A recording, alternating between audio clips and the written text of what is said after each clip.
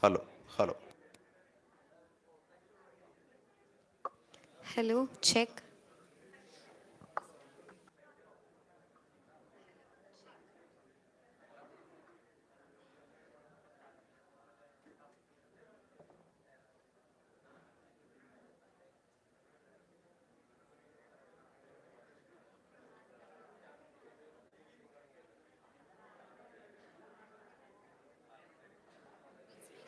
All students, please be seated and remain absolute silence.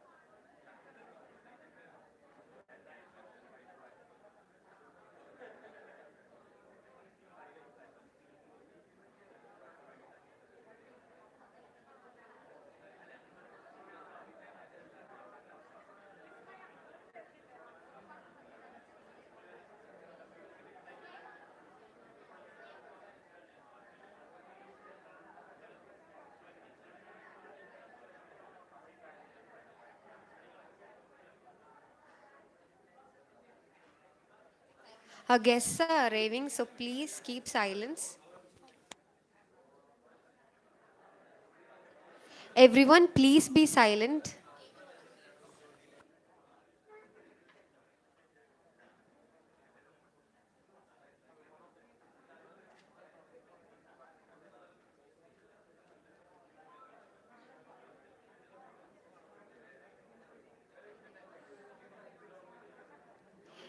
Please be silent. Our chief guests and entrepreneurs are arriving, so please remain silent.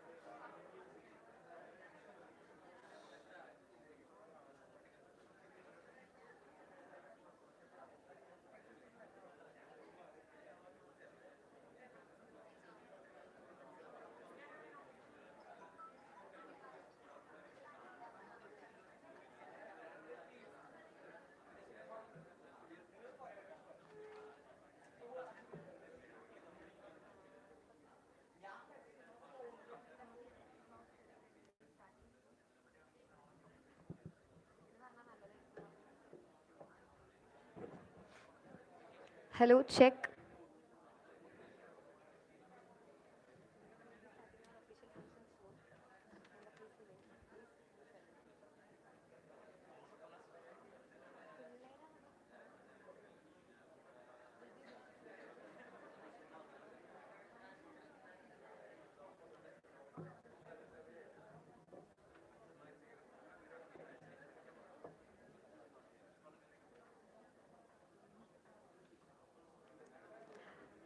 Good morning, everyone. Our official function will begin soon. Our chief guests are arriving.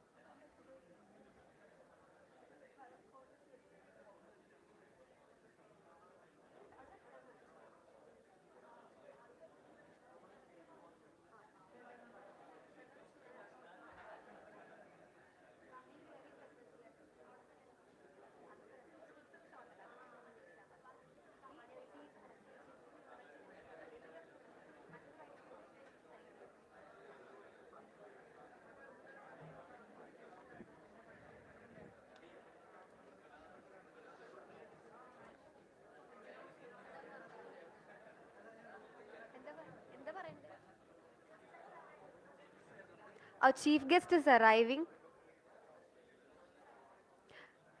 Please be silent to welcome our chief guest. Everyone, please raise up from your seats.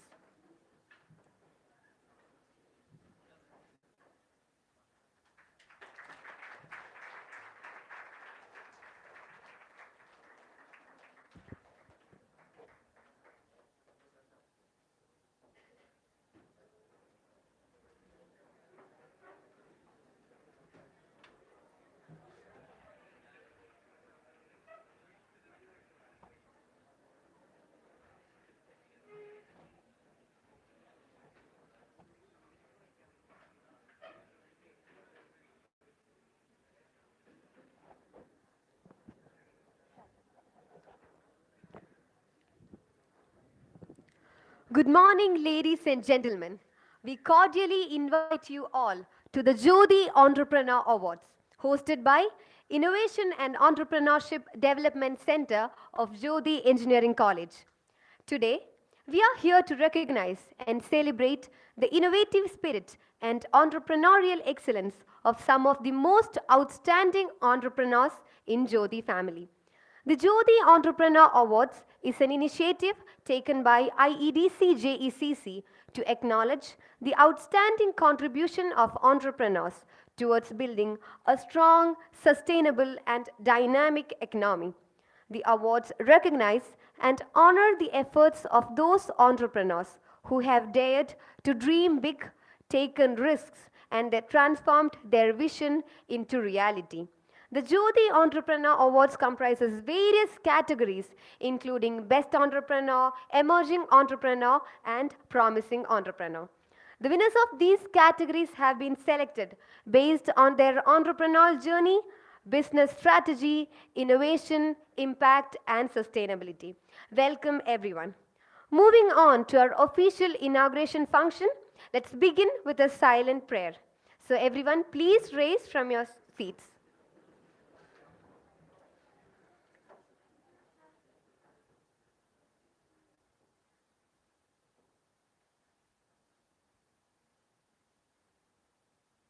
Thank you so much. Please be seated.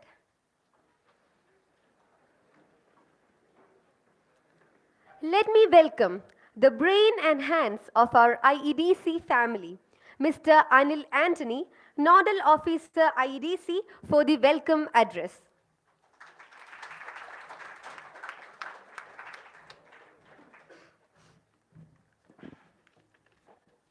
Dear honored guests, distinguished personalities, fellow entrepreneurs, friends, and my dear students. It is with great pleasure I welcome you all to the Entrepreneurship Award ceremony hosted by our college in association with IEDC JECC.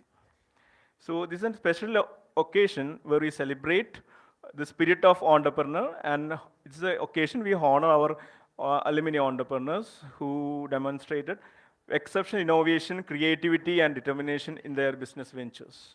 So this is an award.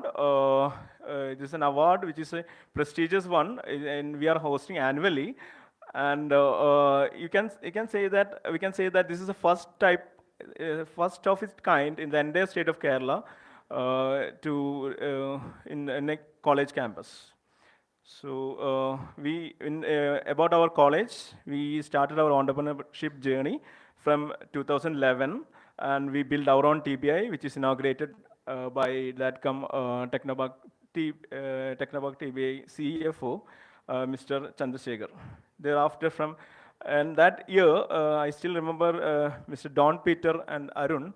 In that time, we have an government have policy of relaxation government has a policy of attendance relaxation of 20% and some grace mark of 4% across the semester, and there's a provision for that. And these two personalities, Don is sitting over there, and they approach directly to the university with their product, and they ask for their relaxation. But university still not much familiar with that policy and other details and all, and simply rejected that proposal. And And later, in our 2015, there's an executive committee formed, IADC, we can see there are the Kerala Startup Mission emerged in that year, and that year we got a grant of 2 lakh from the Kerala Startup Mission. And we can in that process of applying this and all, I got the help from 3 entrepreneurs sitting in front of me, and one Mr. Sanjo Simon, Jijo Verghese, and Jovis. They are helping me to get those funds. And I usually say that this is they had their own startup that time, student startup. This is one of the first student startup. From my point of view, which I still remember, this is the first startup from the Jyothi, which is called Inforge. And these are the 2 personalities sitting in front of me, started this, that first student startup called Inforge. And after that, from the 2015 to 2023, we can got a lot of awards and recognition. You can see that there's an exponential growth in the college in part of IEDC, and we got for recognition like we got the best entrepreneur award, best performing IEDCs from this year. Consecutively, we are getting an best performing IADCs from 2015 onwards. Still, we are one of the best performing IADC in the state. And we got adult ranking for innovation achievement, this is a award from the center government. We also got award for that also. So we got a recognition from the central and state government during over the years. And our students also got a lot of recognition in the national and international events. So, as you know, this is entrepreneurship is not an easy journey. We can a lot of persistence and vision to succeed. And before starting off my official duty, I want to tell you that how this event all started off.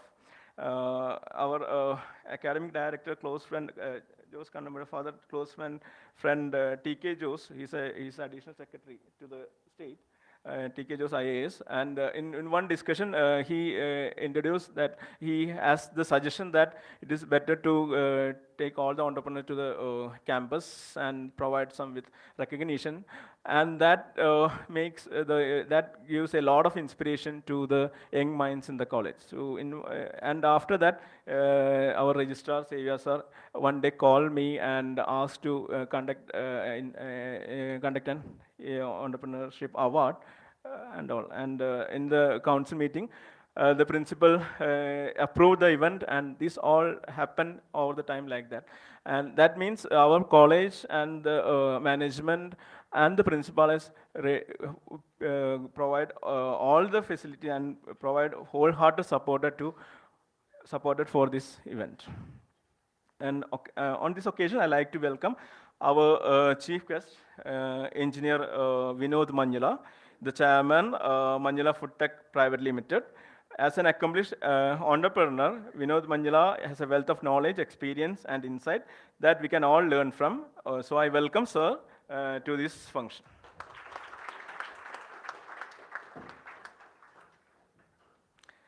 I welcome Father Thomas Kakasheri to this function. He always supported all the initiative took by our IADC. I welcome Father Thomas Kakasheri.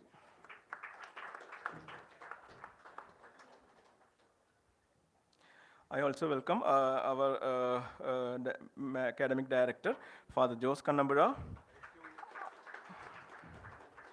our beloved principal, Dr. Jose P. Taratil, our registrar, Dr. Xavier sir, to this function. I welcome entrepreneurs one by one, Mr. Ajmal Bashir.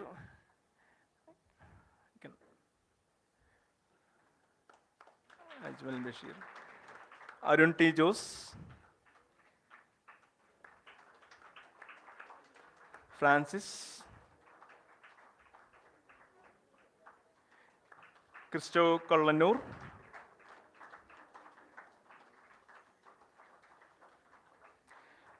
Jose Sunny.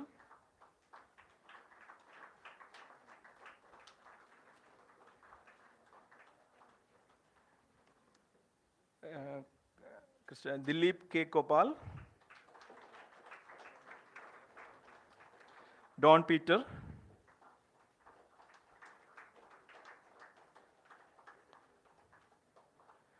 Dr. Srikanth Madhavan.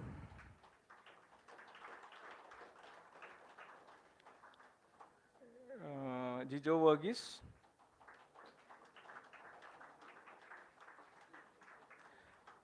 Jovis Joseph. Nikhil Chandrasekharan.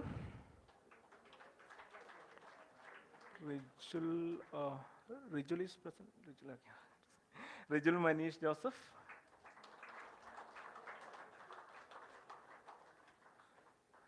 Sanjo Simon.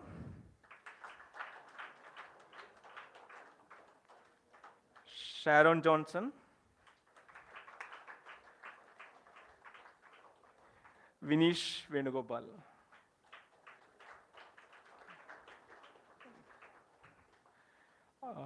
I also welcome our IED CEO, Mr. Amal Shibu, and all enthusiastic entrepreneur student friends to this function. The whole arrangement are made with the dedication and hard work of IEDC students. You can see the students over there with white dresses and all. With my colleague IEDC staff members. Welcome all, and thank you, and let's the celebration begin. Thank you so much, sir. Executive Manager of Jyothi Engineering College, the one who supports and motivates each and every individual for their academic accomplishments. Yes, we have Reverend Father Thomas Kakasheri for the presidential address. Welcome, Father.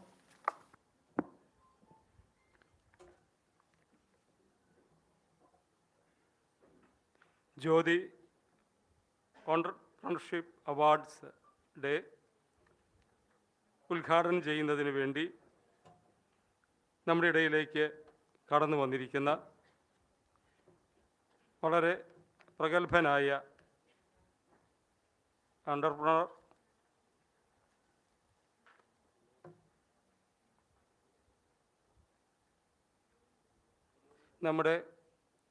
ഞങ്ങൾക്ക് തൃശ്ശൂർക്കാരെ സംബന്ധിച്ചിടത്തോളം വളരെ പ്രിയങ്കരനായ engineer Vinod Manjila. അദ്ദേഹം Manjilas food ടെക്കിൻ്റെ chairman കൂടിയാണ്. അദ്ദേഹത്തെ നമുക്ക് ഇതിനു മുൻപ് തന്നെ ഞങ്ങൾ ഒരു ഓൺലൈൻ മീറ്റിങ്ങിൽ സംബന്ധിക്കുകയും വളരെ ഗൗരവമായൊരു നിർദ്ദേശം ഞങ്ങൾക്ക് തരികയും ചെയ്തിരുന്നു. സ്നേഹമുള്ള എഞ്ചിനീയർ വിനോദ് മഞ്ഞില അവരുകളെ, ഈ യോഗത്തിൽ സന്നിഹിതനായിരിക്കുന്ന കോളേജിൻ്റെ അക്കാഡമിക് ഡയറക്ടർ ബഹുമാനപ്പെട്ട ഡോക്ടർ ജോസ് കണ്ണമ്പുഴച്ച, കോളേജിൻ്റെ principal doctor Jose P Therattil അവരുകളെ, നിങ്ങളെല്ലാവരെയും വളരെ സ്നേഹത്തോടെ സ്വാഗതം ചെയ്ത IEDCയുടെ nodal officer Shriman Anil Antony sir, കോളേജിൽ മാനേജ്മെൻറ്റ് സ്റ്റഡിയെക്കുറിച്ചൊക്കെ വളരെ വ്യക്തമായ രൂപം നൽകുകയും സംരംഭകരെ ആദരിക്കണമെന്ന് വളരെ ഗൗരവമായി കോളേജ് കൗൺസിലിലൊക്കെ ആവശ്യപ്പെടുകയും ചെയ്ത പ്രിയങ്കരനായ നിങ്ങളുടെ രജിസ്ട്രാർ VM സേവിയർ സർ, യോഗത്തിൽ നന്ദി പ്രകാശിപ്പിച്ച് സംസാരിക്കുന്ന IEDCയുടെ CEO അമൽ ഷിബു, സ്നേഹമുള്ള സംരംഭകരായ പൂർവ്വ വിദ്യാർത്ഥികളെ, സ്നേഹമുള്ള അധ്യാപകരെ, വിദ്യാർത്ഥികളെ, ഏകദേശം 40 വർഷത്തോളം ഞാനൊരു വൈദികനെന്ന നിലയിൽ ഹയർ സെക്കൻഡറി വിദ്യാർത്ഥികളെയും നേരത്തെ പ്രീ ഡിഗ്രി വിദ്യാർത്ഥികളെയും ഒക്കെ ഭാവി എന്തായിരിക്കണം എന്ന് പറഞ്ഞു കൊടുക്കാൻ, അവരുടെ കരിയർ ഗൈഡൻസിന് വേണ്ടി പോയിരുന്ന വ്യക്തിയാണ്. അന്നൊക്കെ ഊന്നൽ കൊടുത്ത് പറഞ്ഞിരുന്നത് നിങ്ങളൊക്കെ സ്വപ്നം കാണേണ്ടത് IAS-കാരാകണം, IPS-കാരാകണം, ഡോക്ടർമാരാകണം, വക്കീൽമാരാകണം, ഇങ്ങനെയുള്ള കാര്യങ്ങൾ, എഞ്ചിനീയർമാരാകണം എന്നൊക്കെയാണ്. PSC എഴുതി ഉയർന്ന ഉദ്യോഗത്തിൽ കയറണം, അതിനു വേണ്ടിയുള്ള ഒരുക്കമായിട്ട് നിങ്ങൾ പഠിക്കണം, ഡിഗ്രി എടുക്കണം, ഇതൊക്കെയായിരുന്നു. ഇപ്പോൾ നിങ്ങളെപ്പോലെ എനിക്കും അറിയാം, സമൂഹത്തിൽ വളരെ വളരെ ഉയർന്ന നിലയിലാണ് സംരംഭകർ നിൽക്കുന്നത്. ഒരർത്ഥത്തിൽ അവർ നാടിനെ ഭരിക്കുന്നതും അവർ തന്നെയാണ്, നിങ്ങൾ തന്നെയാണ്. ഈ വർഷം വനിതാ ദിനത്തിൽ നമ്മുടെ പത്രങ്ങളിലെല്ലാം വളരെ പ്രസിദ്ധരായ, വിശ്വപ്രസിദ്ധരായ വനിതകളെയൊക്കെ മറ്റു പത്രങ്ങളൊക്കെ അവതരിപ്പിച്ചപ്പോൾ മനോരമയിൽ മാത്രം വളരെ വ്യത്യസ്തമായ കുറച്ച് പേരുടെ പടങ്ങളാണ് കൊടുത്തിരുന്നത്. അത് അത്ര പ്രസിദ്ധരൊന്നുമല്ലാത്ത സംരംഭകരായ വനിതകളാണ്. അവർ അവരുടേതായ രീതിയിൽ അവർ സാഹചര്യം ഉപയോഗിച്ച് സ്വന്തമായി സംരംഭങ്ങൾ ആരംഭിച്ച് വളർത്തി ഉയർന്ന നിലയിലേക്ക് വന്നവരെയാണ്. എന്തുകൊണ്ടാണ് ഇവരെ ഇത്രയധികം ഹൈലൈറ്റ് ചെയ്തത്? സംരംഭകരെ സംബന്ധിച്ചിടത്തോളം സ്വാതന്ത്ര്യം അതിൻ്റെ പൂർണ്ണതയിൽ അനുഭവിക്കുന്നവരാണ് അവർ. അവരാരുടെയും അടിമയല്ല, ആർക്കും വേണ്ടിയല്ല ജോലി ചെയ്യുന്നത്, സ്വന്തമായിട്ടാണ് അവർ ജോലി ചെയ്യുന്നത്. മറ്റുള്ളവരൊക്കെ ഏതെങ്കിലും ഒരു അധികാരിക്ക് വേണ്ടി, മേലധികാരിക്ക് വേണ്ടി ജോലി ചെയ്യുമ്പോൾ സംരംഭകരെ സംബന്ധിച്ചിടത്തോളം അവർക്ക് വേണ്ടി തന്നെ അവർ ജോലി ചെയ്യുന്നു. അതിൻ്റെ എല്ലാ നേട്ടവും ഉയർച്ചയും അവർ സ്വന്തമാക്കുന്നുണ്ട്. അതുപോലെ തന്നെ ഓണർഷിപ്പ് അതിൻ്റെ പൂർണ്ണതയിൽ അനുഭവിക്കുന്നവരാണ് അവർ. ഇപ്പോൾ നമ്മുടെ അധ്യാപകരുണ്ട്, ഇവർക്കൊക്കെ 65 വയസ്സോ ഒക്കെ ആകുമ്പോൾ അന്നത്തെ മാനേജർ പറയും, സാർ ഇവിടെ ചെയ്ത ജോലിയൊക്കെ വളരെ നന്നായി, പക്ഷേ ഇനി വരണ്ട. പിന്നെ അവർക്ക് ഇവിടെ അധ്യാപകരായിട്ട് നിൽക്കാൻ സാധിക്കും. അവർ ചെയ്ത എല്ലാ സർവീസും വേറെ താഴെ വരുന്നവർക്ക് വേണ്ടി വിട്ടുകൊടുത്തിട്ട് പോവുകയാണ്. എത്ര ഉയർന്ന ഉദ്യോഗത്തിൽ ഇരിക്കുന്നവരെ സംബന്ധിച്ചിടത്തോളവും ആത്മാർത്ഥമായി ജോലി ചെയ്ത് എന്തെല്ലാം സമ്പാദിച്ചാലും ഒരു പീരീഡ് കഴിയുമ്പോൾ അവർക്ക് അതിനോട് വിട പറയേണ്ടി വരികയാണ്.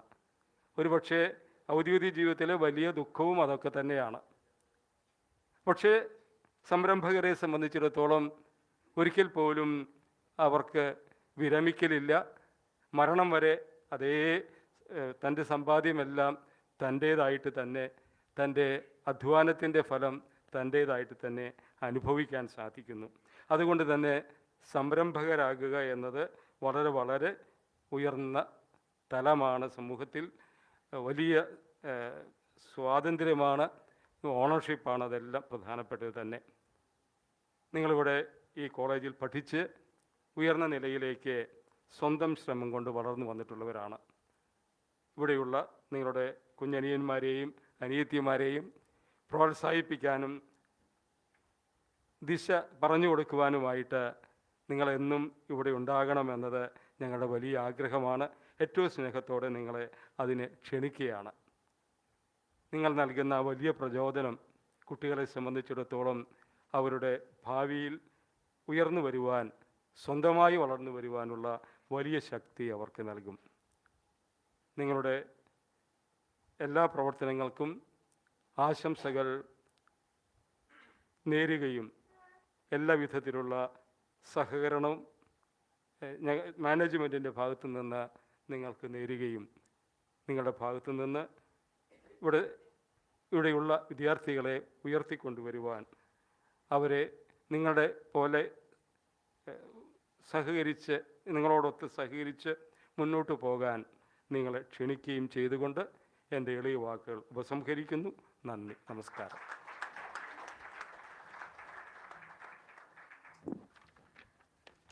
Thank you, Father. Ladies and gentlemen, it's my honor to introduce to you our esteemed chief guest for the Jyothi Entrepreneur Awards, Mr. Vinod Manila. Mr. Vinod Manila is a renowned figure in the business world and currently serves as the chairman of Double Horse Group since 2020. With a natural inclination towards problem solving and risk taking, Mr. Manila has always been on the lookout for the opportunities in every challenges that comes in his way. Prior to his association with Double House, Mr. Vinod Manila has worked with the software film Tally Solutions. He completed his BTech in computer science from the prestigious Manipal Institute of Technology and his MPA from the renowned TA Pai Management Institute in Karnataka. Additionally, he has also completed a course in rice milling from SFTRI Mysore. Mr. Vinod Manila's strong belief in innovation and disruption has played a crucial role in transforming Double House into MNC. He firmly believes that the next decade will be the era of innovation and disruption, and he is steering his organization towards the same. Alongside his busy schedule, Mr. Vinod Manila has a keen interest in music and traveling, which has provided him with extensive exposure and knowledge. He is an active member of organizations such as CII and TMA. We are privileged to have Mr. Vinod Manila with us today as the chief guest for the Jyothi Entrepreneur Awards. Welcome, sir, for the inauguration and the inaugural address.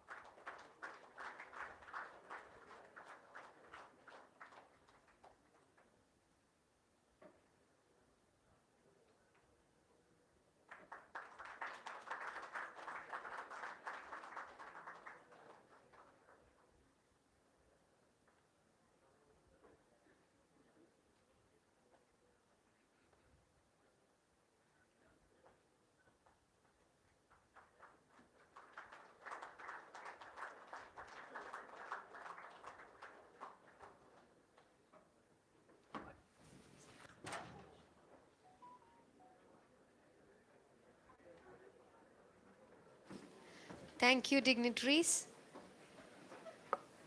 Let me welcome our chief guest, Mr. Vinod Mandla, sir, for the inaugural address.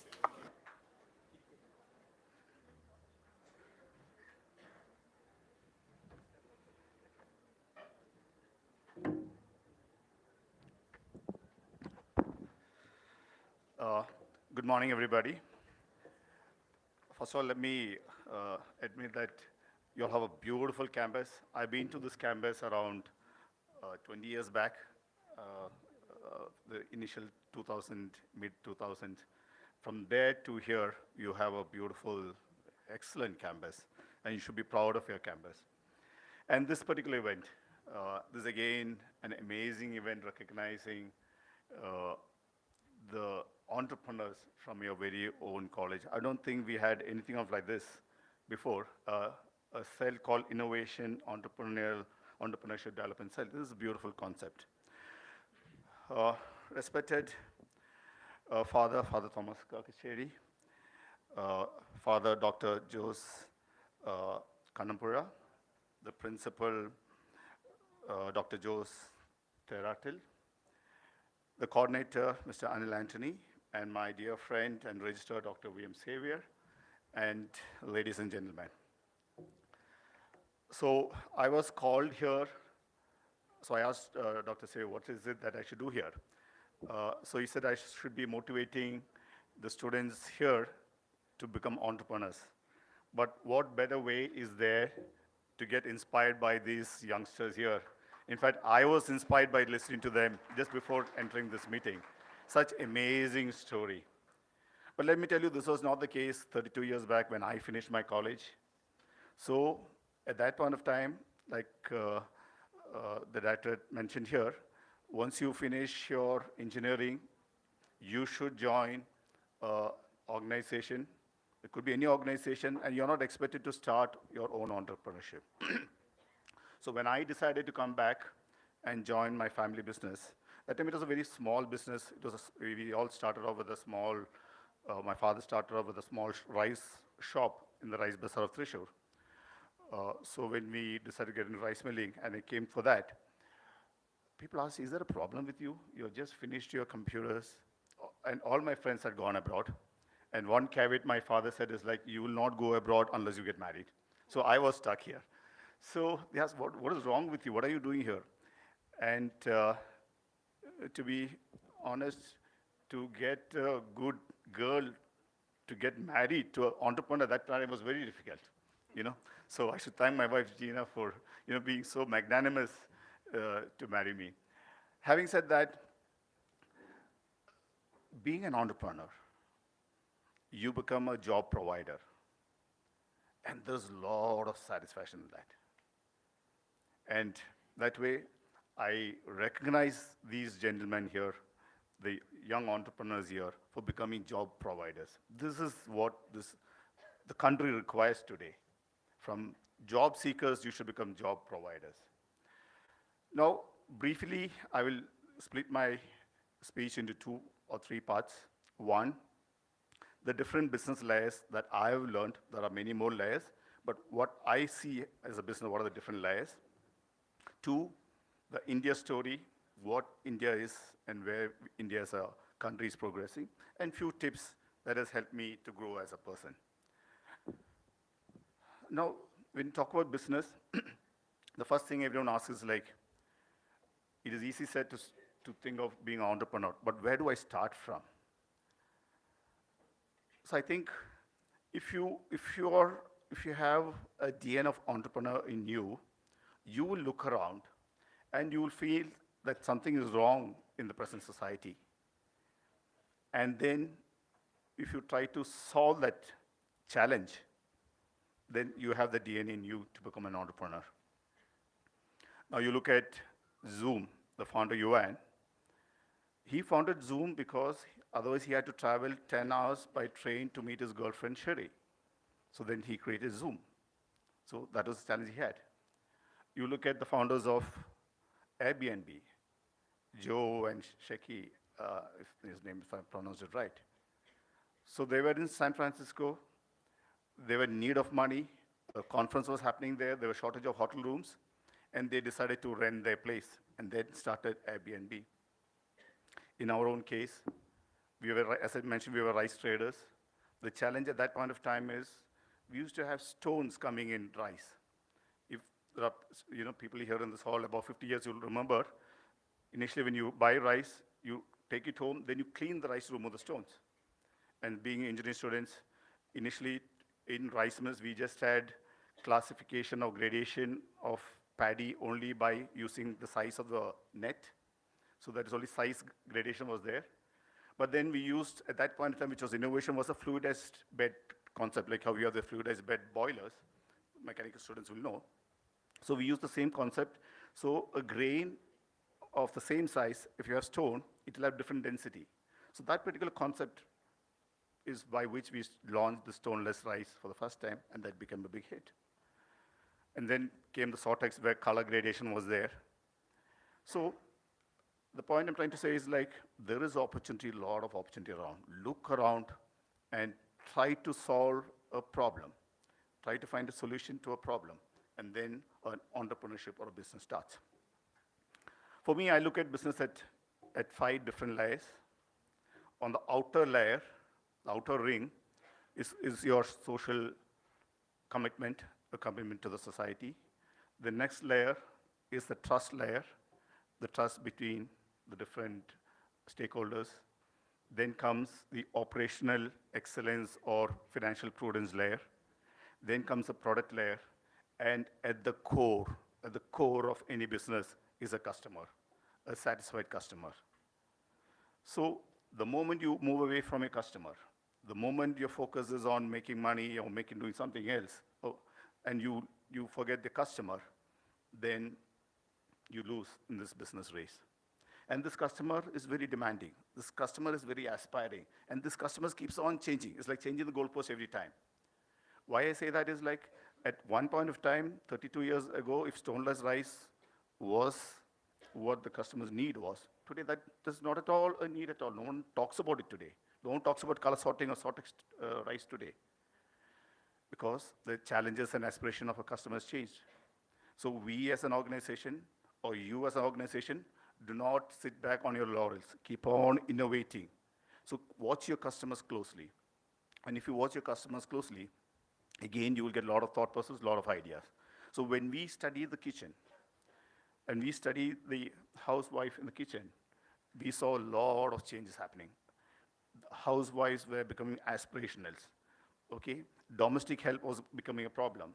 Housemaids becoming a rare entity. The kitchen becoming smaller. So with all these challenges, we knew that there was a scope for different product, and that was traditional products in convenient format.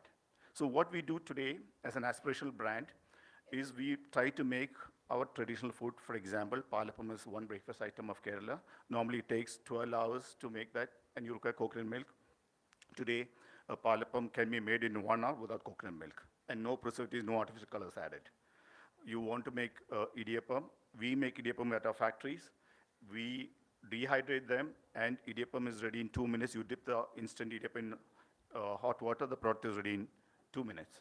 Again, no artificial colors, flavors, anything. Similarly, our paisa mixes. We make the paisa mixes, the typical sadhya paisam, and then dehydrate, and you can reconstitute it within 15 minutes. I can go on. So the point I'm trying to say is like, if I keep watching my customer, if I understand what they are trying to do, and then if I adapt my industry towards that, I can survive in the business. Otherwise, you will perish. Now, another new challenge that we find is a young generation today. They even do not know how to cook. That's a challenge. That's a bigger challenge. Because unless they know how to cook, how will I sell my product? So that is the problem that we are trying to address today. Because today, with Zomato and all that, you just keep on ordering online. Fresh food is there for you. So we have taken that as a challenge and we are trying to find a solution to that. And now we have changed the tagline, saying that namku cook cheyidallo. Gone are the days we used to say health and all that. We are asking, please, let us learn to cook. Let us enjoy cooking. So we are trying to create fun around cooking. We are saying today's cooking is not for the ladies alone, it's for the men. There are a lot of men here who like to cook, so who like to take that as a passion. So I'm just giving a thought process out on the importance of the customer. Make sure that you always keep your customer happy. So the next layer I talked about was the product. So here again, product is very, very crucial. How good a product or service is given. Why I say this is like 10 years before, I saw an ad about Maharaja service on wheels. So this ad, how it came out, was a new startup where we know that food on the train is not that great. So how this ad was picturized was how they're selling is like, you want food from the nearest 4-star or 5-star hotel. You, using this app, you can book the food, and the station when it reaches, they give you the food. So my friend, Dr. Xavier, will know Christo. We were coming back from a CII conference in Trivandrum. So we boarded the train at around 6 o'clock. As soon as the train started, they came taking orders for your dinner to be served in Cochin. We are traveling to Thrissur. To Cochin, they said they'll serve the food in Cochin station. So I said, my friend, no, I have something surprise for you. We were going to have a Maharaja to serve they will come that full attire with all the clothing and all the cap and all. They come to your seat and serve. So I said, I'm going to surprise everyone. Let us book this online. And we booked everything. The payment was made. Everything was done. So before the train reached Cochin, the other guests' food was served. Nice smelling chicken and parotas and everything. And I said, wait, our turn is going to come. Just watch how it's going to be served. It's going to surprise everybody. The train reached Cochin. We had around 3 minutes stop. No one to be seen. Okay, I was looking around for this Maharaja. I looked outside. Then my friend started shouting me. He gave me a tough look. See, we didn't order the food. We're going to miss that food too. And then when the train was moving, one gentleman comes with a, dirty, lungi in a plastic cover. And he says, "Are you seat number 17? So this is your food." And I said, "I have to run. I mean, the train is moving." So if a customer is going to have that kind of service, that kind of a product or service feel, he will never come back how much ever you correct your product. So that's the importance of product or service. So coming to the next layer is the operational excellence, or what you call financial prudence. As engineers, the biggest challenge we have is like we come out with excellent, products or services, innovations, we start entrepreneurship, and then we all fail. I'm also part of TAI, Kerala Angel Network. So we look at every month, it is 3 pitches we listen to. And many times we found that they fail not because the product is not good. They fail because they do not have financial prudence.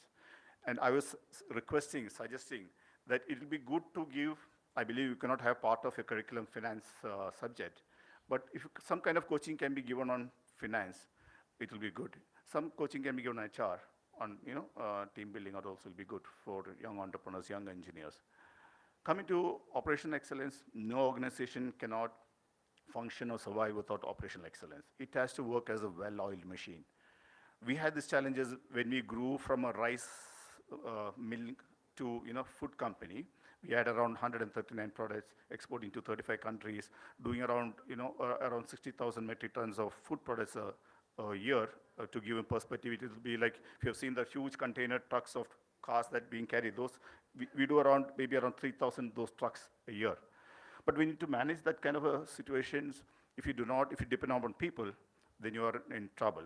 So in 2000, mid 2000, huge growth was happening, and it reached a point that we were not able to manage this. I'm sure all of you will face this at a certain point of a growth.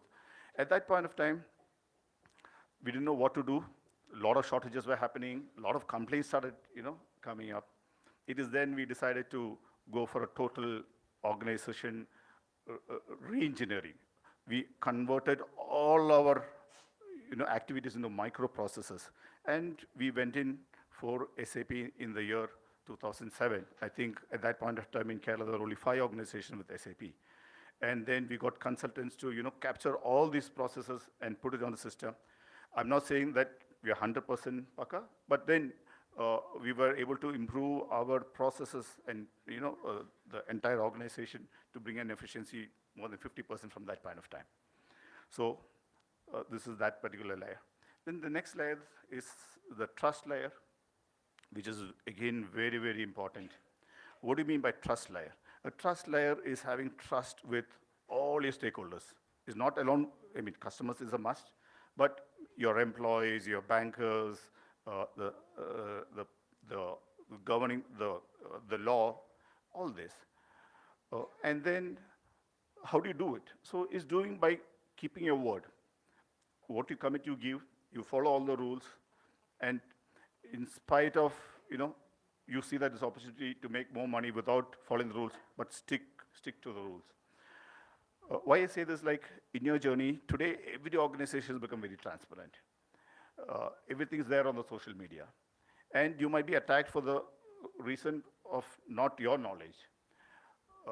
So trust is something you have to keep on depositing like a piggy bank. Keep on depositing by the way you behave, the way you carry yourself. Keep on depositing trust in a bag, like a piggy bag. Because there will be a time in your entrepreneurial journey where this will be questioned. And then you can draw from the trust that you have deposited. I'll give you a small example. Now, around 2017, 18, we sell a product called Matta Broken for Kanji. Okay, so how we break is like we give extra heat to the product, and then we pass through high-end rollers to break it. So the challenge here is a certain type of brand contains a lot of oil, you stick to it, but when you wash it, it becomes sometimes white in color. So this customer of ours went viral, saying that this is ration rice, put some color and all that. And unfortunately, my friends, Kerala looks for negative news. And it just spread. And it went viral, maybe around 10 lakh, hits were there for that. And now we came with our explanation. We saw the factory, we showed all the thing, and we just got 10,000 hits. So there's always what do you call, for the negative news, there's more people for that. Unfortunately, that is what Kerala is all about. We will always like to see the, the failure of others. But thankfully, that particular product sales didn't go down a bit. So that means our customers, they felt the same. There's no change. They've been having this for many years. So make sure that you build your trust. And then the outer last layer is the social layer. And this is again very, very important. We know that we are all blessed to be running successful organizations in Kerala or anywhere.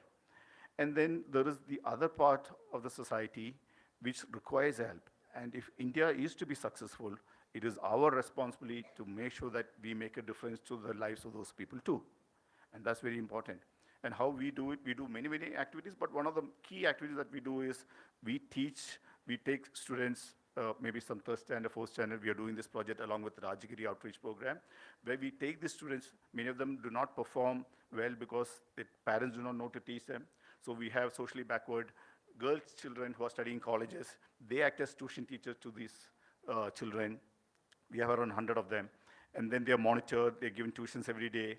And today we have reached some of them reaching colleges. And we have promised them we will employ them once they finish their degree and all that. So each of you, please remember that we have to give back to society.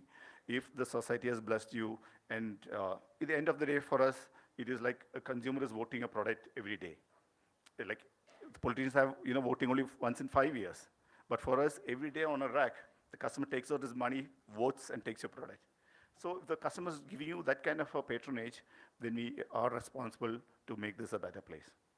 Now coming to the Indian story.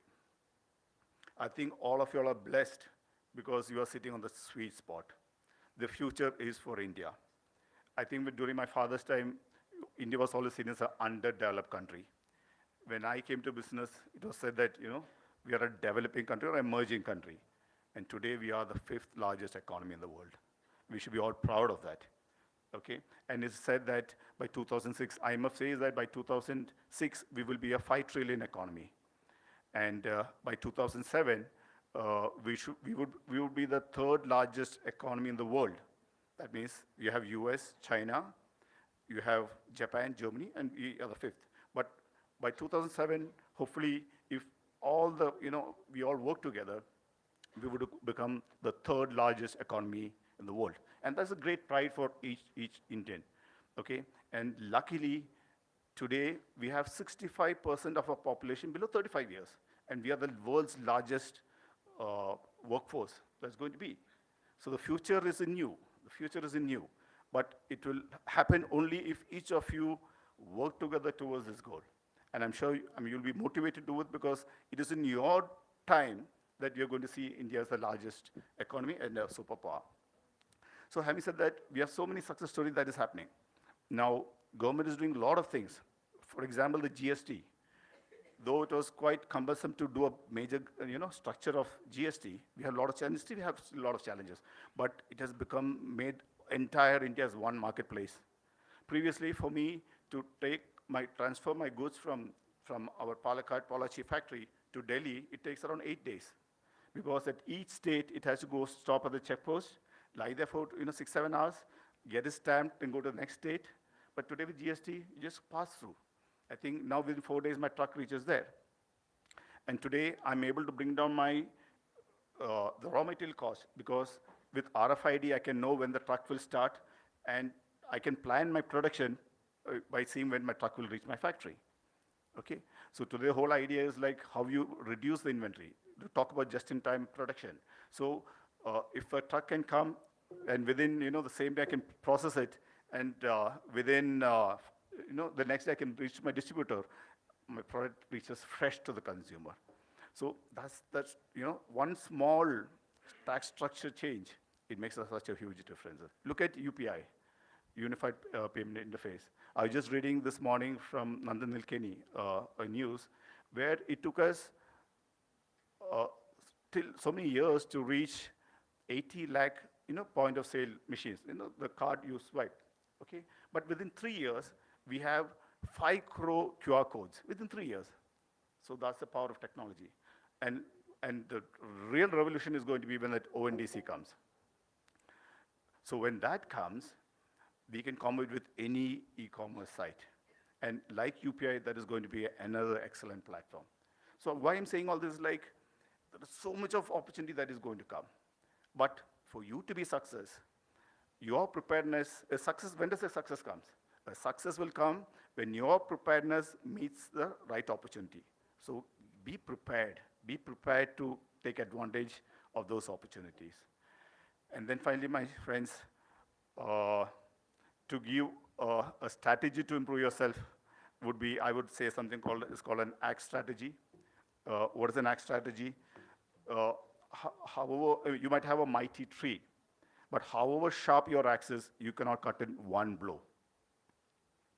But if you cut a tree every day, step by step, every day, a mighty tree will eventually fall. So however big your dream is, you will be able to achieve that dream. But sharpen your axe, cut it one at a time. So how do you do it? How I do is like, I see myself, what should I do every day? 3 things that I should do every day towards my goal. For example, for me, I would say that I should have domain knowledge to be successful in my domain. Then I should have networking, and I should have communication skill or motivation skill, because I have to motivate my team throughout. So every day I do one activity in these 3 areas and keep on doing it. So when you do year after year after year, you will naturally improve yourself. Without you yourself knowing, you will improve yourself. So I think I've spoken enough. Once again, congratulations to all the entrepreneurs sitting here. I'm really proud of the achievement. And to the youngsters sitting there, be motivated and become entrepreneurs and become job providers. Wishing you all the best. Thank you very much. Thank you, sir. Please welcome our esteemed keynote speaker for today's event. We are honored to have Father Dr. Jose Kanambura, Director of Academics, Jyothi Engineering College, to share your valuable insights and expertise with us. Respected Chief Guest of the Day, Engineer Vinod Manjula, Father Thomas Kakashiri, our Executive Manager, Principal Dr. Jose Peter Atil, Anil Anthony, IEDC Coordinator, and Dr. V.M. Xavier, our Registrar, and all student coordinators, very especially Jyothi entrepreneurs, around 20 of them sitting over here. Most of them are not familiar faces to me. I joined here only 3.5 years back only. Most of you must have been graduated even before that. Why this is happening, Mr. Anil Anthony was explaining sometime back. I had a discussion with T.K. Jose IAS. Now he is retired. He was telling, why don't you respect your alumni, especially those who are doing their own entrepreneurship businesses. We were working on that. Originally, we thought that we will make it a big event, means maybe hundreds and thousands of people attending and all. Later, we decided, yes, we shall start in a small scale and gradually we will make it a little bigger. So we started collecting the names of the entrepreneurs from Jyothi family, and some around 22 people we collected, and most of you are here present. And we are really honored to have all of you in front of us.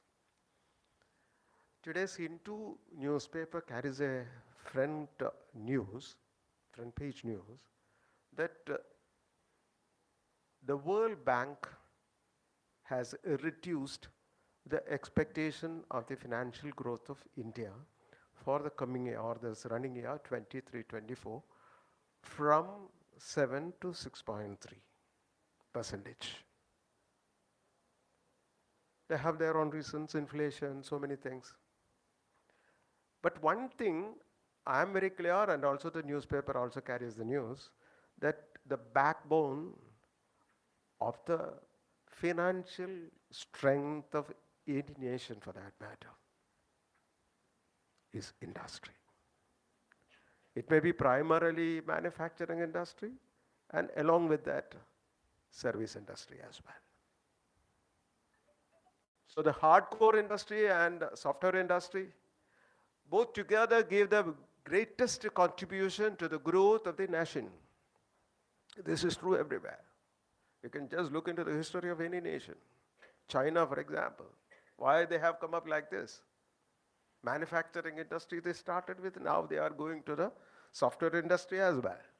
Japan, Germany, United States, and countries, all the developed countries, even the small countries like Finland and all. Though the industrial ecosystem is not very much there because of the weather conditions and all, still they depend on much on industry. And that's the reason why T.K. Jose was mentioning that hereafter the growth of India depends purely on entrepreneurs. Definitely at the back of it there is research, there is economics. Without research, no entrepreneurship will come up. They are combined together, and that's the reason this has been taken care of, and you are hosted, and you are celebrated, and you are congratulated. Once you are called and you are invited and then you are honored, we have got a hidden agenda as well. The hidden agenda is sitting at the back of this hall, our present students. Yesterday, incidentally, we had a meeting of IEDC where some 15-20 students also were participating. This Neha also was there.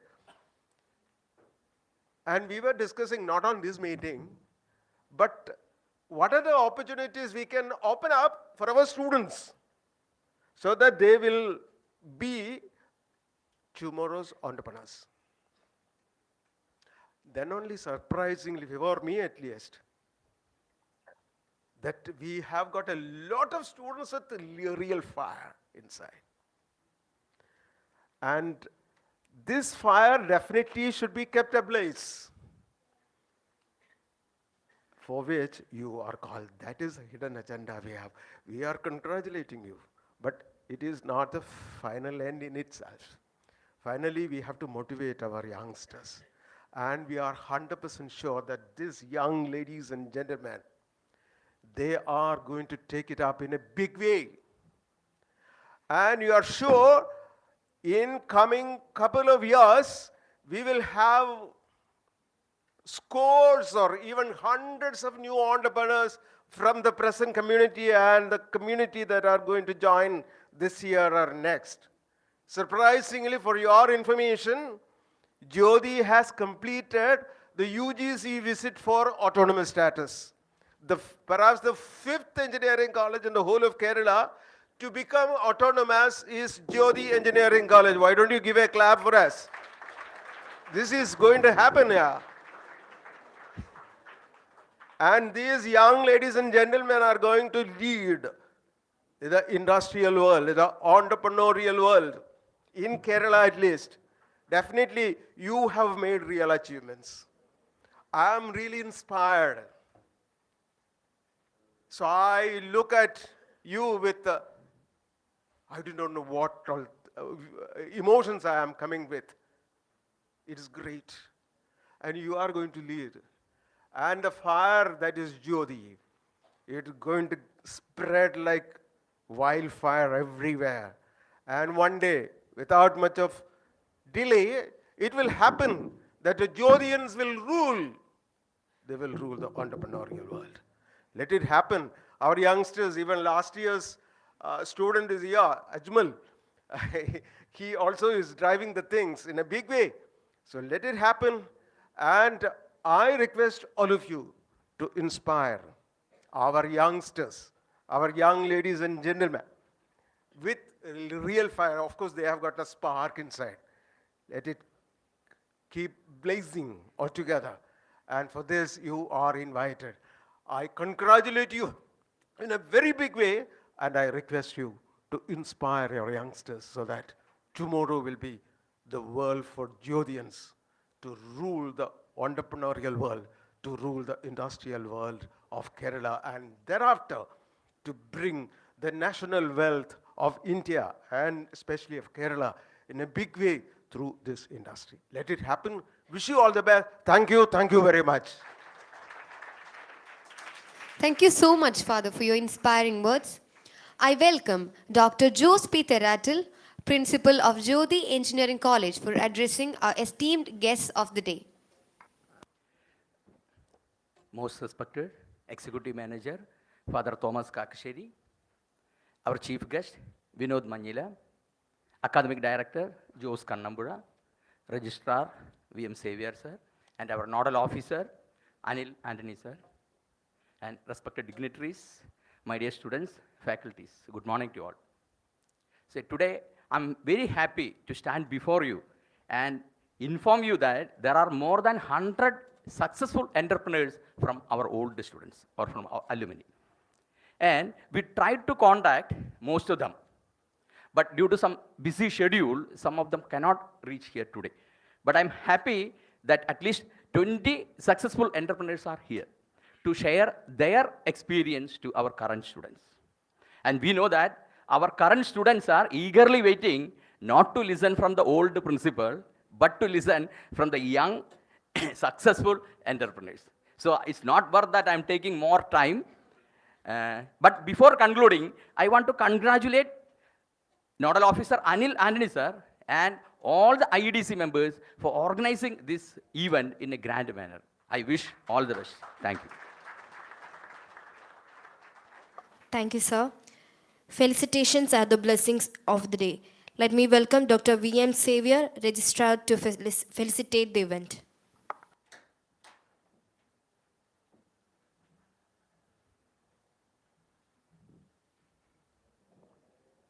Reverend Father Thomas Kakasheri, our Executive Manager, Chief Guest of this day, Engineer Vinod Manjula, Reverend Father Dr. Jose Kannambura, our Academic Director, our beloved Principal, Dr. Jose Theratil, IDC Leader, Anil, and the successful entrepreneurs from Jyothi Engineering College, faculty members, non-teaching members, and my budding entrepreneurs. A very good morning to all of you. Today we are creating yet another history in Jyothi Engineering College. This is the first time we are honoring our own students who became successful entrepreneurs. Whenever a student comes here for joining BTech, the parents aim that they should get some employment immediately after this. But you are showing the right way to them. Employment is not everything. Instead of becoming an employee, you should become an employer. You are telling the people, telling the students, there is the other side of the coin. I used to tell my students when I was in the college, when you become an employee, maximum you may get 1 lakh rupee per month or 2 lakh rupees per month. But see, some of the entrepreneurs sitting here, they are making perhaps 1 lakh rupees a day, 2 lakh rupees a day, not in a month, not in a year.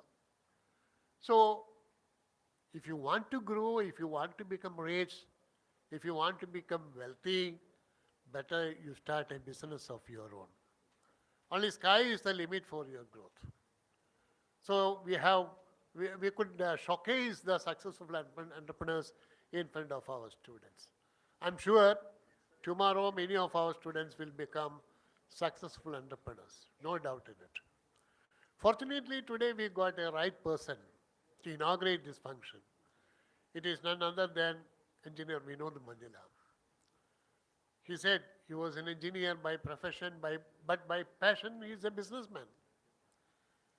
He didn't produce rockets. He started the same rice business, but introduced innovative ideas. He's a man of innovation. I know him as the president of Thrissur Management Association. he introduced a number of innovative ideas in the business. I mean, not in the business as well as in the management associations. And it is really amazing. So we got a right person to inaugurate this function. And he is not a chief guest for us to inaugurate this alone. He is an employer of many of our students from Jyothi Engineering College. I have to congratulate him. Last year he took 4 engineers from our college. And this time he has promised that he will be taking 10 students from mechanical engineering and 10 students from mechatronics engineering as his staff. Sir, we are very much obliged to you, sir. And all the budding entrepreneurs sitting in front of me has to think first from where you have to recruit your staff. My request is that you have to take the students, you have to take the employees from this institute alone. Not alone, from this institution also. My dear students, your elders are doing a great service. We know in India, the burning issues, burning problems of our country are poverty and unemployment. So who can solve this problem? Only the entrepreneurs can solve the problem. When they become the entrepreneurs, they are self-employed and they are providing employment to many people, say 100 people or 50 people like that. So we have to salute all these gentlemen because they are creating wealth for our nation. They are creating wealth for themselves and they are creating wealth for the nation. So they are definitely doing a great job and we have to follow their path, and in future we should also become a successful entrepreneurs. I take this opportunity to congratulate Mr. Anil, who took the initiative to conduct this program. Once again, I congratulate all the entrepreneurs, especially the Best Entrepreneur Award winner, as well as the Emerging Entrepreneur Award winner and Promising Entrepreneur Award to this function. Thank you very much.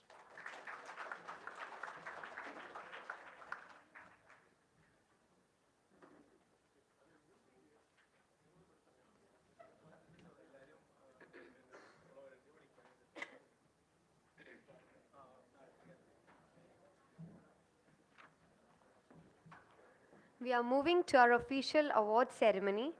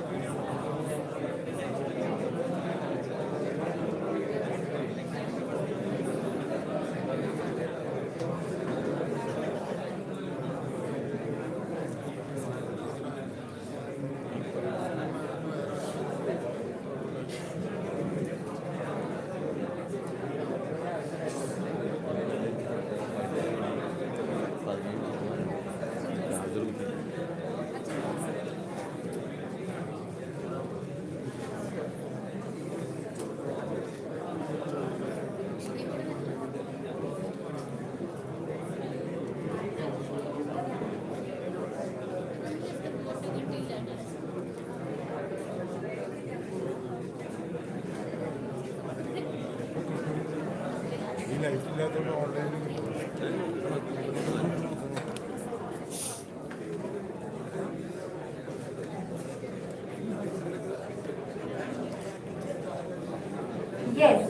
we are moving to the most awaited moment of the day, Special Category Awards. Let me welcome our chief guest to reveal the Best Entrepreneur 2023 title. Sir, please.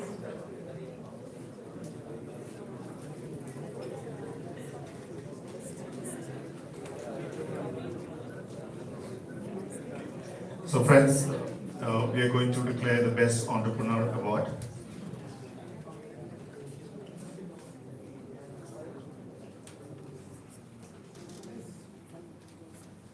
So the Best Entrepreneur Award goes to Mr. Sharon Johnson, SR Popular Private Limited. Mr. Sharon Johnson, the founder and CEO of SR Propellers Private Limited. He is a well-known entrepreneur in the marine industry and has been selected as the best entrepreneur for his consistent efforts since the establishment of his company in 2014. SR Propellers Private Limited is a leading manufacturer of marine propellers, stern gears and rudder assemblers for boats, barges and tugs. Based in the coastal city of Mangalore, India, the company has gained a reputation for producing high-quality products that meet the needs of its customers. His leadership and dedication to his company have earned him several accolades, including the Excellence in Operation Award in 2022 by NITT University and Karnataka Bank. He is a role model for young entrepreneurs and an inspiration to all those who aspire to build successful businesses.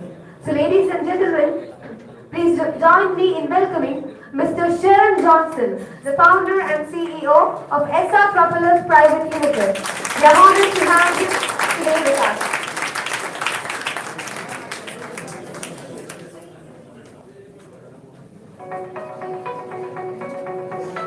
SR Propellers Private Limited, located of Bangalore, Karnataka. We are the industrial unit engaged in manufacturing of marine propellers and their accessories. We manufacture a wide range of marine vessel products such as marine propellers, stern gears, rudders, metal pushers, A-brackets, sea cocks, and much more. We have a foundry with the most advanced and latest equipment, a machine shop with a wide range of machineries, and a grinding unit for precision surface finishing jobs. We also have a highly experienced, dedicated, and technically proficient team.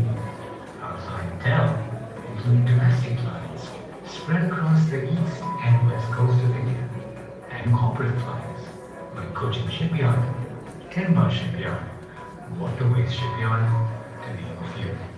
Additionally, we export to the Middle East, to countries like Oman, United Arab Emirates, and Saudi Arabia.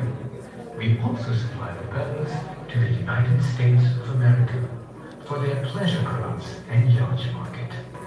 We take pride in providing the finest propellers with assured quality and world-class standards. We believe that the foundation of any great business is built upon the bedrock of relationships and friendships. We truly embody that belief by providing our customers with the best personalized service and timely execution of their orders. SR Propellers, standards redefined. We want to hear it from you, sir. So let me welcome Mr. Sharon Johnson for a few words.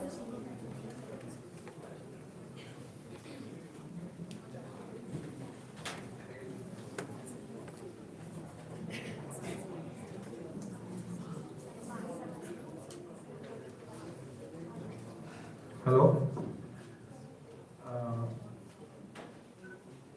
Speech കൊടുത്ത് പരിചയമൊന്നുമില്ല ആദ്യത്തെ സ്പീച്ചാണ് അപ്പോൾ ഒന്ന് cooperate ചെയ്യാം വേദിയിരിക്കുന്ന വിശിഷ്ട അതിഥികളെ പിന്നെ faculties, പിന്നെ entrepreneurs, എൻ്റെ ജൂനിയേഴ്സും സീനിയേഴ്സും ഒക്കെ ആയിരിക്കും, സീനിയർ ആയിരുന്നു, പിന്നെ ബാക്കി സ്റ്റുഡൻസ്. ജ്യോതി ഈ ഒരു പ്രോഗ്രാം കണ്ടക്ട് ചെയ്തത് എന്തായാലും ഒരു നല്ലൊരു തുടക്കമായിട്ട് എനിക്ക് തോന്നുന്നു. കാരണം ആ റെക്കഗ്നീഷൻ ഉണ്ടല്ലോ, ഒരുപാട് ഓണ്ടർപ്രണേഴ്സ് വന്നിട്ടുണ്ട്, ഇനി ഓൾറെഡി വന്നിട്ടുണ്ട്, ഇത്രയും ഇനിയും വരും. അപ്പൊ ആ ഒരു റെക്കഗ്നീഷൻ ശരിക്കും ഒരു പ്രചോദനം തന്നെയാണ്. അപ്പൊ എന്തായാലും ഇനിയും എല്ലാ കൊല്ലവും ഈ പ്രോഗ്രാം കണ്ടക്ട് ചെയ്യണമെന്നാണ് ഞാൻ സജസ്റ്റ് ചെയ്യുന്നത്.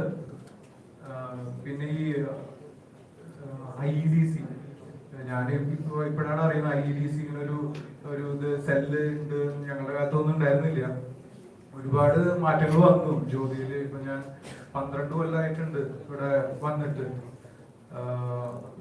അപ്പൊ 12 കൊല്ലത്തില് ഞാനും എൻ്റെ ക്ലാസ്മേറ്റ് ഉണ്ട് വിജീഷ് വേണുഗോപാൽ, അവനും ഇതുപോലെ തൃശ്ശൂര് ഓക്സിജൻ CO2 ഒക്കെ മാനുഫാക്ചറിങ് പ്ലാന്റ് ആണ് അവരും. ഞങ്ങൾ ഒരുമിച്ചാണ് വന്നത്. അപ്പൊ ഒരുപാട് മാറ്റങ്ങൾ കാണാനുണ്ട്, നല്ല ബ്യൂട്ടിഫുൾ ആയിട്ടുണ്ട് ക്യാമ്പസൊക്കെ. മരങ്ങളൊന്നും ഇത്രയൊന്നും ഉണ്ടായിരുന്നില്ല അന്ന്. അപ്പൊ ഹാപ്പിയാണ് കണ്ട്. പിന്നെ എന്നെ പഠിപ്പിച്ച സാറാണ് ജോസ് സാറ്, എൻ്റെ ഇലക്ട്രിക്കൽ സാറായിരുന്നു. അപ്പൊ ആള് പ്രിൻസിപ്പള്. പിന്നെ തോമസ് ഫാദർ, അതുപോലെ ജോസ് ഫാദർ, നമ്മുടെ Vinod Manju sir, Xavier sir, പിന്നെ ഇത് കണ്ടക്ട് ചെയ്യാൻ ഏറ്റവും പെയിൻ എടുത്ത അനിൽ സാറ്, ഇവരോട് ഞാൻ നന്ദി പറയുന്നു. സക്സസ് സ്റ്റോറി എന്നൊക്കെ പറയുമ്പോൾ ഞാനിവിടെ മെക്കാനിക്കൽ എഞ്ചിനീയറിംഗ് ഫസ്റ്റ് ബാച്ച് ആയിരുന്നു, ഫസ്റ്റ് ബാച്ച് സ്റ്റുഡൻ്റ് ആണ്. അപ്പൊ ഇത് കഴിഞ്ഞ് എല്ലാവർക്കും ഇവിടെ പ്ലേസ്മെന്റ് കിട്ടിയതാണ് ഓൾറെഡി. ഞങ്ങൾ 4 പേർക്ക് മെക്കാനിക്കലിൽ പ്ലേസ്മെന്റ് കിട്ടിയിട്ടുണ്ടായിരുന്നു. ഇത് വെലോസിറ്റ എന്ന് പറഞ്ഞിട്ടൊരു കമ്പനിയിൽ. ആരും പോയില്ല, കാരണം അന്നത്തെ ഒരു ഇതനുസരിച്ചിട്ട് ട്രെൻഡ് അനുസരിച്ചിട്ട് മെക്കാനിക്കൽ എഞ്ചിനീയറിംഗ് കഴിയുക, ഗൾഫിലേക്ക് വിടുക, അതായിരുന്നു അന്നത്തെ ട്രെൻഡ്. അപ്പൊ ആരും അതിന് പോയില്ല. അത്യാവശ്യം നല്ല കുഴപ്പമില്ലാത്ത പാക്കേജ് ആയിരുന്നു. പക്ഷെ ഇത് കഴിഞ്ഞപ്പോഴാണ് മനസ്സിലായത് എളുപ്പമല്ല. അങ്ങനെ വിചാരിച്ച ആ സമയത്ത് ഒരു റിസെഷൻ പ്രോബ്ലം ഒക്കെ ഉണ്ടായിരുന്നു. അപ്പോ പിന്നെ അത് കഴിഞ്ഞ് ഞാൻ ഒരു കോഴ്സ് ചെയ്തു, നേവൽ ആർക്കിടെക്ചർ എന്ന് പറഞ്ഞിട്ടൊരു കോഴ്സ് ചെയ്തു. ഒരു PG ഡിപ്ലോമ കോഴ്സാണ്. അതിനുശേഷം ബോംബെയിൽ ഒരു 1.5 കൊല്ലം വർക്ക് ചെയ്തു. സെയിം ഫീൽഡാണ്, പ്രോപ്പർ മാനുഫാക്ചറിങ് തന്നെയാണ്. പിന്നെ ഒരു കൊച്ചിയിൽ ഒരു 4 കൊല്ലം വർക്ക് ചെയ്തു. അപ്പൊ ഒരു 5.5 കൊല്ലത്തെ എക്സ്പീരിയൻസ് വെച്ചിട്ടാണ് ഞങ്ങൾ ഓക്കെ. അപ്പോൾ ഈ ബോംബെയിൽ തന്നെ എൻ്റെ പാർട്ട്ണർ അവിടെ ബാങ്കിൽ വർക്ക് ചെയ്തിരുന്നു. അവനും ബേസിക്കലി എഞ്ചിനീയർ ആണ്, പക്ഷെ ഫെഡറൽ ബാങ്കിലാണ് വർക്ക് ചെയ്തിരുന്നത്. അപ്പൊ ഞങ്ങൾ അപ്പൊ തന്നെ ഡിസ്കഷൻസ് തുടങ്ങിയിട്ടുണ്ട്. അപ്പൊ തന്നെ പ്ലാനിങ് ആരംഭിച്ചു. അതായത് 2010 തന്നെ പ്ലാനിങ് ആരംഭിച്ചിട്ടുണ്ട്. അങ്ങനെ പിന്നെ ഒരു നല്ലൊരു ടൈം വന്നപ്പോ ഞങ്ങളത് സ്റ്റാർട്ട് ചെയ്തു. മാംഗ്ലൂരാണ് സ്ഥാപനം. ഇപ്പൊ ഞങ്ങളുടെ ഫസ്റ്റ് ബ്രാഞ്ച് ഇവിടെ കൊടുങ്ങല്ലൂർ ഇപ്പൊ സ്റ്റാർട്ട് ചെയ്യാൻ പോവുകയാണ്. നെക്സ്റ്റ് മന്തോടുകൂടി സ്റ്റാർട്ട് ആവും. പിന്നെ ഇത് എനിക്ക് നിങ്ങളോട് സജസ്റ്റ് ചെയ്യാനുള്ളതെന്ന് വെച്ചാൽ, ഇപ്പൊ സ്റ്റാർട്ടപ്സ് കുറെ കേൾക്കുന്നുണ്ട്. ഇപ്പൊ എൻ്റെ ആ ഒരു ടൈമിലൊന്നും ഇതുപോലെ ഈ കോഴ്സ് കഴിഞ്ഞപ്പോൾ തന്നെ ബിസിനസ് തുടങ്ങുന്ന ഒരു ട്രെൻഡ് ഉണ്ടായിരുന്നില്ല. ഇപ്പൊ അങ്ങനെ കുറെ കേൾക്കുന്നുണ്ട്. അതിനെ കുറിച്ച് എനിക്ക് അറിയില്ല. ഞാൻ പറയുകയാണെങ്കിൽ ഒരു ഇൻഡസ്ട്രിയിൽ വർക്ക് ചെയ്യുക, ഒരു മിനിമം ഒരു 2-3 കൊല്ലെങ്കിലും വർക്ക് ചെയ്ത് ആ ഒരു വർക്കിംഗ് കൾച്ചർ കിട്ടണം നമുക്ക്. ഞാൻ നോക്കിയെടുത്തോളം എനിക്ക് മനസ്സിലായ കാര്യമാണ്. അതായത് എൻ്റെ കൂടെ പഠിച്ചതല്ല, എനിക്ക് അറിയുന്ന കുറച്ച് പേര് ഇതുപോലെ ബിസിനസ് കോഴ്സ് കഴിഞ്ഞ് നല്ല കോഴ്സൊക്കെ ചെയ്ത് കോഴ്സ് കഴിഞ്ഞപ്പോൾ തന്നെ ബിസിനസ് സ്റ്റാർട്ട് ചെയ്തു. പക്ഷെ എന്തുകൊണ്ടും അത് സക്സസ്ഫുൾ ആവാണ്ട് പിന്നെ അവർ അത് നിർത്തി ജോലിക്ക് പോവാണ് ചെയ്തത്.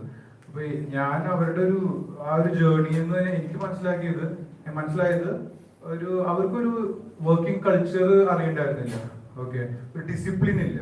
ഇപ്പൊ ഈ ബിസിനസ് ആയാലും നമുക്ക് ആദ്യം വർക്കേഴ്സിന്റെ ഡിസിപ്ലിൻ എന്താണ് ഈ ഫിനാൻഷ്യൽ ഡിസിപ്ലിൻ എന്താ, കുറെ കാര്യങ്ങൾ നമുക്ക് പഠിക്കാനുണ്ടല്ലോ. നമ്മളൊരു സ്ഥലത്ത് വർക്ക് ചെയ്യുമ്പോഴാണ് നമുക്കതാണ് റെഫറൻസ്. നമ്മൾ ഈ പഠിക്കുന്ന സമയത്ത് നമുക്ക് അങ്ങനെ ഒരു റെഫറൻസ് കിട്ടില്ല. തിയറിറ്റിക്കൽ ഒരു ഇത് മാത്രമേ ഉള്ളൂ. അപ്പൊ ഒരു പ്രാക്ടിക്കൽ റെഫറൻസ് നമുക്ക് കിട്ടുന്നത് ഇങ്ങനെ ഒരു സ്ഥലത്ത് വർക്ക് ചെയ്യുമ്പോഴാണ്. അപ്പൊ എന്തായാലും ഒരു 2-3 ഇയേഴ്സ് മിനിമം വർക്ക് ചെയ്ത് കഴിഞ്ഞിട്ട് പിന്നെ ബിസിനസിനെ കുറിച്ച് ആലോചിക്കാന്നാണ് ഒരു സജഷൻ പറയാനുള്ളത്.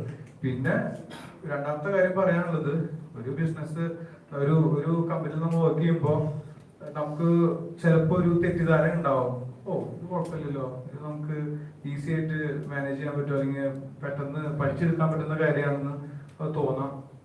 അപ്പൊ എനിക്ക് ഉണ്ടായൊരു സംഭവമാണ്. ഞാൻ ഒരു 5.5 കൊല്ലം വർക്ക് ചെയ്തപ്പോൾ എനിക്ക് തോന്നി, ആ ഒരു കോൺഫിഡൻസ് വന്നു, ഇത്രേ ഉള്ളൂ, ഇതൊക്കെ നമുക്ക് ചെയ്യാൻ പറ്റും. പക്ഷെ എപ്പോഴും മനസ്സിലാക്കുക, ആ കമ്പനിയുടെ ടോപ്പിലിരിക്കുന്ന മാനേജ്മെന്റിന്റെ ടോപ്പിലിരിക്കുന്ന ആൾക്ക് മാത്രം അറിയാവുന്ന പോലെ കാര്യങ്ങൾ ഉണ്ടാവും. കുറച്ച് ഹിഡൻ സംഭവങ്ങൾ ഉണ്ടാവും, അത് ആൾക്ക് തന്നെ അറിയുള്ളൂ. അപ്പൊ നമ്മളവിടെ ഒരു വർക്ക്സ് മാനേജർ ആയാൽ കൂടെ നമുക്കത് മനസ്സിലാവണമെന്നില്ല. CEO അവർ അങ്ങനത്തെ, അല്ലെങ്കിൽ മാനേജിങ് ഡയറക്ടർ, അവർക്ക് മാത്രം അറിയാവുന്ന കുറെ കാര്യങ്ങളുണ്ടാകും ആ കമ്പനീനെ ബേസ് ചെയ്തിട്ട്, അല്ലെങ്കിൽ ആ ഇൻഡസ്ട്രീനെ ബേസ് ചെയ്തിട്ട്. അപ്പൊ അത് നമുക്ക് അങ്ങനെ എളുപ്പം കിട്ടുന്ന ഒരു കാര്യമല്ല. അത്ര ആ ഒരു കുറച്ചൊരു ഭാഗം ഒരു ട്രേഡ് സീക്രട്ട് പോലെ ഇരിക്കും. എനിക്കും അത് കിട്ടിയിട്ടുണ്ടായിരുന്നില്ല തുടങ്ങുമ്പോൾ. അപ്പോൾ സ്റ്റാർട്ടിങ് സ്ട്രഗ്ലിംഗ് പീരീഡ്, ആദ്യം ഒരു ഹണിമൂൺ പീരീഡ് ഉണ്ടായിരുന്നു, അത് കഴിഞ്ഞ് പിന്നെ സ്ട്രഗ്ലിംഗ് പീരീഡ് ആയി. അങ്ങനെ ഒരു 2 years എടുത്തു ഒന്ന് സെറ്റ് ആവാൻ വേണ്ടിയിട്ട് ബിസിനസ്. അതിന്റെ ഉള്ളിൽ ഞാൻ പഠിച്ചെടുത്തു. കാരണം നമ്മൾ പ്രാക്ടിക്കലി കസ്റ്റമേഴ്സ് ആണല്ലോ, അവർക്ക് എന്താ വേണ്ടത് നമുക്ക് ശരിക്കും അറിയണം. നമ്മൾ ഈ ബുക്കിൽ പഠിച്ചത് മാത്രം, അല്ലെങ്കിൽ നമ്മൾ കണ്ടതും കേട്ടതും അത് മാത്രമല്ല, കസ്റ്റമേഴ്സിന് എന്താ വേണ്ടതെന്ന് അവരോട് ചോദിച്ചാൽ അറിയാൻ പറ്റുള്ളൂ. അപ്പൊ അവരുടെ ഫീഡ്ബാക്ക് വളരെ ഇമ്പോർട്ടൻ്റ് ആണ്. പിന്നെ നമ്മൾ ഇറങ്ങി തിരിക്കാൻ വേണം, നല്ല പേഷ്യൻസ് വേണം. എന്തായാലും ഇതൊക്കെയാണ് എനിക്ക് ഷെയർ ചെയ്യാനുള്ള കാര്യങ്ങൾ. പിന്നെ എന്തെങ്കിലും ഉണ്ടെങ്കിൽ ചോദിച്ചാൽ ഞാൻ പറയാം.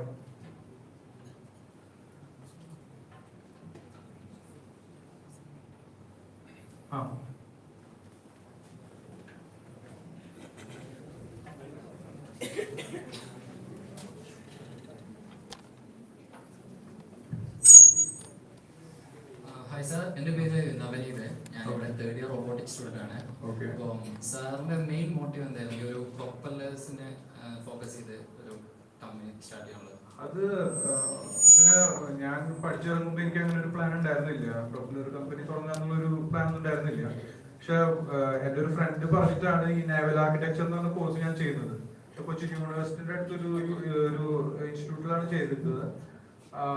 പക്ഷെ അത് ചെയ്ത് കഴിഞ്ഞപ്പോ എനിക്ക് തോന്നി, അതില് ഭൂരിഭാഗം എന്റെ കൂടെ പഠിച്ച ആൾക്കാരും ഡിസൈൻ ഫീൽഡില് പോയത്. അതായത് ഈ മറീൻ പ്രൊപ്പലർ ഡിസൈൻ ചെയ്യുന്ന, അല്ലെങ്കിൽ ഷിപ്പ് ടെക്നോളജിയാണ് ആ കോഴ്സ് ബേസിക്കലി. അപ്പോൾ ഈ ഷിപ്പ് ഡിസൈൻ ചെയ്യുന്ന, ബോട്ടുകൾ ഡിസൈൻ ചെയ്യുന്ന കൺസൾട്ടൻസീസിലൊക്കെയാണ് ഭൂരിഭാഗം ആൾക്കാരും വർക്ക് ചെയ്യാൻ പോയത്. പക്ഷെ എന്തോ എനിക്ക് അതൊരു താല്പര്യം ഉണ്ടായിരുന്നില്ല. എനിക്ക് അങ്ങനെ ഈ ഡിസൈൻ ഫീൽഡ്, ഡിസൈനില് കമ്പ്യൂട്ടർ മുന്നിൽ ഇരുന്ന് ചെയ്യാൻ അങ്ങനെ ഒരു ഇത് താല്പര്യം ഉണ്ടായിരുന്നില്ല. അപ്പൊ ഞാൻ വിചാരിച്ചു, ഓക്കെ ഞാൻ പ്രൊഡക്ഷനിലേക്ക് ഇറങ്ങാം എന്ന് വിചാരിച്ചിട്ട് അങ്ങനെയാണ് ഇതിന്റെ സെയിം ഫീൽഡില് പ്രൊഡക്ഷൻ ജോലികളുണ്ടോ എന്ന് തപ്പി അങ്ങനെയാണ് ബോംബെയിലത്തെ ജോലി കിട്ടുന്നത്.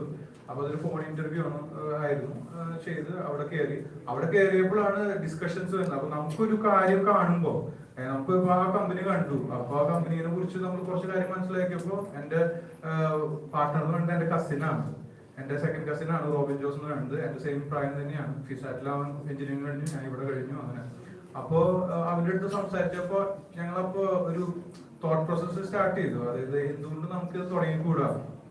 അപ്പൊ അന്ന് തൊട്ട്, അതായത് ഞാൻ കമ്പനിയിൽ കയറി ഒരു വിത്തിൻ ഫ്യൂ മന്ത്സ് തൊട്ട് ഞങ്ങൾ സ്റ്റാർട്ട് ചെയ്തു.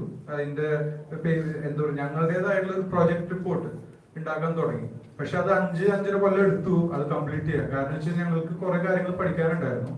ഓക്കെ, അപ്പൊ അങ്ങനെയാണ് പ്രൊപ്പലർ ഫീൽഡിലേക്ക് വന്നത്. അല്ലാണ്ട് ഞാൻ ഈ പ്രൊപ്പലർ എന്ന് പറഞ്ഞാൽ പിന്നെ അത് പോയിട്ടില്ല.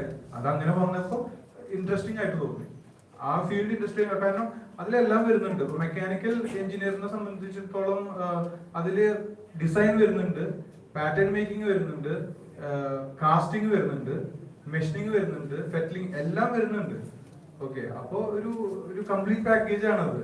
അപ്പൊ എന്തുകൊണ്ടത് ചെയ്തുകൂടാ എന്നുള്ള ഇതില് നമ്മള് ഒരു ചാലഞ്ചിങ് ഇത് എടുത്തതാണ്. പിന്നെ അതിന്റെ മാർക്കറ്റ് നമുക്ക് മനസ്സിലായി. അതായത് അത്യാവശ്യം നല്ല മാർക്കറ്റുള്ള ഇന്ത്യ, എനിക്ക് തോന്നുന്ന ഒരു വേൾഡിലെ 3rd ലാർജസ്റ്റ് ഫിഷിംഗ് ഹബ്ബാണ് India. First China, second Peru, അങ്ങനെയാണ്. അപ്പോ അത്രയും പൊട്ടൻഷ്യൽ ഉണ്ട്. ഒരുപാട് ഫിഷിംഗ് ബോട്ട്സ് ഉള്ള രാജ്യമാണ് ഇന്ത്യ. ഇപ്പൊ നമ്മുടെ കേരളത്തിൽ തന്നെ more than 10,000 ബോട്ട്സ് ഉണ്ട്. ഈ എല്ലാ ബോട്ടിനും പ്രൊപ്പലർ വേണം. പക്ഷേ ഈ പ്രൊപ്പലർ എന്ന് പറയുമ്പോൾ ഒരു സാധാരണ ഒരു മെക്കാനിക്കൽ ഒരു ഡിവൈസ് അല്ല. ഒരു ഒരു എന്താ പറയുക, എളുപ്പം ഒരു ഫാബ്രിക്കേറ്റർ, എല്ലാ ഫാബ്രിക്കേറ്റേഴ്സിനും ചെയ്യാൻ പറ്റുന്ന കാര്യമല്ല. അതിലൊരു സ്കില്ലുണ്ട്. ഓക്കെ, അതിന് ഡിസൈൻ ഉണ്ട്.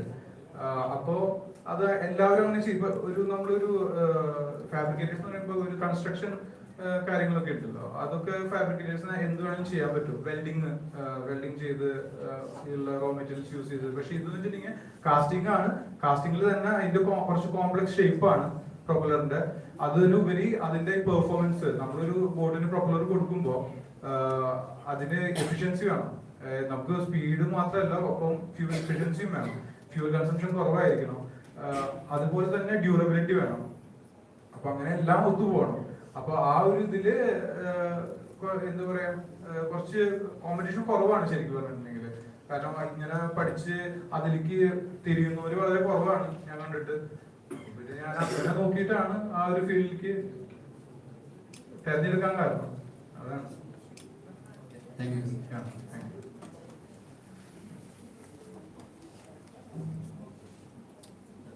ആർക്കും ചോദ്യമൊന്നും ഇല്ലാന്ന് വിചാരിക്കുന്നു. ഓക്കെ, അപ്പൊ thank you.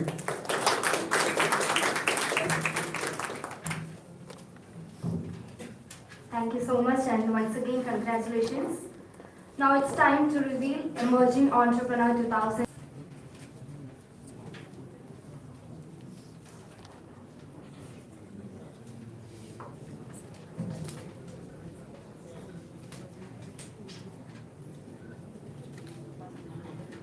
So now we have the Emerging Entrepreneur Award, and it goes to Mr.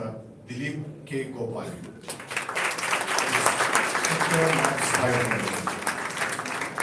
Cisco Labs is a software company that specializes in providing service-based solutions, established in 2020.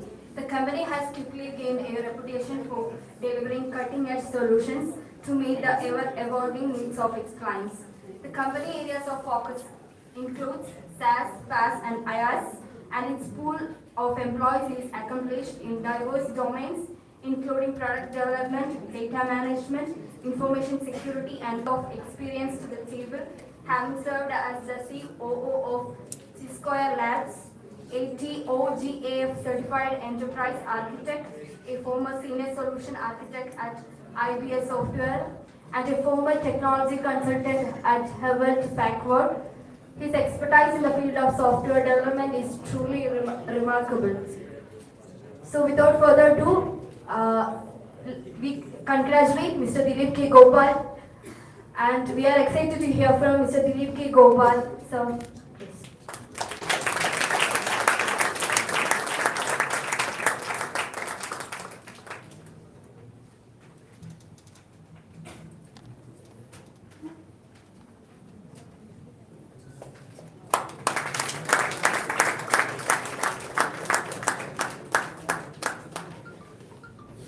congratulations.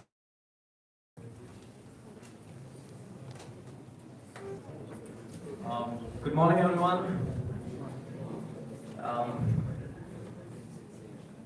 If you get something from where you studied from, some kind of honor, some kind of appreciation, is the biggest thing that can happen in your life.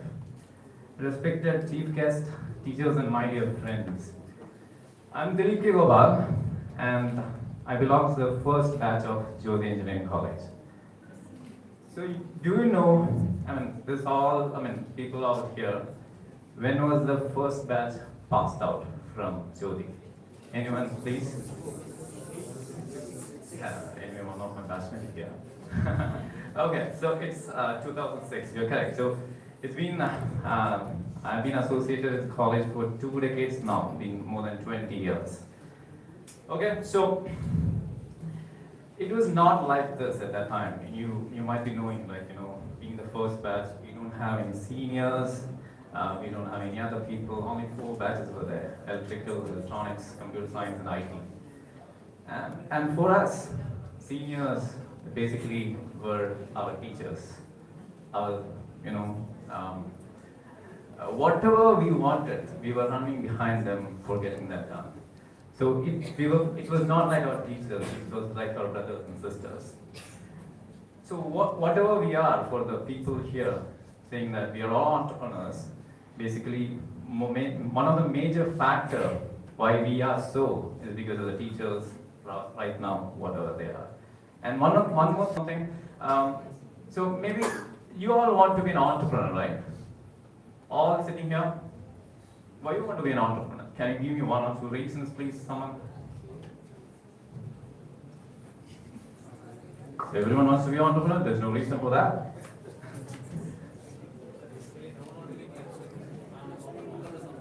No one wants to work under someone? Okay, that's a good answer. May I know your name, please? Aman, good answer, thank you. Anyone else?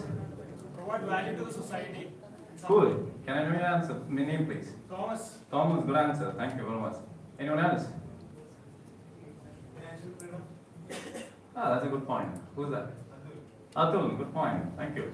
Okay, so yeah, you guys have at least some idea on what exactly you want to be and why you want to be an entrepreneur. Back when we were getting passed out, if this question was asked, rightly Vinod sir was mentioning, right? Getting a job as an entrepreneur, it was not at all a good thing. We were thinking like, we wanted to get into a software company, a branded company, get a proper salary job. And when this question was asked, nobody would be answering it because we never wanted to be an entrepreneur at that time. So I think you all are a way ahead of us. So ladies and gentlemen, let me tell you, you guys are way far better than us when we were studying. You guys are way better than us. Respected teachers and my dear friends, I want to tell you something very much a specific thing. If you ask me, what is the mantra for becoming an entrepreneur?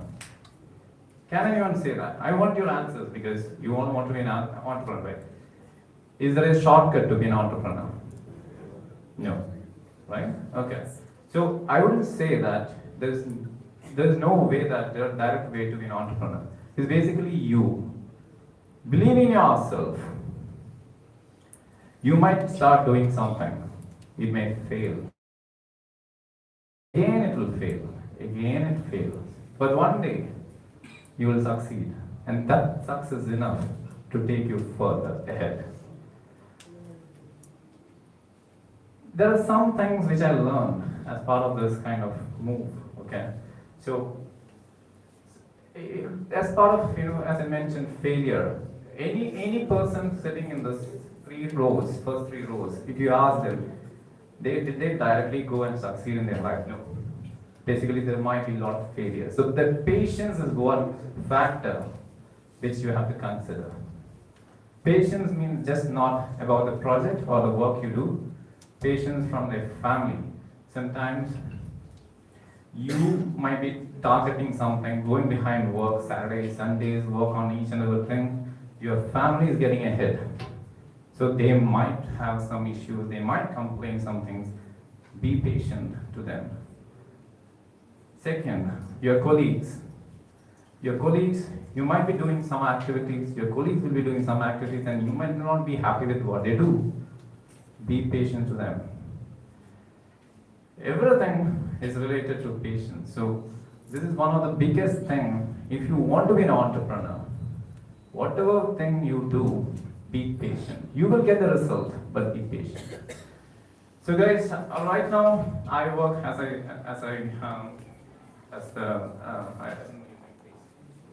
Ismail was mentioning that, yeah, I work as a CEO of Chi-Square Labs. Chi-Square Labs is a company, it's an IT service company, and we are more than 130 employees in our company now. And we mostly target that data engineering, data scientists, data visualization, robotic process automation, then we have full stack development. So basically it's a basic normal IT service based company. And our selling point is our technology. So right now we have customers from US, UAE and all those places, okay? And the other selling point for our company is the culture. We do have a friendly culture in our company. So guys, I don't know whether you might have heard about the company, but this company is one of the fastest growing company in Kochi. and it's been 2.5 years. And as I said, 130 employees is not a small number, right? Okay, so why you guys are different from others? Because you all want to be an entrepreneur, right? So your colleagues or your friends may be smarter than you, maybe intelligent than you, but you should have the courage to start something. And I believe that whoever are sitting here has that aspiration to become more courageous and to start something. So be courageous is what you are making it different from others. So I'm not long in this speech, definitely. Initially, as I said, when whatever you achieve, your family will be proud of. Along with that, your family is getting a hit. Hit in the sense, you are actually taking some time off from the family and spending onto the work. So make sure that you get proper support from your family and take care of them. Guys, I'm not taking much time, and I thank each one of you sitting over here to give us an opportunity to be part of this wonderful function. And all the dignitaries and the team over here, thank you very much, and we will be meeting very often. Thank you.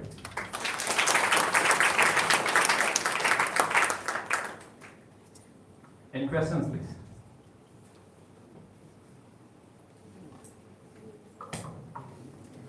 Hi bro, what's up? I'm doing good. May I know your name, please? Yeah, sorry? May I know your name, please? Yeah, I'm Abhinav. So, yeah. Okay. I just went through your LinkedIn profile and got to know that you have a decade of experience in working softwares. So every entrepreneur has a life-changing moment, right? They realize that the thing that they are doing right now is not their thing. They just want to do something of their own, right? Okay. So I just want to know what was your eye-opening moment, just like your turn moment to dip into entrepreneurship. Okay, well, good question. Thank you for that. Okay, so as many were mentioning, like you gain some experience from the industry, and once you get an experience in the industry, you automatically get some kind of confidence, like you can start something. So when we were doing this kind of activity, over a time, I was kind of more of a workaholic guy. So always I start working on and sometimes weekends and all. That's not good for all of you. So I'm just saying, don't be that much alcoholic, or not workaholic, not alcoholic. I'm saying, okay. So workaholic. So when at one particular moment I felt like this is the time where I should be doing something different rather than going on to work for something else. And the decision-making power, end of the day, you don't have that. I truly love getting the decision power. So around, as I said, I have nearly 18 years of experience in IT, and I've been working with different enterprise companies, different countries, and all the places. But at the point, like after 15 years or something, I was thinking like, okay, this is the time where I should be thinking something different.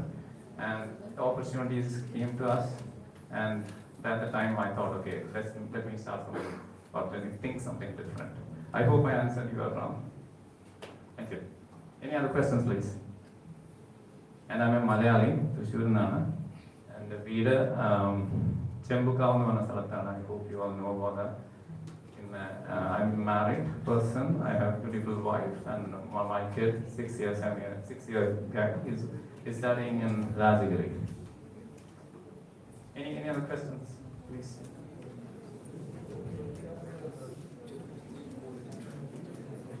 I think questions are like I know entrepreneurs out there. Come on, questions here we go. Okay, I'm not talking. Anyway, thank you very much.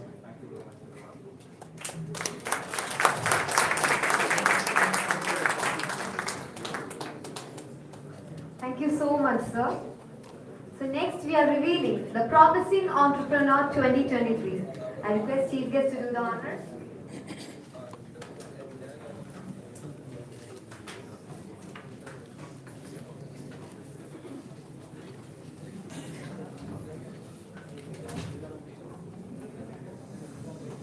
So we have the next award, which is the Promising Entrepreneur Award, and it goes to Mr. Jyothi Katukare.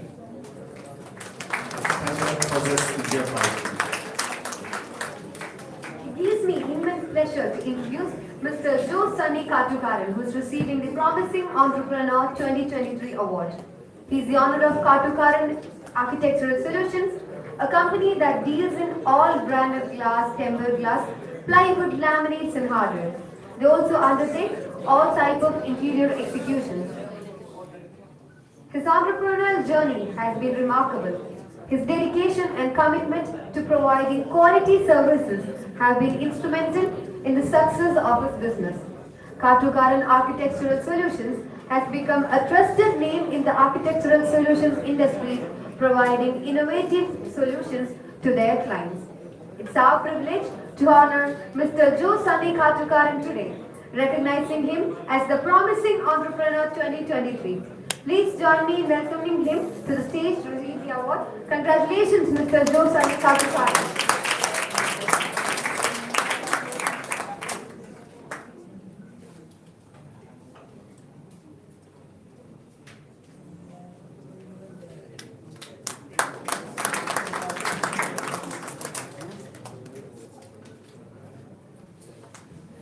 A wholehearted congrats, sir.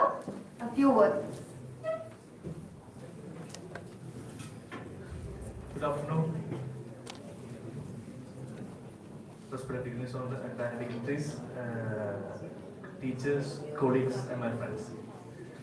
Jyothi Engineering College was a really turning point because പഠിപ്പിച്ച കോളേജിൽ പഠിപ്പിക്കാൻ കുറേ chance കിട്ടാൻ കുറേ പേർക്ക്, പക്ഷേ പഠിപ്പിച്ച കോളേജിൽ കുറേ വർക്കുകൾ ചെയ്യാൻ ഒരു അവസരം കിട്ടിയ ഒരു വ്യക്തിയാണ് ഞാൻ. അത് വളരെ കുറച്ച് പേര് കിട്ടുള്ളൂ തോന്നുന്നു. ഒരു 2016 തൊട്ട് ഇവിടെയുള്ള എല്ലാ കൺസ്ട്രക്ഷനും ഞാൻ തന്നെ ചെയ്തേക്കുന്നത്. ഇവിടെ എൻ്റെ ഒരു ഐസ് ബ്രേക്കിംഗ് പ്രൊജക്ട് എന്ന് പറയുന്നത്, ഞാൻ 2010 to 2014 pass out mechanical engineer സ്റ്റുഡൻ്റാണ് ഞാൻ. Engineering pass out 2015 14 pass out എന്ന് പറഞ്ഞാൽ 15 പാസ് ഔട്ട്. കുറച്ച് സപ്ലൈക്ക് ഉണ്ടായിരുന്നു, അത് കഴിഞ്ഞ് പാസ് ഔട്ട് 15 അത് കഴിഞ്ഞ് ഞാൻ ദുബായിൽ എൻ്റെ ഒരു കസിൻ്റെ ഒരു മെയിൻ്റനൻസ് എഞ്ചിനീയറിംഗ് വിങ്ങിൽ ഒരു 6 മാസം വർക്ക് ചെയ്തു. അത് കഴിഞ്ഞിട്ടാണ് ഞാൻ ഈ ചെറിയ ബിസിനസ് എന്ന രീതിയിൽ ഞാൻ നാട്ടിലേക്ക് വരുന്നത്. ഇപ്പോൾ വായിച്ച പ്രൊഫൈല്, ഈ പ്രൊഫൈൽ വളരെ പഴക്കമുള്ള പ്രൊഫൈലാണ്. ഇത് നല്ല ഇഷ്ടപ്പെട്ട പ്രൊഫൈല്.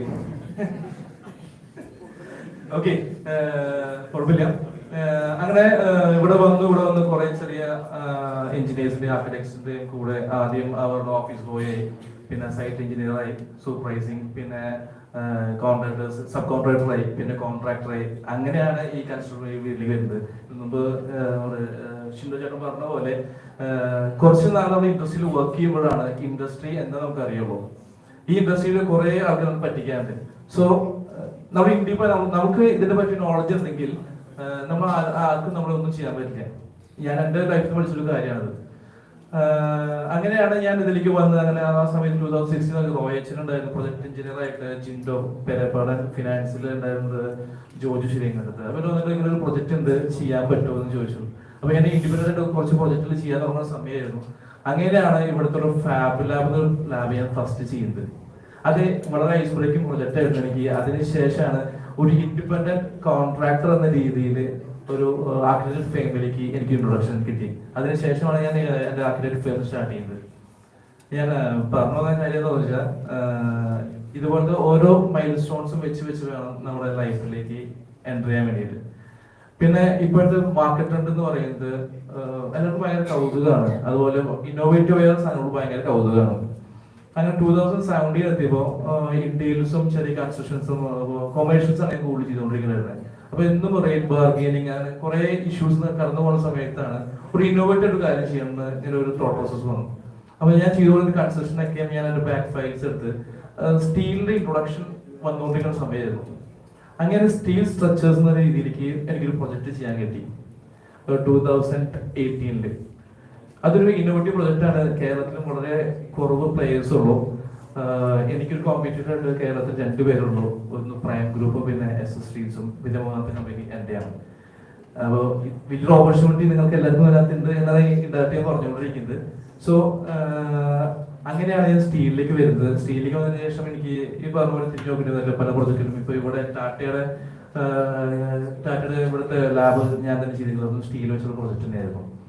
പിന്നെ എന്റർപ്രണർഷിപ്പിലേക്ക് വരുമ്പോൾ എനിക്ക് പറയാൻ ഒറ്റൊരു കാര്യം, ഇത് നിങ്ങൾ പറഞ്ഞ ഫിനാൻഷ്യൽ ഫീൽഡ് ഉണ്ട്, നമുക്ക് ഡിസിഷൻ എടുക്കാം, എല്ലാം ഉണ്ട്. പക്ഷേ എത്ര എളുപ്പമൊന്നുമല്ല. ഇനീഷ്യൽ ലെവലിൽ നമ്മൾ 16 to 18 hours 20 hours നമുക്ക് വർക്ക് ചെയ്യേണ്ടി വരും. അപ്പോഴും നമുക്ക് തളർന്നു പോകരുത്. നമുക്ക് നാളെ ഈ വർക്ക് ചെയ്യുന്നതിൻ്റെ ഒരു ഗുണം നമുക്ക് ചിലപ്പോൾ ഒരു 3 വർഷമോ 5 വർഷം കഴിഞ്ഞാൽ കിട്ടാം. അതുപോലെ തന്നെ നമ്മൾ ആ സമയത്ത് നമ്മൾ ഡിസ്കസ് ചെയ്യുകയാണെങ്കിൽ കുറേ പേരുണ്ടാവും. എന്നാലും അതിൽ നിന്ന് ബാക്ക്വേർഡ് ചെയ്യാതെ നമ്മളൊന്ന് മുന്നിലേക്ക് പോകാം. ഞാൻ പറഞ്ഞില്ല, അപ്പൊ അത്രയും സ്ട്രഗിൾ ചെയ്യാൻ ഓക്കെ ആണെങ്കിൽ മാത്രം എടുക്കേണ്ട ഒരു കാര്യമായിട്ട് പെട്ടെന്ന് ഡിസിഷൻ അല്ല. നിങ്ങൾ ഏത് ഫീൽഡിലേക്ക് പോകണമെങ്കിലും ഫസ്റ്റ് ആ ഫീൽഡ് എന്താണെന്ന് റെക്കഗ്നൈസ് ചെയ്യണം. ആ ഫീൽഡിനെ പറ്റി കൂടുതൽ കാര്യങ്ങൾ മനസ്സിലാക്കാൻ പറ്റണം. പിന്നെ സ്ട്രക്ചറിങ് കഴിഞ്ഞപ്പോൾ കോയമ്പത്തൂരിൽ നിന്ന് കുറെ ആൾക്കാർ വന്നു ഇവിടെ, അതും കോമ്പറ്റീഷനായി. ദെൻ അടുത്തൊരു പ്രോഗ്രാം ഞങ്ങൾ ചെയ്തുകൊണ്ടിരിക്കുന്നത് പഴയ ബിൽഡിങ്ങിന്റെ റിസ്റ്റോറിങ്. അതായത് പഴയ ബിൽഡിങ്ങിന്റെ ഇപ്പൊ ഒരു മിക്ക തൃശ്ശൂരും അതുപോലെ കേരളം മിക്ക ബിൽഡിങ്ങിലും 60 to 70 years പഴക്കമുള്ള കുറെ ബിൽഡിങ്ങുകളുണ്ട്. ആ ബിൽഡിങ്ങുകളിലൊക്കെ റീസ്ട്രക്ചറിങ്, സ്റ്റീൽ സ്ട്രക്ചേഴ്സ് യൂസ് ചെയ്ത് റീസ്ട്രക്ചറിങ് ചെയ്തിട്ട് അതിന്റെ ആ പഴയ ഫോമിലേക്ക് നിർത്തുന്ന ഒരു പ്രോഗ്രാം. സോ റീസെന്റ് ഞങ്ങൾ ചെയ്ത് അവസാനിച്ചത് കേരളത്തിൽ തന്നെ ചെയ്തുകൊണ്ടിരിക്കുന്നത്. ഇപ്പൊ പ്രസന്റ്ലി ഞങ്ങൾ ചെയ്തുകൊണ്ടിരിക്കുന്നത് മൈസൂർ പാലസിൽ പോകാറില്ലേ, മൈസൂർ പാലസിന്റെ ബാക്കിൽ അവിടെ പ്രസിഡന്റ് റൂളിംഗ് ഫാമിലി താമസിക്കുന്ന റാണി പാലസ് ഉണ്ട്. It's around 35,000 square feet palace. അതിന്റെ റീസ്ട്രക്ചർ ഞങ്ങൾ ചെയ്തുകൊണ്ടിരിക്കുകയാണ്. സോ എപ്പോഴും നമ്മുടെ ബിസിനസ് ഇന്നോവേഷൻസ് കൊണ്ടു കഴിഞ്ഞാൽ നമുക്ക് എന്നും മാർക്കറ്റ് ഉണ്ടാവും. Any questions?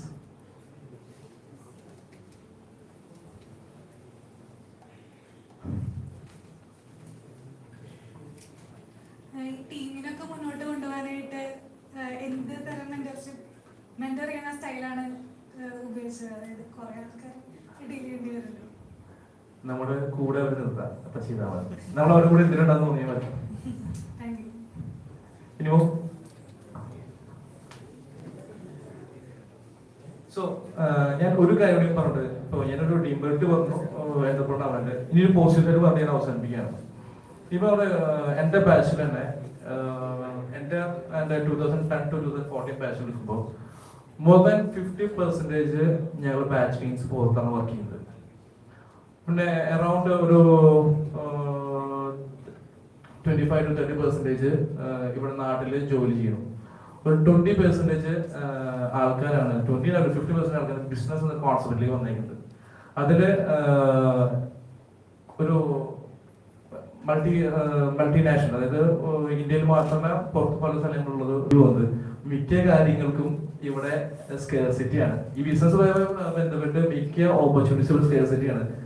ഞാൻ പറയാൻ കാരണം, ഞാൻ 2021 അതിന്റെ സൗത്ത് ഇന്ത്യൻ റീജിയനിലത്തെ പ്രസിഡന്റ് ആയിരുന്നു. ഞാൻ പ്രസിഡന്റ് ആവണമെങ്കിൽ ഒരു ആലോചിക്കുക മതി, ഇവിടെ കേരളത്തിൽ എത്ര സ്കെയർസിറ്റി ഡൗട്ടിൽ വെച്ച ആൾക്കാരുണ്ടാക്കി. ഓക്കെ, അതിന് പോയപ്പോ അവിടെ ഫസ്റ്റ് മീറ്റ് ഡൽഹിയിൽ വെച്ചായിരുന്നു, എന്റർപ്രണേഴ്സിന്റെ മീറ്റ്. ഞാൻ എന്റർപ്രണേഴ്സ് അറൌണ്ട് അതിൽ വന്ന മീറ്റപ്പിൽ വന്ന മോർ ദാൻ ഒരു 60% 25 വയസ്സ് താഴെയുള്ള എന്റർപ്രണേഴ്സ് ആണ്. അതേ സെയിം കോൺസെപ്റ്റ് കൊച്ചി ഹയാത്തിൽ വെച്ചിട്ടുണ്ടായിരുന്നു. അതിൽ വന്നതിൽ 20% തികച്ച് ഒരു 30 വയസ്സിന് താഴെയുള്ള ആൾക്കാർ ഉണ്ടായിരുന്നില്ല. സോ പല കാറ്റഗറിയിലും യങ്സ്റ്റേഴ്സുകൾ കുറവാണ്. So keep in touch. Signing off, Joson. Thank you.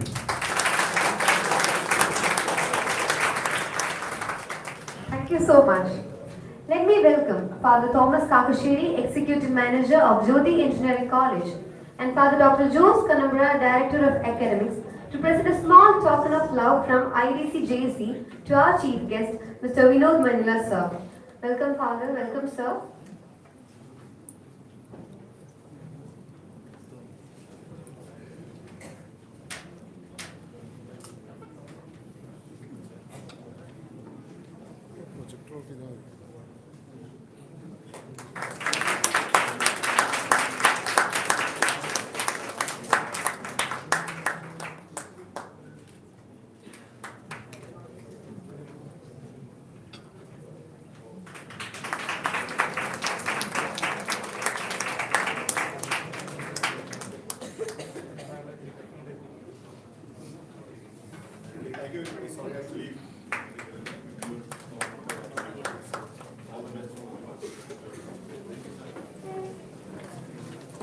Thank you so much, sir, for your time and presence from your busy schedules.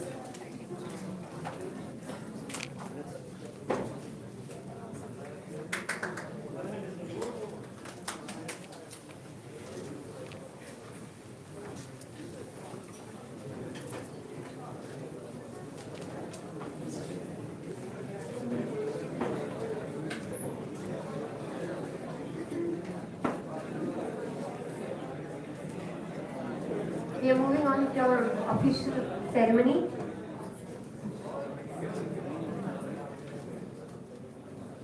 Ladies and gentlemen, it's now time to honor the entrepreneurs who have made remarkable contributions to the world of business and technology.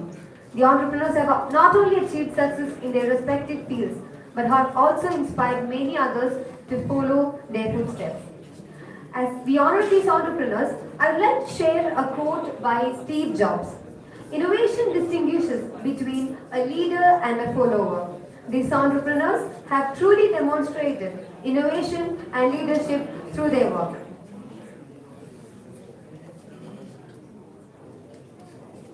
Let me welcome Father Thomas Kakashiri to present the mementos to our entrepreneurs. Welcome, Father.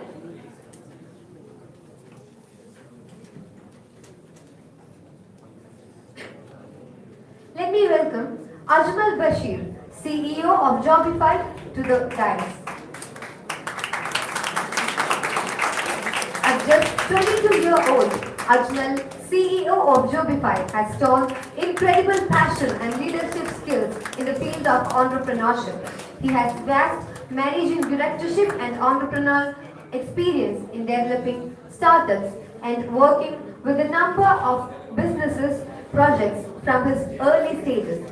He is a tech-savvy who believes in deciphering problems with the implementation of new and innovative technologies into business.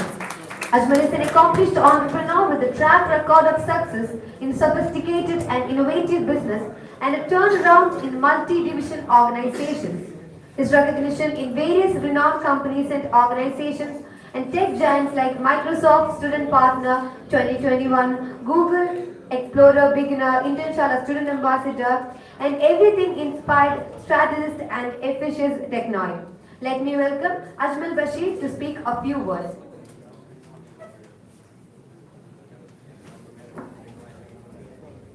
Thank you. എന്നെ കാണാനുണ്ടോ? ഞാൻ ആദ്യമായിട്ട് startup എന്നുള്ള വാക്ക് കേൾക്കുന്നത് ഈ റൂമിൽ നിന്നാണ്. അപ്പൊ തോന്നിയതാണ് ഒരു സ്റ്റാർട്ടപ്പ് തുടങ്ങണം എന്നുള്ളത്. അപ്പോൾ അങ്ങനെ ഞാൻ ആക്ച്വലി സ്റ്റാർട്ടപ്പ് തുടങ്ങാൻ വേണ്ടിയിട്ട് ഇതുപോലെ അവിടുന്ന് ഫസ്റ്റ് സ്റ്റെപ്പാണ് ഒരു ക്വസ്റ്റ്യൻ ചോദിക്കാൻ വേണ്ടിയിട്ട് എണീച്ചു നിന്നു. അവിടുന്ന് ഒരു ക്വസ്റ്റ്യൻ ചോദിച്ചു. അവിടുന്നാണ് അനിൽ സാറ് നോഡൽ ഓഫീസർ എന്നെ നോട്ട് ചെയ്തത്. പിന്നെ അങ്ങനെ പതിയെ IDCയുടെ അസിസ്റ്റന്റ് CEO ആയി. അപ്പോൾ ഓൾറെഡി ഞാൻ കുറച്ച് കാര്യങ്ങൾ ചെയ്തിട്ടുണ്ടായിരുന്നു. ചെറിയ ഫ്രീലാൻസർ ആയിരുന്നു, വെബ്സൈറ്റ് ഡെവലപ്മെന്റ്.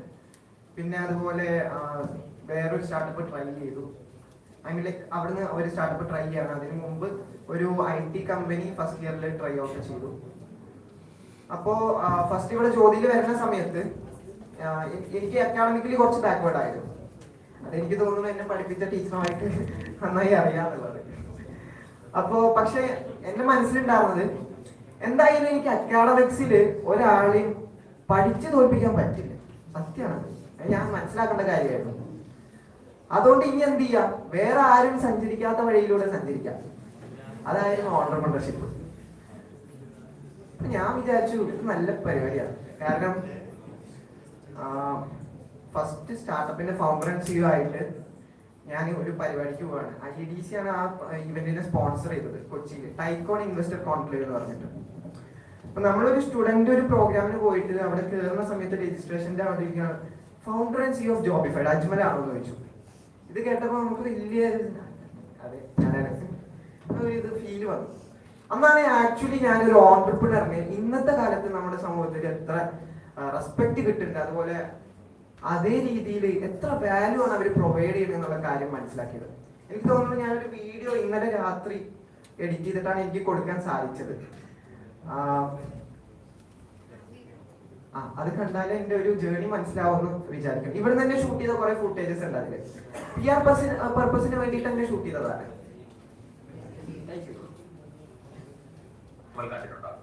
എന്നാൽ നമ്മുടെ സ്വന്തം കോളേജിൽ നിന്നും പഠിച്ച് പ്രതിസന്ധികളെ വകഞ്ഞു മാറ്റി സ്വന്തമായി സക്സസ്ഫുൾ ആയ ഓൺട്രപ്രണറായി മാറിയ ആളാണ് ഇന്ന് നമ്മളോടൊപ്പമുള്ള അജ്മൽ ബഷീർ. കുട്ടിക്കാലം ഒമാനിലായിരുന്ന അജ്മൽ തന്റെ 13-ാം വയസ്സിൽ സ്വന്തമായി റോബോട്ട് നിർമ്മിച്ചു. 16-ാം വയസ്സിൽ വെബ് ഡെവലപ്പറായി ഫ്രീലാൻസിംഗ്. ഒടുവിൽ ബിടെക്കിനായി ജ്യോതി എഞ്ചിനീയറിംഗ് കോളേജ്. ഇവിടെ എല്ലാം ഓൺട്രപ്രണർഷിപ്പിനോടൊപ്പം ടെക്നോളജിയോടുള്ള അദമ്യമായ പാഷൻ അജ്മലിൽ തെളിഞ്ഞു നിൽക്കും. ബിടെക് 1ാം വർഷം സഹപാഠികളോടൊത്ത് ഇന്നോവോ ടെക്നോളജീസ് എന്ന കമ്പനി തുടങ്ങും. 2ാം വർഷം മൈക്രോസോഫ്റ്റിന്റെ സ്റ്റുഡന്റ് പാർട്ണറായ അജ്മൽ തന്റെ കോളേജിലെ കുട്ടികൾക്കായി machine learning, web development, app development തുടങ്ങിയ അഡ്വാൻസ്ഡ് ടെക്നോളജിക്കൽ കോൺസെപ്റ്റുകളിൽ ട്രെയിനിങ് നൽകി. ഈ യാത്രയിൽ വേണ്ടിയിരുന്ന എല്ലാ സപ്പോർട്ടും നൽകി ജ്യോതി എഞ്ചിനീയറിംഗ് കോളേജിലെ സ്റ്റാഫ്സും സ്റ്റുഡൻസും കോളേജിലെ ഡയറക്ടറായ ജോസ് കണ്ണമ്പുഴ അച്ഛൻ അജ്മലിനൊപ്പം നിന്നു. ഇന്നോവോ ടെക്നോളജീസിന് ശേഷം എല്ലാവർക്കും ജോലി നൽകുക എന്ന ലക്ഷ്യത്തോടെ ജോബിഫൈഡ് എന്ന സ്റ്റാർട്ടപ്പ് 2ാം വർഷം തന്നെ തുടങ്ങും. പക്ഷേ കോവിഡ് മഹാമാരി അജ്മലിന്റെ സ്വപ്നങ്ങളുടെ നിറം കെടുത്തി. എന്നാൽ വിധിക്കെതിരെ പടപെരുതാനാണ് അജ്മൽ തീരുമാനിച്ചത്. ഇന്നോവോ ടെക്നോളജീസ്, ജോബിഫൈഡ്, ഹെൽത്തിഫൈഡ്, വേറെയും 2 സ്റ്റാർട്ടപ്പ് ശ്രമങ്ങൾ. ഫൈനൽ ഇയർ കഴിയുമ്പോൾ ഇതിനോടൊപ്പം പരീക്ഷയിലെ ബാക്ക് പേപ്പറുകൾ, ഇവയൊക്കെയായിരുന്നു അജ്മലിന്റെ സമ്പാദ്യം. പക്ഷെ എവിടെയാണോ തകർന്നു വീണത് അവിടെ നിന്ന് തന്നെ തന്റെ ചൈത്രയാത്ര പുനരാരംഭിച്ചിരിക്കുകയാണ് ഇന്ന് അജ്മൽ. ഇവിടെ അജ്മലിന് വേണ്ട എല്ലാ സപ്പോർട്ടുമായി എത്തിയത് കേരളത്തിലൊട്ടാകെ ശക്തമായ സ്റ്റാർട്ടപ്പ് എക്കോസിസ്റ്റം നിർമ്മിക്കുക എന്ന ലക്ഷ്യത്തോടെ കൊച്ചി ആസ്ഥാനമായി പ്രവർത്തിക്കുന്ന ടാൽറോപ്പാണ്. ഇന്ന് ടാൽറോപ്പിന്റെ ഇനിഷ്യേറ്റീവായി ജോബിഫൈഡ് വന്നിരിക്കുന്നതിലൂടെ വരും വർഷങ്ങളിൽ കേരളത്തിലെ 10,000 കോളേജ് സ്റ്റുഡൻസിന് ജോലി നൽകാൻ പോവുകയാണ് ഫൗണ്ടർ ആൻഡ് സിഇഒ ഓഫ് ജോബിഫൈഡ് ആയ അജ്മൽ ബഷീർ. കോളേജിൽ പഠിക്കുന്ന സമയത്ത് തന്നെ ജോഷ് ടോക്കിൽ സംസാരിക്കാൻ കേരളത്തിൽ അങ്ങോളം 22 കോളേജുകളിൽ ഗസ്റ്റ് സ്പീക്കർ ആകാനും അവസരം കിട്ടിയ അജ്മൽ സ്റ്റാർട്ടപ്പ് ലോകത്തേക്ക് കടന്നു വരാൻ പോകുന്ന ഏതൊരു വിദ്യാർത്ഥിക്കും ഇൻസ്പിറേഷനാണ്.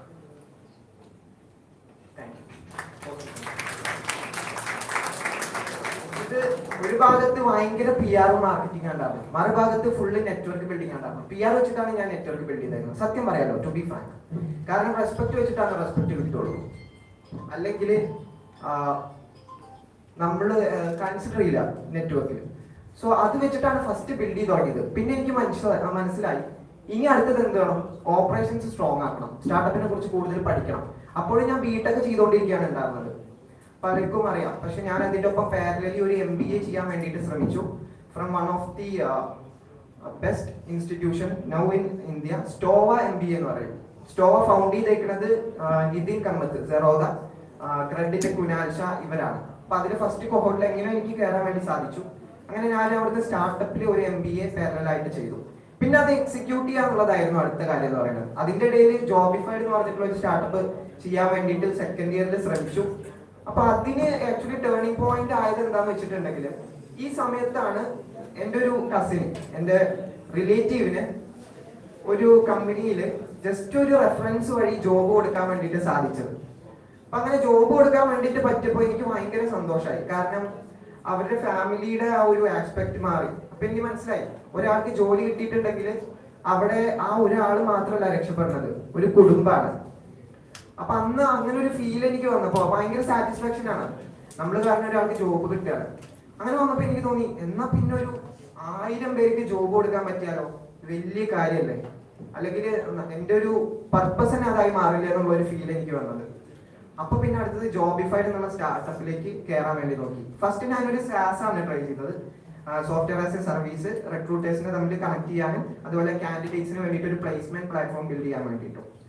പിന്നെ അതിന്ന് പിവോട്ട് ചെയ്തു. പിന്നെ അതിനിടയിൽ കോവിഡ് ഒക്കെ വന്നിട്ട് പല ഇഷ്യൂസ് ഉണ്ടായി. ഞാൻ കുറെ സ്ഥലത്ത് പിച്ച് ചെയ്തിട്ട് ഒന്നും നടന്നില്ല. പിന്നെ അവിടുന്ന് ഏറ്റവും അവസാനം ഇത് ഡ്രോപ്പ് ചെയ്യല്ലാണ്ട് വേറെ വഴിയില്ലാന്ന് കണ്ടപ്പോൾ അത് ഡ്രോപ്പ് ചെയ്തിട്ട് ഹെൽത്തിഫൈഡ് എന്നുള്ള ഒരു ഹെൽത്ത് കെയർ പ്രോഡക്റ്റ് തുടങ്ങാൻ വേണ്ടിയിട്ട് നോക്കി. അന്ന് എല്ലാവരും ഭയങ്കര ഹെൽത്ത് കോൺഷ്യസ് ആയി കോവിഡ് വന്നപ്പോൾ. എന്നാൽ ഞാൻ വിചാരിച്ചു ഇനി എല്ലാ ക്ലിനിക്സിനെയും കണക്ട് ചെയ്ത് ക്യൂവിംഗ് സിസ്റ്റം വെച്ച്, ഓൾറെഡി ഇതുണ്ട്, പ്രാറ്റോ ഉണ്ടായിരുന്നു, മറ്റു സിസ്റ്റങ്ങൾ ഉണ്ടായിരുന്നു, ബട്ട് അതൊന്നും കേരളത്തിൽ അതിന് ഇംപ്ലിമെന്റഡ് അല്ലായിരുന്നു. ആ ടൈമിൽ തന്നെ മനോരമയുടെ UK ഡോക്ക് വന്നു, അങ്ങനെ ഒരുപാട് ആപ്സ് ഒക്കെ വന്നു. എന്നാലും അതൊന്ന് ട്രൈ ചെയ്ത് നോക്കാൻ. ഇതെല്ലാം ശ്രമങ്ങൾ മാത്രമാണ്, എല്ലാം ഫെയിലിയേഴ്സ് ആയിരുന്നു. ജോബിഫൈഡ് സെക്കൻഡ് ഇയറിൽ ഫെയിൽ ആയി, അത് കഴിഞ്ഞ് തേർഡ് ഇയർ ആകുമ്പോഴത്തേനും ഹെൽത്തിഫൈഡ് തുടങ്ങി, അതും ഫെയിൽ ആവണം. പക്ഷെ ഒരു കാര്യം എനിക്ക് 100% ഉറപ്പുണ്ടാകും, എൻ്റെ നെറ്റ്വർക്ക് ഒരു ഭാഗത്ത് കൂടുന്നുണ്ട്, എൻ്റെ എക്സ്പീരിയൻസ് മറുഭാഗത്ത് കൂടുന്നുണ്ട്, പിന്നെ ഡൊമൈൻ നോളജും കൂടുന്നുണ്ട്. അപ്പൊ അതുകൊണ്ട് മാത്രം ഞാൻ മുന്നോട്ട് പോയി. 4th ഇയർ ആവുമ്പോ ഇതിനിടയിൽ ഇതിന്റെ ഒപ്പം വേറൊരു സംഭവം കൂടി കൂടിയായിരുന്നു, സപ്ലി. അതും കൂടി കുറച്ച് കൂടി.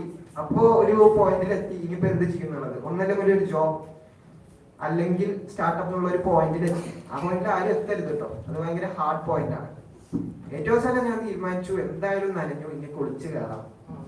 അപ്പൊ ഞാൻ ഓണ്ടർപ്രണർഷിപ്പ് തന്നെ ചൂസ് ചെയ്ത് സ്റ്റാർട്ടപ്പിന് വേണ്ടിയിട്ട് ഇറങ്ങി തിരിച്ചു. ആ സമയത്താണ് എന്നെ ഏറ്റവും കൂടുതൽ ഇവിടെ സപ്പോർട്ട് ചെയ്തിട്ടുള്ള സ്റ്റാഫ്സും പിന്നെ ഇവിടുത്തെ സ്റ്റുഡൻസാണ് അതിന്റെ മെയിൻ ഓഡിയൻസ് ഉണ്ടാകുന്നത്. പിന്നെ അനിൽ സാറിന്റെ അടുത്താണ് ആദ്യമായിട്ട് ഞാൻ ജോബിഫൈഡിന്റെ ബിസിനസ് പ്ലാൻ കൊണ്ടുപോയി വെക്കുന്നത്. അന്ന് എനിക്ക് ബിസിനസ് പ്ലാൻ എന്താണെന്ന് അറിയില്ല, സെയിൽസ് എന്താണ്, ഓപ്പറേഷൻസ് എന്താണ്, മാർക്കറ്റിംഗ് എന്താണ്, ഇങ്ങനത്തെ ഒരു ഐഡിയ ഇല്ല. സെക്കൻഡ് ഇയർ ആണല്ലോ, ബിസിനസിനെ കുറിച്ച് ഒന്നും അറിയില്ല. പക്ഷെ ഞാനൊരു ടെംപ്ലേറ്റ് നെറ്റിൽ നിന്ന് എടുത്തിട്ട് അവിടുന്ന് കുറച്ച് കോപ്പി ചേർന്ന് വെറുതെ വെച്ചിട്ട് സാറിന്റെ അടുത്ത് കൊണ്ടുപോയി വെച്ചു. കേരള സ്റ്റാർട്ടപ്പ് മിഷന് ഗ്രാന്റ് കിട്ടുമെന്ന് അറിയാൻ വേണ്ടിയിട്ട്. കിട്ടിയില്ല. അങ്ങനെ എന്ത് ചെയ്തു, അടുത്തത് അത് വെച്ച് പിച്ച് ചെയ്യാൻ വേണ്ടി തുടങ്ങി. പിന്നെ അങ്ങനെയാണ് തുടങ്ങുന്നത്. പിന്നെ 4th ഇയറിന്റെ അവസാനമായപ്പോ ജോസച്ചനെ പരിചയപ്പെട്ട് അച്ഛന്റെ ഫുൾ സപ്പോർട്ട് എനിക്ക് ഉണ്ടായിരുന്നു. ഏറ്റവും അവസാനം ഒരു സുപ്രഭാതത്തിൽ ഞാൻ അച്ഛന്റെ ഓഫീസിൽ കയറിയിട്ട് പറയാണ്, അച്ഛൻ നമുക്ക് ജ്യോതി ഹിൽസിനെ ജ്യോതി സ്റ്റാർട്ടപ്പ് വാലി ആക്കിയാലോ. അച്ഛൻ വിചാരിച്ചിട്ടുണ്ടാകാം ഒരു സ്റ്റുഡന്റ് കയറി വരുന്നു ജ്യോതി ഹിൽസിനെ ജ്യോതി സ്റ്റാർട്ടപ്പ് വാലി ആക്കിയാലോ എന്ന് പറയാൻ. അപ്പൊ ഞാൻ വിചാരിച്ചു എന്റെ മനസ്സിൽ അങ്ങനത്തെ ഓരോ ഐഡിയാസ് ആണ് ഉണ്ടാവുന്നത്. പ്രാക്ടിക്കലി പോസിബിൾ ആയിരിക്കില്ല. കാരണം ഞാൻ ആലോചിക്കുമ്പോൾ ഞാൻ കണ്ടത് ഇവിടുന്ന് കാലിക്കറ്റ് എയർപോർട്ടിക്ക് 1.2 അല്ലെങ്കിൽ 2.5 hours ആണുള്ളത്. അതേ രീതിയിൽ കൊച്ചി എയർപോർട്ടിക്കും ഓൾമോസ്റ്റ് 2.5 to 3 hours. പിന്നെ തൊട്ടടുത്ത് ഷൊർണൂർ റെയിൽവേ സ്റ്റേഷൻ. ഇവിടെ ആണെങ്കിൽ പിന്നിൽ എന്തുണ്ട്, കുറച്ച് വില്ല പ്രോജക്ട്സ് വന്നുകൊണ്ടിരിക്കുന്നുണ്ട്. ഇവിടെയാണെങ്കിൽ നമുക്ക് അത്യാവശ്യം നല്ല ക്യാമ്പസ് ഉണ്ട്. ക്യാമ്പസിലാണ് ഏറ്റവും വലിയ ഹ്യൂമൻ റിസോഴ്സ് ഉള്ളത്. നല്ല രീതിയിൽ അവരെ ട്രെയിൻ ചെയ്തെടുത്താൽ എന്ത് ചെയ്യാൻ പറ്റും, ഇവരെ നമുക്ക് റിസോഴ്സ് ആയിട്ട് ഉപയോഗിക്കാൻ വേണ്ടിയിട്ട് സാധിക്കും. അങ്ങനെയാണ് ആ ഒരു പോയിന്റില് അന്ന് ആ പ്രോജക്റ്റ് വർക്ക്ഔട്ട് ആയില്ലെങ്കിലും ഞാൻ ആലോചിച്ചത്, ഇവിടെ ഞാൻ ആലോചിച്ച് ഈ പ്രോജക്റ്റ് ചെയ്യുന്ന ടീംസ് ഉണ്ടോ, അല്ലെങ്കിൽ ഇത് മാസമായിട്ട് ചെയ്യാൻ എന്താ പറയുന്നത്. അങ്ങനെയാണ് പിന്നെയും ജോബിഫൈഡിന്റെ ഐഡിയ പിവോട്ട് ചെയ്തിട്ട് ഇന്ന് കാണുന്ന ജോബിഫൈഡ് എന്നുള്ള ആ ഒരു രീതിയിലേക്ക് കൊണ്ടുവന്നത്. ഇന്ന് ജോബിഫൈഡ് ഇതേ പ്രോസസ്സാണ് ചെയ്യുന്നത്. ഫസ്റ്റ് ഇയറിൽ ആക്ച്വലി കമ്പനി തുടങ്ങാൻ വേണ്ടിയിട്ട് ഞാൻ കാണിച്ചിരുന്നത് യൂട്യൂബിൽ നിന്നും എഡക്സ് നിന്നും കോഴ്സറിൽ നിന്നും എന്ത് ചെയ്തു, കോഴ്സ് എടുത്തിട്ട് സ്റ്റുഡൻസിന് കൊടുക്കുക എന്നുള്ളതായിരുന്നു. എന്റെ ക്ലാസ്സിൽ കുറച്ച് എന്റെ ഒപ്പം പഠിച്ചവര് എഡ്വിൻ അതുപോലെ അമൽ എന്നൊക്കെ പറഞ്ഞിട്ടുള്ള കുറച്ച് കുട്ടികൾ എന്റെ ഒപ്പം ജോയിൻ ചെയ്തു. അവർ കോഴ്സ് പഠിച്ചു, ട്രെയിൻഡ് ആയി. ഫസ്റ്റ് ഇയറിൽ സെക്കൻഡ് ഇയറിൽ അവർക്ക് എനിക്ക് സെയിൽസ് അറിയുള്ളൂ, എനിക്ക് അധികം ഡെവലപ്മെന്റ് അറിയില്ലായിരുന്നു. അപ്പൊ ഞാൻ വർക്ക് പിടിച്ചു കൊടുത്തു. പിന്നെ അവർ പ്ലേസ് ആയി പോയി. അപ്പൊ ഇതെന്ത് ചെയ്തു, ഇത് എന്റെ ബിസിനസ് മോഡൽ ആക്കി. ഇന്ന് കേരളത്തിൽ 35 കോളേജിന്റെ ഒഫീഷ്യൽ പ്ലേസ്മെന്റ് പാർട്ണറാണ് ജോബിഫൈഡ്. അതുപോലെ 420 കോളേജസ് ആണ് നമ്മളിപ്പോ ടാർഗറ്റ് ചെയ്തിട്ടുള്ളത്. ബൈ 4 കൊല്ലം കഴിയുമ്പോഴത്തേനും 10,000 സ്റ്റുഡൻസിനാണ് നമ്മൾ കേരളത്തിൽ ജോബ് കൊടുക്കാൻ വേണ്ടിയിട്ട് ആസ് ഓഫ് നോ പ്ലാൻ ചെയ്തിട്ടുള്ളത്. 10,000 ജോബ്സ് ഇവിടെ ഇല്ല, അതൊരു സത്യമാണ്. നമുക്ക് പുറത്തേക്ക് കുറച്ച് ആൾക്കാരെ പ്ലേസ് ചെയ്യേണ്ടി വരും. ബട്ട് സ്റ്റിൽ 10,000 സ്റ്റുഡൻസിനെയാണ് നമ്മൾ ജോബ് കൊടുക്കാൻ വേണ്ടിയിട്ട് നോക്കുന്നത്. അപ്പൊ എന്തെങ്കിലും ഇമ്പോസിബിൾ ആണോ? അല്ല, ഇമ്പോസിബിൾ അല്ല. മനസ്സിലായില്ലേ? ജസ്റ്റ് ശ്രമിച്ചാൽ മതി, ദാറ്റ്സ് ഓൾ. പിന്നെ അതുപോലെ തന്നെ എന്തുകൊണ്ട് ഒരു സ്റ്റാർട്ടപ്പ് കേരളത്തിൽ നിന്ന് പെട്ടെന്ന് വന്നിട്ട് ഒരു യൂണിക്കോൺ ആവണില്ല എന്ന് ചോദിച്ചിട്ടുണ്ടെങ്കിൽ അതിന് ഒരു സൊല്യൂഷൻ എന്ന് പറയുന്നത് ഒരു proper startup ecosystem fully support ചെയ്യാൻ വേണ്ടിയിട്ട് ഒരു പ്രൈവറ്റ് എക്കോസിസ്റ്റം ഇവിടെ ഇല്ല എന്നുള്ളതാണ്. അവിടെയാണ് ആക്ച്വലി ടാൽറോപ്പ് പിക്ചറിലേക്ക് കടന്നു വരുന്നത്. ടാൽറോപ്പ് ആക്ച്വലി കേരളത്തിലെ 4 പില്ലേഴ്സ്, എംപ്ലോയ്മെന്റ്, ജോബ്സ്, അതായത് ജോബ്സ്, ഓൺടർപ്രണർഷിപ്പ്, ടെക്നോളജി, എഡ്യൂക്കേഷൻ, ഈ 4 ഫോക്കസ് ചെയ്തിട്ട് 140 നിയോജക മണ്ഡലത്തിൽ നിന്നും ഒരു കോളേജിനെ സെലക്ട് ചെയ്തിട്ട് അവിടെ ഇൻഫ്രാസ്ട്രക്ചർ പ്രോജക്റ്റ് ആയ ടെക്കി സ്പാർക്ക് എന്നുള്ള പ്രോജക്റ്റ് ബിൽഡ് ചെയ്തുകൊണ്ടിരിക്കുന്നത്. അവിടുത്തെ തന്നെ സ്റ്റുഡൻസിനെ ട്രെയിൻ ചെയ്യാൻ വേണ്ടിയിട്ട് ഇപ്പോൾ ഞങ്ങൾ കൊളാബറേറ്റ് ചെയ്തിട്ട് ജോബിഫൈഡ് എന്നുള്ള സ്റ്റാർട്ടപ്പും വന്നിട്ടുള്ളത്. So it's a big project. എനിക്ക് തോന്നുന്നു മീഡിയ പാർട്ട്നേഴ്സ് ആയിട്ടുള്ള മീഡിയ വണ്, മനോരമ, മാതൃഭൂമി, ഇവരെല്ലാം ഇപ്പൊ നമ്മുടെ മീഡിയ പാർട്ട്നേഴ്സ് ആണ്. സോ ഒരു ബിഗ് പ്രോജക്റ്റിലേക്കാണ് ഇപ്പൊ ഞാൻ കടക്കാൻ വേണ്ടിയിട്ട് പോകുന്നത്. Okay, so that's it. ഇനി എന്തെങ്കിലും ചോദ്യങ്ങൾ ഉണ്ടെങ്കിൽ എനിക്ക് ഇവിടെ ചോദ്യങ്ങൾ ഉണ്ടാവാൻ ചാൻസ് ഇല്ല, കാരണം ഞാനിപ്പോ പാസ്ഔട്ട് ആയിട്ട് ഒരു കൊല്ലം ആയിട്ടുള്ളൂ.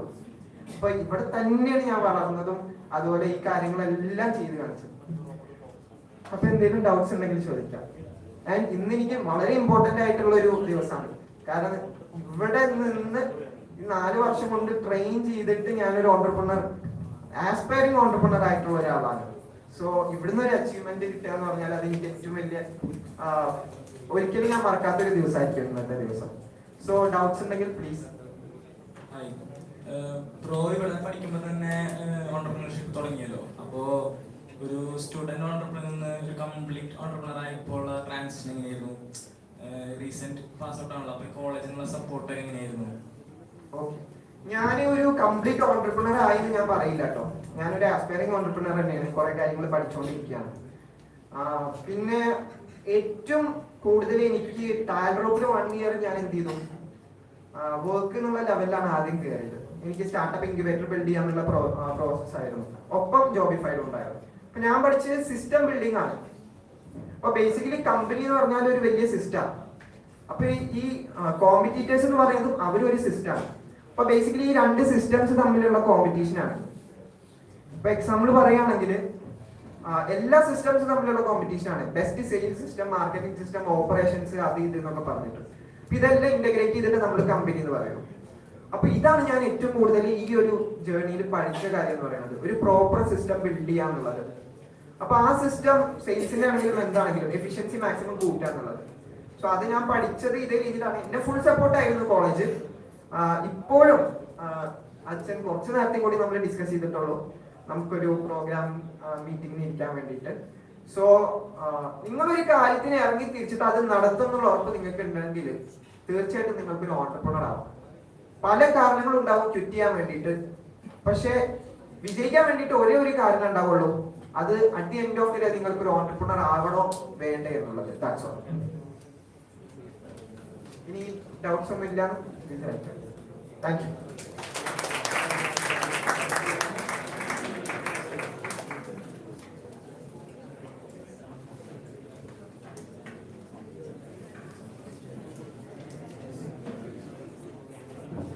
Thank you so much and congratulations. Next, I invite Father Jose Kanambura to give the next award. Our next entrepreneur is Arun T. Jose. Mr. Arun T. Jose, the founder and CEO of Black Swan, with a history spanning over 2 decades, Black Swan has established itself as one of the most trusted and reliable brands in the industry. Mr. Arun founded Black Swan under the brand name Sparkle Dry Cleaners in 2000 at City Center, Thrissur. We are truly honored to have Mr. Arun T. Jose with us, and we look forward to presenting him with the Jyothi Entrepreneur Award for his outstanding contribution to the garment care service industry in India. Please join me in welcoming Mr. Arun T. Jose to the stage to receive the award. Congratulations, Mr. Arun T. Jose, on this well-deserved honor. Some few words.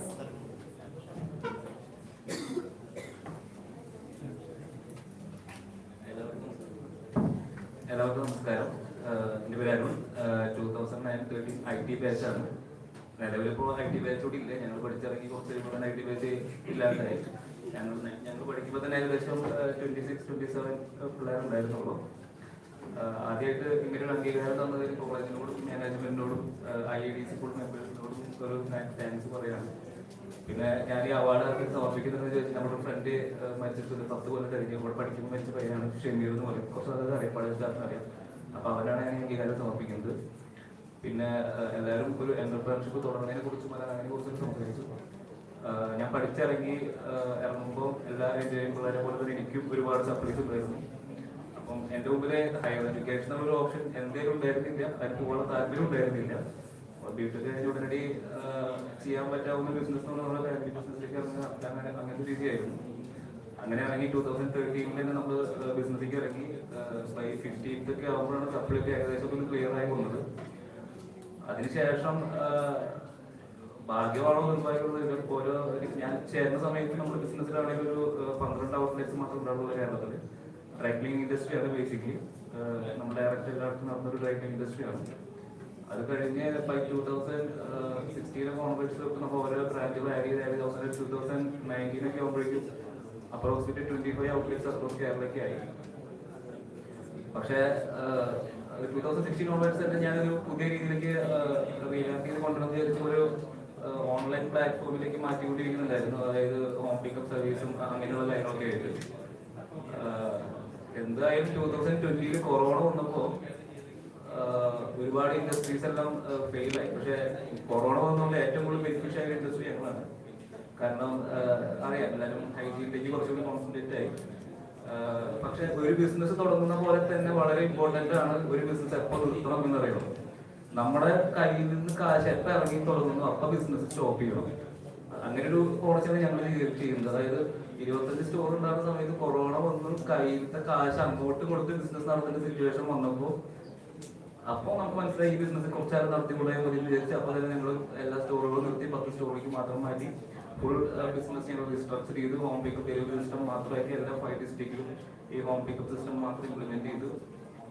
പിന്നെ second lockdown വന്നപ്പോഴേക്കും നമുക്ക് take up ചെയ്യാൻ പറ്റി. ഇപ്പോൾ നല്ല ഗ്രൂപ്പിൽ company run ചെയ്തുകൊണ്ടിരിക്കുന്നുണ്ട്. മിക്കവാറും ഈ ഇയറിനോട് കൂടിയിട്ട് ബാംഗ്ലൂരും ചെന്നൈയിലും നമ്മൾ ഓരോ സെൻട്രൽ സ്റ്റാർട്ട് ചെയ്യുന്ന പരിപാടികളുണ്ട്. അതായത് പ്രൈമറി ബിസിനസ്. അങ്ങനെ 2016 തൊട്ട് തന്നെ ഞാൻ ടാബിൽ വേറൊരു ബിസിനസ്സിൻ്റെ ഇടയ്ക്ക് ഒരു ഇൻവോൾവ്മെന്റ് ഉണ്ടായിരുന്നു. അതിന്റെ കുറച്ച് റിസർച്ച് വർക്കുകളൊക്കെ നടത്തിയിരുന്നു. അത് എന്ന് പറയുന്നത് പ്യൂർലി എന്റർപ്രൈനേഴ്സിന് സപ്പോർട്ട് ചെയ്യാവുന്ന രീതിയിലുള്ള ബിസിനസ്സാണ്. അത് കോവർക്കിംഗ് സ്പേസ് എന്ന് പറയും. അന്ന് നമ്മുടെ നാട്ടിലെ എറണാകുളം ബേസിലാണ് ചെയ്യുന്നത്. എറണാകുളത്ത് അന്ന് 1-2 സെന്റേഴ്സ് ഉണ്ടായിരുന്നുള്ളൂ. അങ്ങനെ 2020 കൊറോണയ്ക്ക് ഒരാഴ്ച മുമ്പ്, 1 മാസം മുമ്പാണ് നമ്മളെ ഫസ്റ്റ് സെന്റർ ഓപ്പൺ ആക്കുന്നത്. അന്ന് ഒരു ഇൻവെസ്റ്റ്മെന്റ് ആയിരുന്നു. അങ്ങനെ ഒരു 100 സീറ്റിന്റെ അടുത്ത് ഫുൾ ഫർണിഷ് ചെയ്ത് കോവർക്കിംഗ് സ്പേസ്, നമ്മുടെ പണ്ട് TBI പോലൊരു കോവർക്കിംഗ് സ്പേസ് ആയിരുന്നു. അതിന്റെ പേര് ഇന്നർ സ്പേസ് കോവർക്കിംഗ് എന്നായിരുന്നു. അങ്ങനെ സ്റ്റാർട്ട് ചെയ്തു. വീണ്ടും കൊറോണ വന്നു. വീണ്ടും ആ ബിസിനസ് അവിടെ ഡ്രോപ്പ് ആയിട്ട് ആ ബിസിനസ് കുറച്ചാൽ ലാക്ക് ആയി പോയി. കൊറോണ മാറി വന്നപ്പോൾ ഗവൺമെന്റിന്റെ പോളിസികളും അല്ലെങ്കിൽ അത്തരം കാര്യങ്ങളൊക്കെ കാരണം പിന്നെ എല്ലാവരും കോവർക്കിംഗ് സ്പേസിലുള്ള ആശയങ്ങളിലേക്ക് മാറി. അത് നമുക്ക് ഒരുപാട് ഗുണം ചെയ്തു. അങ്ങനെ ഇപ്പൊ ലാസ്റ്റ് ഒരു 3 years ആയി ഇപ്പൊ നമ്മൾ ആ ഇൻഡസ്ട്രി മെയിൻറ്റെയിൻ ചെയ്ത് പോകുന്നുണ്ട് പാരലലി. ഇപ്പൊ കറന്റ് നമുക്ക് 2 സെന്റേഴ്സാണ് ഉള്ളത്. ഓൾമോസ്റ്റ് ഇപ്പോൾ ജൂണോട് കൂടിയിട്ട് നമുക്ക് 4 സെന്റേഴ്സ് വരും. ഇൻഡയറക്റ്റ് ആയിട്ടൊരു 1000 ആളുകൾക്ക് ഇരുന്ന് വർക്ക് ചെയ്യാവുന്ന ഒരു ഫെസിലിറ്റി ആയിട്ട് മാറും. അപ്പോൾ ഇത്രയൊക്കെയാണ് എൻ്റെ ഒരു സക്സസ് ജേർണി ഞാൻ പറയുന്നത്. അപ്പോൾ എപ്പോഴും ബിസിനസ് തുടങ്ങുന്നത് വലിയ കാര്യം തന്നെയാണ്. പക്ഷെ ബിസിനസ് അപ്പോൾ നിർത്തുന്നത് നമ്മുടെ കയ്യിൽ നിന്ന് എപ്പോഴും കാശ് പോയി തുടങ്ങി നമുക്ക് സംശയം തോന്നി കഴിഞ്ഞാൽ അവിടെ ബിസിനസ് നിർത്തുക, അല്ലെങ്കിൽ അത് വേറെ എന്തെങ്കിലും റീസ്ട്രക്ചർ ചെയ്യുക. അതാണ് എനിക്ക് പറയാനുള്ളത്. Thank you.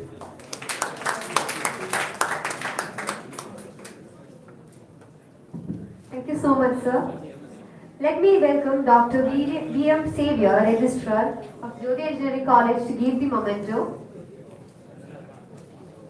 Next, we have Mr. Francis from Team Nintrivia.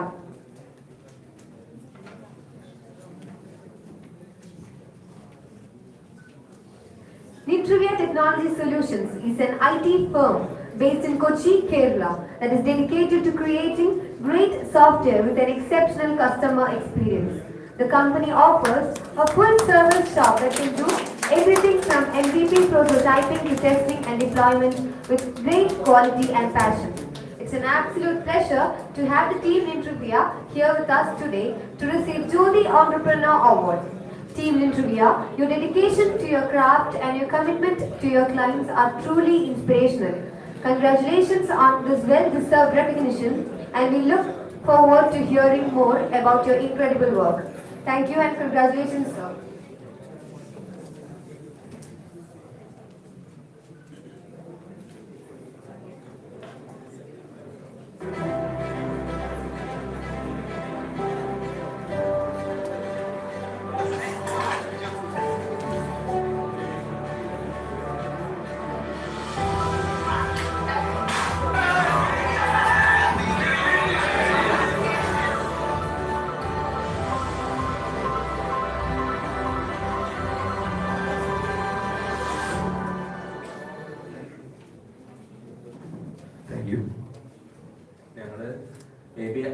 Startup ആയിരിക്കും മേ ബി കോളേജിൽ. ബിക്കോസ് 2009 കോളേജ് കഴിഞ്ഞു.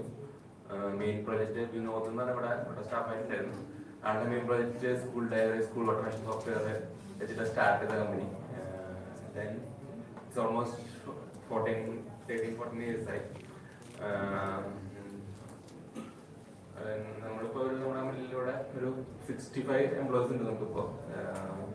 ഓൾമോസ്റ്റ് 100ഓളം പേര് നമ്മുടെ മുന്നിലൂടെ വർക്ക് ചെയ്ത് പോയിട്ടുണ്ട്. മേ ബി ഞാൻ ആദ്യമായിട്ടാണ്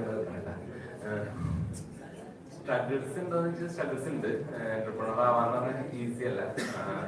നമ്മളൊരു ആഗ്രഹം അത്രയധികം സ്ട്രോങ് അല്ലെങ്കിൽ നമുക്ക് പലപ്പോഴും നിർത്താൻ തോന്നും. പക്ഷെ നമ്മൾ കീപ് ട്രൈ സേവാനന്ദം കൊണ്ട് ഞങ്ങൾക്ക് ഞങ്ങൾ മുന്നോട്ട് തന്നെ പോയിക്കണേ. 20 ആയിരുന്നു കുറെ കാലം വരെ. കോവിഡിന് ശേഷം നമ്മൾ 65 ആയി. നമ്മൾ ടെക്നോളജീസ് നമ്മൾ നല്ല രീതിയിൽ ഡെലിവറി ചെയ്യാൻ നോക്കാതെ ഞങ്ങൾ പ്രൊഡക്റ്റ് ആയിട്ടാണ് സ്റ്റാർട്ട് ചെയ്യുന്നത്. ഞങ്ങൾ സർവീസ് സെക്ടറാണ് കൂടുതലൊക്കെ ചെയ്യുന്നത്. Back and front technology mobile. എന്തെങ്കിലും ക്വസ്റ്റ്യൻ ഉണ്ടെങ്കിൽ ചോദിക്കാം.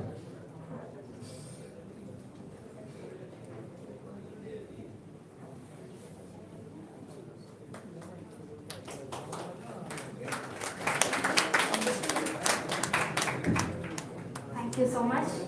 Next, I invite Jyothi Karatu, Principal of Jyothi Engineering College, to hand over the momentum. Our next entrepreneur is Christo Kolanur. Mr. Christo Kolanur, Istrotech Robotics and Innovation Private Limited, is a well-known entrepreneur who has made significant contributions to the business world.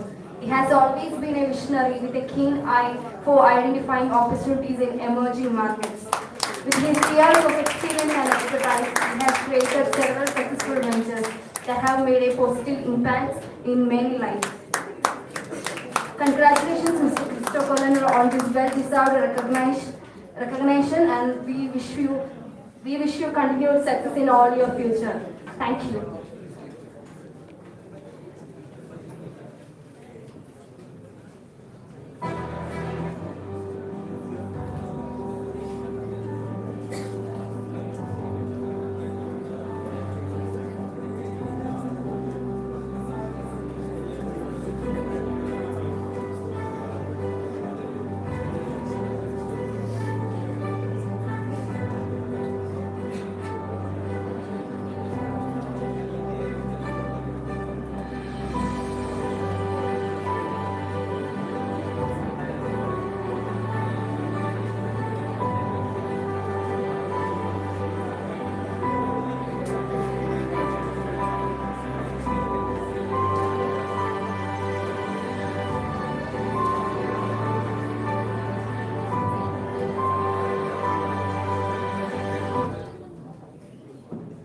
Hi, എൻ്റെ പേര് Cristo. ഞാനിവിടെ 2016-20 pass ഔട്ടാണ്. ഈ കണ്ട project ഞങ്ങളുടെ 2020 ഞങ്ങളുടെ mechanical engineering final project ആയിരുന്നു. അത് ഞങ്ങൾ കോവിഡ് കൊണ്ട് സ്റ്റാർട്ട് ചെയ്തതല്ല, നിപ്പയുടെ ഒരു അറ്റാക്ക് കണ്ടിട്ട് ഞങ്ങൾ സ്റ്റാർട്ട് ചെയ്തൊരു പ്രൊജക്റ്റ് ആയിരുന്നു. ഞങ്ങൾ യൂസ് റോബോട്ട് എന്ന് പറഞ്ഞിട്ട്. അപ്പോൾ അന്ന് first of the kind robot ആയിരുന്നു. അപ്പോൾ ഞങ്ങളുടെ ഫൈനൽ ഇയർ ആയിരുന്നു. കോവിഡ് വന്ന് ഹിറ്റ് ചെയ്ത് ആകെ ഒരു ഇഷ്യൂയും കാര്യങ്ങളൊക്കെ ആയി. അന്ന് ഞങ്ങളുടെ ഫൈനൽ ഇയർ ഇതുപോലെ തരംഗ് കഴിഞ്ഞ് ഒരു 1 വീക്ക് കഴിഞ്ഞതിന്റെ പിന്നാലെയാണ് കോളേജുകളെല്ലാം ക്ലോസ് ചെയ്തത്. അപ്പോൾ ഞങ്ങൾ ആദ്യം ഒരു 1 വീക്കിന്റെ ഒരു വെക്കേഷൻ എന്ന് കരുതിയുള്ളൂ. പക്ഷെ അത് പിന്നെ അതിന് ശേഷം കോളേജിൽ തന്നെ വന്നിട്ടില്ല. അപ്പൊ അങ്ങനെ ഷട്ട് ഡൗൺ ആയി കോളേജുകളെല്ലാം. അപ്പോൾ അതിനുശേഷം ഇപ്പോൾ ഞങ്ങൾ എല്ലാവരും വീട്ടിലിരിക്കുന്ന സമയത്താണ് ഈ പ്രൊജക്ട് എല്ലാവരെയും മൈൻഡിലുണ്ടായിരുന്നത്. അപ്പോൾ ഞങ്ങൾ ആലോചിച്ചത്രേ ഉള്ളൂ. നിപ്പയുടെ ടൈമിൽ നമ്മൾ സ്റ്റാർട്ട് ചെയ്തൊരു ഐഡിയ ആയിരുന്നു. അപ്പോൾ കോവിഡ് ടൈമിൽ നല്ല രീതിയിലൊന്ന് പ്രോഗ്രസ് ചെയ്തിരുന്നുള്ളത്. അപ്പോൾ ഞങ്ങൾ പെട്ടെന്ന് തന്നെ ഞങ്ങളുടെ ഫ്രണ്ടിന്റെ ഒരു വീടിന്റെ ബെഡ്റൂം വർക്ക്ഷോപ്പ് ആക്കി എടുത്ത്. അപ്പോൾ ഞങ്ങൾ റോബോട്ടിക്സ് ബാക്ക്ഗ്രൗണ്ട് ആരുമില്ല. അപ്പോൾ ഞങ്ങൾ തന്നെ സെൽഫായിട്ടിരുന്ന് റോബോട്ടിക്സ് പഠിച്ചു കോഴ്സ്. അതുപോലെ തന്നെ എന്താ പറയുക, യൂട്യൂബിലൊക്കെ ക്ലാസ് കേട്ട് അങ്ങനെ പഠിച്ച് ഞങ്ങൾ ഡെവലപ്പ് ചെയ്ത റോബോട്ടാണ് use robot.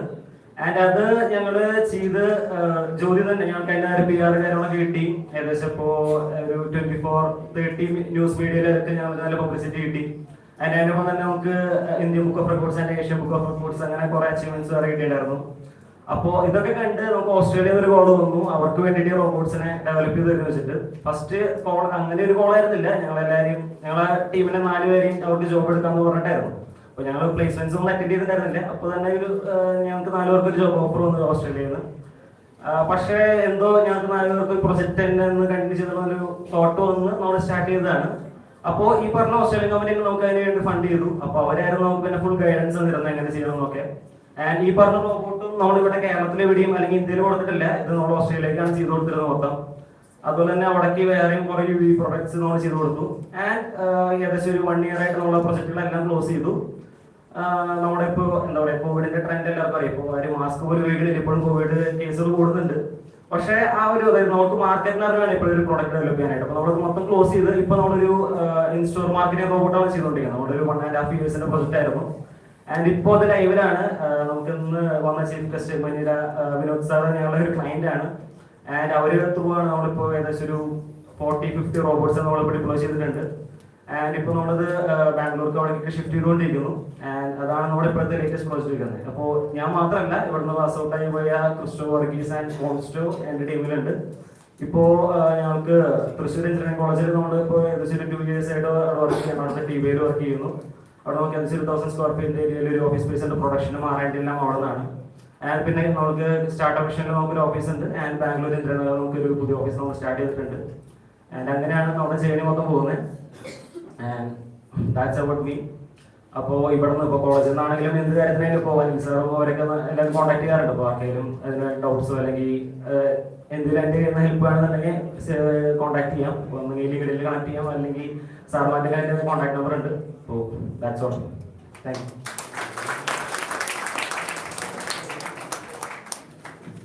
Thank you, sir. Let me welcome Reverend Father Thomas Kakasheri to give the next memento. Our next entrepreneur is Mr. Don Peter, the co-founder and CTO at Finance.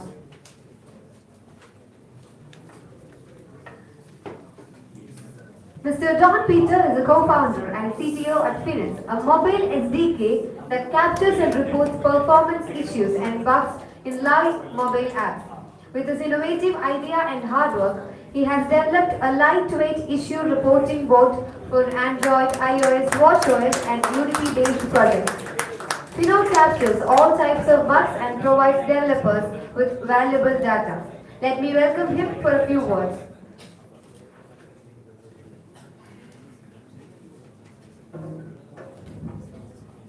എൻ്റെ പേര് Don. ഞാൻ 2009-2013 ബാച്ചിലാണ്. IT ആയിരുന്നു. ജോസിന്റെ കൂടെയായിരുന്നു, Arun T ജോസിന്റെ കൂടെയായിരുന്നു. വിനീഷ് സാറൊക്കെ സാറാണ്.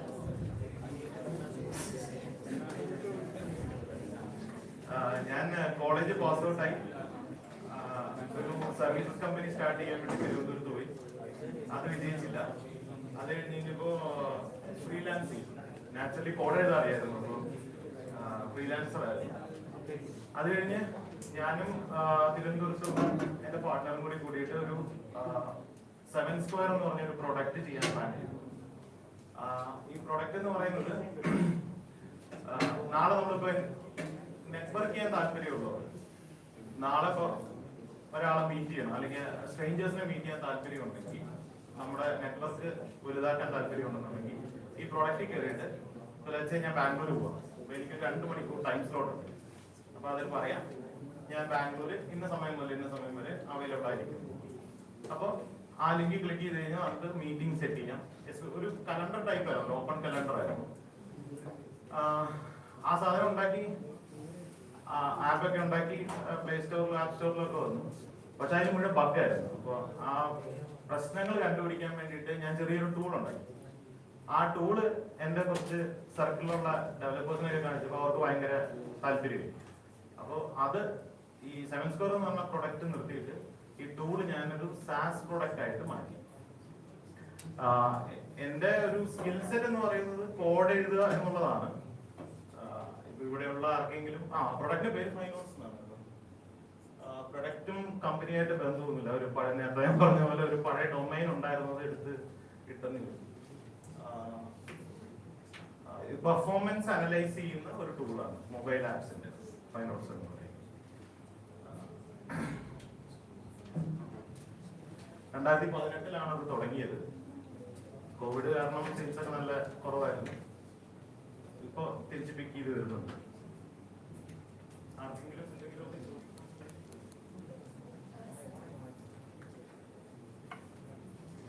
Hi sir, I'm Sandra. I'm a CS third year student. അപ്പം സാറിന് ഓൾറെഡി അറിയാം, എൻ്റെ ഫ്രണ്ട് പറഞ്ഞിട്ട് അറിയാം. അപ്പം ആള് പറഞ്ഞത് ലൈക്ക് സ്റ്റാർട്ട് ചെയ്ത കുറച്ച് സ്റ്റാർട്ടപ്സ് തുടക്കത്തിൽ ക്ലിക്കാവാതെയാണ് ലാസ്റ്റ് ഫിനോട്സ് തുടങ്ങിയത്. അതാണ് ക്ലിക്കായതെന്ന് അങ്ങനത്തെ ഒരു ഹിസ്റ്ററി ഞാൻ കേട്ടിട്ടുണ്ട്. ബേസിക്കലി ഇതിനു മുൻപ് കുറച്ച് സ്റ്റാർട്ടപ്സ് സാർ ട്രൈ ചെയ്തായിരുന്നു. എനിക്ക് 2-3 കമ്പനികളിൽ ഷെയർ ഉണ്ടായിരുന്നു, പക്ഷെ ഒന്നും ഇവിടെ എത്തിയില്ല. പാർട്ടഡ് എന്ന് പറഞ്ഞിട്ടൊരു കമ്പനി ഉണ്ടായിരുന്നു. അത് ഈ OLX നമ്മൾ ഉപയോഗിച്ച സാധനങ്ങൾ ഇട്ടിട്ട് വിൽക്കുമല്ലോ. ഈ സാധനം എന്ന് പറയുന്നത് അപ്പോൾ എൻ്റെ ഒരു പഴയ ബുക്കുണ്ട്, ഞാനത് ഈ ബാർട്ടറിൽ ലിസ്റ്റ് ചെയ്യും. അപ്പോൾ സാറിൻ്റെ വേറൊരു ബുക്ക് ഉണ്ട്, അപ്പോൾ സാറിന് ലിസ്റ്റ് ചെയ്യുന്നു. നമ്മളിത് രണ്ടും കാണുമല്ലോ, നമ്മൾ ട്രേഡ് ചെയ്യാൻ തുടങ്ങി. വാട്ടർ ചെയ്യുന്ന പഴയ വാട്ടർ സിസ്റ്റം ഉണ്ടല്ലോ, അങ്ങനത്തെ കുറെ പരിപാടികളുണ്ട്. സംഭവം എന്താണെന്നറിയോ, ഈ ഇതൊന്നും ക്ലച്ച് പിടിക്കാത്തതിന്റെ കാരണം എന്താണെന്ന് വെച്ച് കഴിഞ്ഞാൽ നേരത്തെ പറഞ്ഞില്ലേ, ഈ ഡിസിപ്ലിൻ ആവശ്യമുണ്ട്. ഞാൻ എവിടെ പഠിച്ചിട്ടില്ല, സോറി ഞാൻ എവിടെ ജോലി ചെയ്തിട്ടില്ല. അത് വലിയൊരു പ്രശ്നമാണ്. നമ്മള് ജോലി ചെയ്ത് കഴിയുമ്പോൾ ഈ ഇതെന്ന് വെച്ചാൽ ഭയങ്കര ഫ്ലെക്സിബിൾ ആണ് നമ്മുടെ ജീവിതം. ഈ കോളേജ് കഴിഞ്ഞ് നമുക്ക് തോന്നുമ്പോൾ വർക്ക് ചെയ്താൽ മതി. നാളെ വേണ്ടെന്നുണ്ടെങ്കിൽ ഞാൻ വേണ്ടാന്ന് തീരുമാനിക്കും. നമ്മളൊരു ജോലി കയറി കഴിഞ്ഞാൽ നമുക്കൊരു ഡിസിപ്ലിൻ വരും. ആ ഡിസിപ്ലിൻ ഉള്ള ആൾക്കാർക്കാണ് നാളെ ഒരാളെ ഹയർ ചെയ്യുന്ന സമയത്ത് അല്ലെങ്കിൽ നമ്മുടെ കൂടെ വർക്ക് ചെയ്യുന്ന ആൾക്കാരെയൊക്കെ നമുക്ക് മാനേജ് ചെയ്യാൻ പറ്റും. അത് വളരെ നല്ലൊരു പോയിന്റാണ്. അപ്പൊ അതൊക്കെയായിരുന്നു ഈ ഇത് ഫെയിൽ ആവാനുള്ള കാരണം. അതായത് ഇപ്പൊ ഒരു സ്റ്റാർട്ടപ്പ് തുടങ്ങാൻ തന്നെ നമുക്ക് അത്യാവശ്യം അധികം കറേജ് വേണം. സോ ഫസ്റ്റ് സ്റ്റാർട്ടപ്പ് ക്ലിക്കാവാത്ത ആ ഒരു ഡിപ്രഷനും പ്ലസ് ഇതിന് വേണ്ട ഒരു കറേജും how did you build that? Courage ഒന്നുമില്ല. നമ്മുടെ ജീവിതത്തിൽ വലിയൊരു സംഭവം ഉണ്ടായി കഴിഞ്ഞ് കഴിഞ്ഞപ്പോ നാട് വിട്ടതാണ് വിട്ടത്. നാട് വിട്ടത് എങ്ങനെയാന്ന് വെച്ച് കഴിഞ്ഞാൽ തിരുവനന്തപുരത്ത് എന്റെ ഒരു കസിനുണ്ട്. പുള്ളിക്കാരൻ ഒരു പ്രാവശ്യം വീട്ടിൽ വന്നപ്പോ നമ്മള് അലമ്പാണല്ലോ, അപ്പൊ അങ്ങനെ അലമ്പായിട്ടിരുന്നപ്പോ നീ അങ്ങോട്ട് പോകാൻ നമുക്കൊരു കമ്പനി വേണം പറഞ്ഞ് പോയതാണ്. പക്ഷെ അതൊന്നും നടന്നില്ല കേട്ടോ. അതിനു മുമ്പ് എന്റെ ബാച്ച്മേറ്റ് അരുൺ ഹരിദാസ് എന്ന് പറഞ്ഞ അവനും ഞാനും കൂടി കോളേജ് സമയത്തും ഇതേപോലെ S6, S7, S8 സമയത്തൊക്കെ ഒരു കമ്പനി തുടങ്ങാനുള്ള പരിപാടിക്ക്. പക്ഷെ ഇതൊന്നും നടന്നില്ല, വിജയിച്ചില്ല. ഇനി കറേജ് എന്ന് പറഞ്ഞൊരു സാധനമൊന്നുമില്ല. ഇതിപ്പോ എന്താണെന്ന് വെച്ച് കഴിഞ്ഞാൽ എന്റെ വീട്ടിൽ നിന്ന് ഫുൾ സപ്പോർട്ടായിരുന്നു. എനിക്കറിയാം ഞാൻ അന്ന് തുടങ്ങുന്ന സമയത്ത് എന്റെ കൂടെ ഉണ്ടായിരുന്നു ഈ മറ്റേ കൊച്ചിയിലുള്ള സ്റ്റാർട്ടപ്പ് വില്ലേജിലൊക്കെ കുറെ പിള്ളേരുണ്ട് എന്റെ പ്രായത്തിലുള്ള. അവർക്കൊക്കെ വീട്ടിൽ നിന്നൊക്കെ ഭയങ്കര എതിർപ്പായിരുന്നു ഈ കമ്പനി തുടങ്ങുക എന്നൊക്കെ പറയും. കാരണം നല്ലൊരു സാലറി ഉള്ളൊരു ജോലി കിട്ടുക എന്ന് പറഞ്ഞാൽ നാച്ചുറലാണ്. പിന്നെ ഈ പറഞ്ഞ വിവാഹ മാർക്കറ്റിലൊക്കെ ഭയങ്കര ബുദ്ധിമുട്ടാണ്. എന്റെ കല്യാണം കഴിഞ്ഞ് കഴിഞ്ഞപ്പോ എന്റെ കോ ഫൗണ്ടറിന് ഭയങ്കര ആശ്ചര്യമായിരുന്നു. പുള്ളി ഫേസ്ബുക്കിൽ എന്റെ ഫോട്ടോ ഒക്കെ എടുത്തിട്ട് എനിക്കും പെണ്ണ് കിട്ടിയെന്നൊക്കെ പറഞ്ഞു.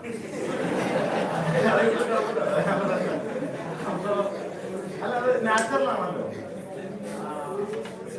എന്റെ ഭാര്യയുടെ വീട്ടുകാർക്ക് എന്തോ പ്രശ്നമാണ്. അവരാരും അന്വേഷിച്ചില്ല. ഞാൻ കല്യാണമൊക്കെ കഴിഞ്ഞിട്ട് പുള്ളി വന്നിട്ട് എന്നോട് ചോദിച്ചു ഇവർക്ക് എന്തെങ്കിലും പ്രശ്നമുണ്ടോ എന്ന് ചോദിച്ചു.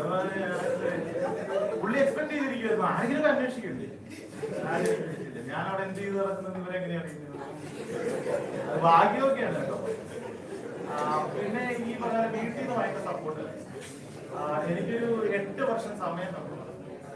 അതായത് കോളേജ് കഴിഞ്ഞ് കഴിഞ്ഞപ്പോ ഞാൻ തിരുവനന്തപുരത്തേക്ക് പോവാണ്. അപ്പൊ 8 വർഷം സമയമുണ്ട് എനിക്ക് ഇഷ്ടമുള്ളത് ചെയ്യുന്നത്. ഇത് 10 വർഷമായി.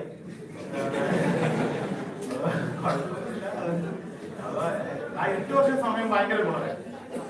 പക്ഷെ ഇതില് നിങ്ങളെ അറിയേണ്ട ഒരു കാര്യമുണ്ട്. ഇപ്പൊ നേരത്തെ പറഞ്ഞ പോലെ നമ്മളിപ്പോ കുറച്ച് വർഷങ്ങൾ നമ്മൾ എവിടെയെങ്കിലും ഒരു ജോലി എടുക്കുക അല്ലെങ്കിൽ ഡൊമൈൻ പിക്ക് ചെയ്യാനൊക്കെ ഭയങ്കര പാടാണ്. പക്ഷെ നമ്മൾ പഠിച്ച കോഴ്സിനനുസരിച്ച് നമുക്ക് ഇഷ്ടമുള്ള ഡൊമൈനിലൊക്കെ പോയി ജോലി എടുക്കും. പക്ഷെ ഈ സമയത്തൊക്കെ നിങ്ങൾക്ക് നാളെ എപ്പോഴെങ്കിലും ഒരു സ്വന്തമായിട്ടൊരു പ്രൊഡക്റ്റ് തുടങ്ങണം എന്ന് ആഗ്രഹം ഉണ്ടെങ്കിൽ നിങ്ങൾ ചെയ്യേണ്ട ഒന്നാമത്തെ കാര്യം എന്റെ അഭിപ്രായത്തില് നെറ്റ്വർക്കാണ്. മാക്സിമം ആൾക്കാരെ കണ്ട് പരിചയപ്പെടുക. ഇവരൊന്നും എപ്പോഴും ഓർത്തിരിക്കണമെന്നില്ല. ഇപ്പം ഒരു മടിയും വിചാരിക്കേണ്ട ആവശ്യമില്ല. ഒരു പുതിയൊരാളെ നമ്മൾ പോയി കാണുന്ന സമയത്ത്. അപ്പൊ ഞാനിപ്പോ അത് എസ്പെഷ്യലി ഞാൻ മനസ്സിലാക്കി നമ്മൾ ഈ ബാംഗ്ലൂർ ഇവന്റുകൾക്കൊക്കെ പോകുമ്പോഴാണ്. ഈ ബാംഗ്ലൂരിൽ നിന്ന് ഞാൻ പറയാൻ കാരണം എന്ന് വെച്ചാൽ അവിടുത്തെ ഇവന്റിൽ കുറെ ആൾക്കാരുണ്ട്. അപ്പൊ എപ്പോഴും നമ്മളെ പോലെ മാറിയിരിക്കുന്ന ആൾക്കാരുണ്ടോ, മടിച്ചു നിൽക്കുന്ന ആൾക്കാരുണ്ടോ. പക്ഷെ എന്താണെന്ന് വെച്ച് കഴിഞ്ഞാൽ നമ്മൾ നേരെ ചെന്ന് വർത്താനം പറയാൻ തുടങ്ങിയാൽ എന്തെങ്കിലുമൊക്കെ പറഞ്ഞു തന്നെ. ഞാൻ ഈ ഇവിടെ പറയാൻ പറ്റുമെന്ന് എനിക്കറിയില്ല. ഞാനെപ്പോഴും ഈ പരിപാടി ഭയങ്കര പ്രശ്നമാണ്. നമ്മൾ ഈ കോഡ് എഴുതുന്നവർ എങ്ങനെയാ പറയാ, ഞാനെങ്ങനെ വെച്ച് കഴിഞ്ഞാൽ 2 ആളോട് സംസാരിക്കാൻ ഭയങ്കര പേടിയാണ്. എനിക്ക് ഈ സിഗരറ്റ് വരും. അപ്പം ഞാനെന്താ ചെയ്യാന്ന് വെച്ച് കഴിഞ്ഞാൽ ഈ ഇവന്റിനൊക്കെ പോയിട്ട് ഈ എല്ലാ ഇവന്റിന് പോയാലും പുറത്ത് എവിടെയെങ്കിലും സ്ഥലമുണ്ടോ ഈ സിഗരറ്റ് വലിക്കുന്നതിന്. അവിടെ പ്രത്യേകം ഈ വരുന്ന മിക്കവരുടെ കയ്യിൽ ലൈറ്റർ ഉണ്ടാവില്ല. നമ്മൾ ചെന്ന് അവിടെ ഇങ്ങനെ നിന്നാൽ വലിക്കണമെന്നില്ല കേട്ടോ. നമ്മളവിടെ ചെന്ന് നിന്നാൽ അപ്പൊ അവരൊന്ന് ലൈറ്റർ ഉണ്ടോ ആ ലൈറ്റർ ഉണ്ടെന്ന് പറയും. അപ്പൊ അത് പേരെന്താ ഇങ്ങനെ വർത്തമാനം പറഞ്ഞു. അങ്ങനെ ഇഷ്ടം പോലെ ആൾക്കാർക്ക്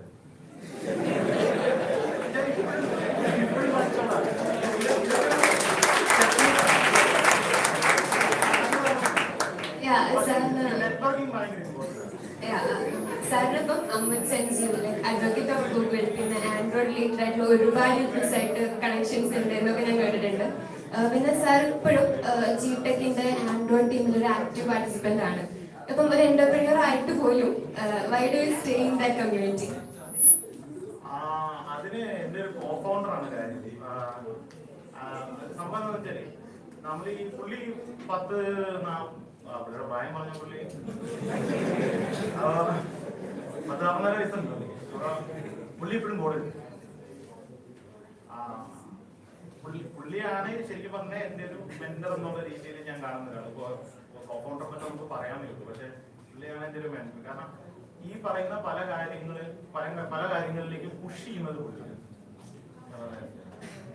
ഇപ്പൊ നേരത്തെ വെച്ചില്ലേ മറ്റേ സ്വാമൃതമായിട്ടാണെങ്കിലും അല്ലെങ്കിൽ ഇപ്പോഴും ഗ്രൂപ്പുകളിലൊക്കെ ഇൻവോൾവ് ആവാനുള്ള 2 റീസൺസിൽ ഒന്ന് ഇതൊരു ടെക്നോളജി ഗ്രൂപ്പ് ആണെന്നുള്ളതാണ്. അപ്പൊ ഞാൻ കൂടെ ഇരുന്ന ആളായതുകൊണ്ട് എനിക്ക് നാച്ചുറലി അതിനോടൊരു ഇൻട്രസ്റ്റ് ഉണ്ട്.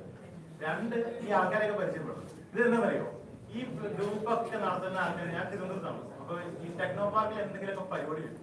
അപ്പൊ ഈ പരിപാടിക്ക് നമ്മൾ ചെല്ലുമ്പോൾ എന്താണെന്ന് വെച്ച് കഴിഞ്ഞാൽ ഇപ്പൊ ഇവിടെ വന്നു കഴിഞ്ഞാൽ എനിക്കിപ്പോ അരുണിനെ അറിയാം, അല്ലെ, വിനോദ് സാറിനെ അറിയാം, ശ്രീകാന്ത് സാറിനെ അറിയാം. നമ്മൾ ഈ പരിപാടിക്ക് ചെന്നെങ്കിൽ അറിയുന്ന ആരും ഇല്ലെങ്കിൽ ഭയങ്കര ബുദ്ധിമുട്ടാണ്. ഞാൻ നേരത്തെ പറഞ്ഞില്ലേ. അപ്പൊ ഈ പിള്ളേരെ നമ്മൾ അല്ലാതെ പരിചയപ്പെട്ട് ഇവര് നമ്മളോട് വർത്താൻ പറഞ്ഞു. ആ ഒരു ഐസ് ബ്രേക്കിംഗ് നടക്കുക, എല്ലാം ഗിയർ ടുവേർഡ്സ് നെറ്റ്വർക്കിംഗ്. അത് നമ്മൾ ചെയ്യും. അതിപ്പോ ഈ പറഞ്ഞ പോലെ നിങ്ങൾ ജോലി ചെയ്യുവാണെങ്കിൽ എന്താണെങ്കിലും കുഴപ്പമില്ല, ആ സമയത്ത് നിങ്ങൾ നെറ്റ്വർക്കിംഗ് ചെയ്യുക.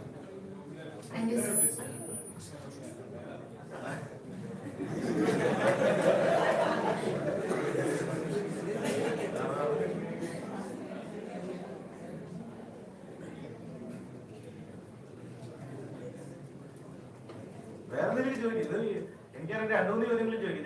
ഞാനൊക്കെ മറ്റേ സ്കൂളിലും കോളേജിലൊക്കെ പഠിക്കാൻ പറ്റും. ഇങ്ങനെ എന്തെങ്കിലും പരിപാടികൾ വരുമ്പോൾ നമ്മളെ പിടിച്ച് ഇരുത്തുമല്ലോ. ഇൻട്രസ്റ്റ് ഉണ്ടായിട്ടൊന്നും പറ്റില്ല. അപ്പൊ ഈ വർത്താനം പറയുന്നതിനോട് 2 ചോദ്യം ചോദിക്കണം. അപ്പൊ ആദ്യമേ പറഞ്ഞ് എഴുതി കൊടുക്കുക. ഇപ്പോഴുണ്ടോ?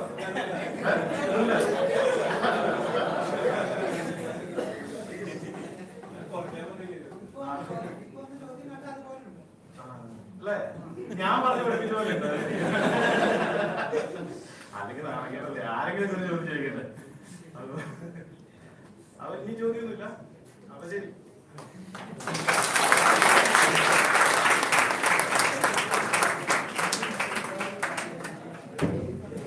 Thank you so much, sir. Next, I invite Father Jose Kanambura to give the momentum. Our next entrepreneur is Dr. Shrikant Madhav. Dr. Shrikant Madhav is a prominent figure in the field of technology and innovation, and we are honored to have him with us today to receive a well-deserved memento. He is currently the CEO of Company Tech, which is a maker space, fab lab, and product development center located in Shambur. Company Tech is a hub of innovation that fosters the spirit of creativity and authorship in its members. We are truly fortunate to have such an accomplished and visionary leader among us today, and we wish him all the best in the future endeavors. Congratulations.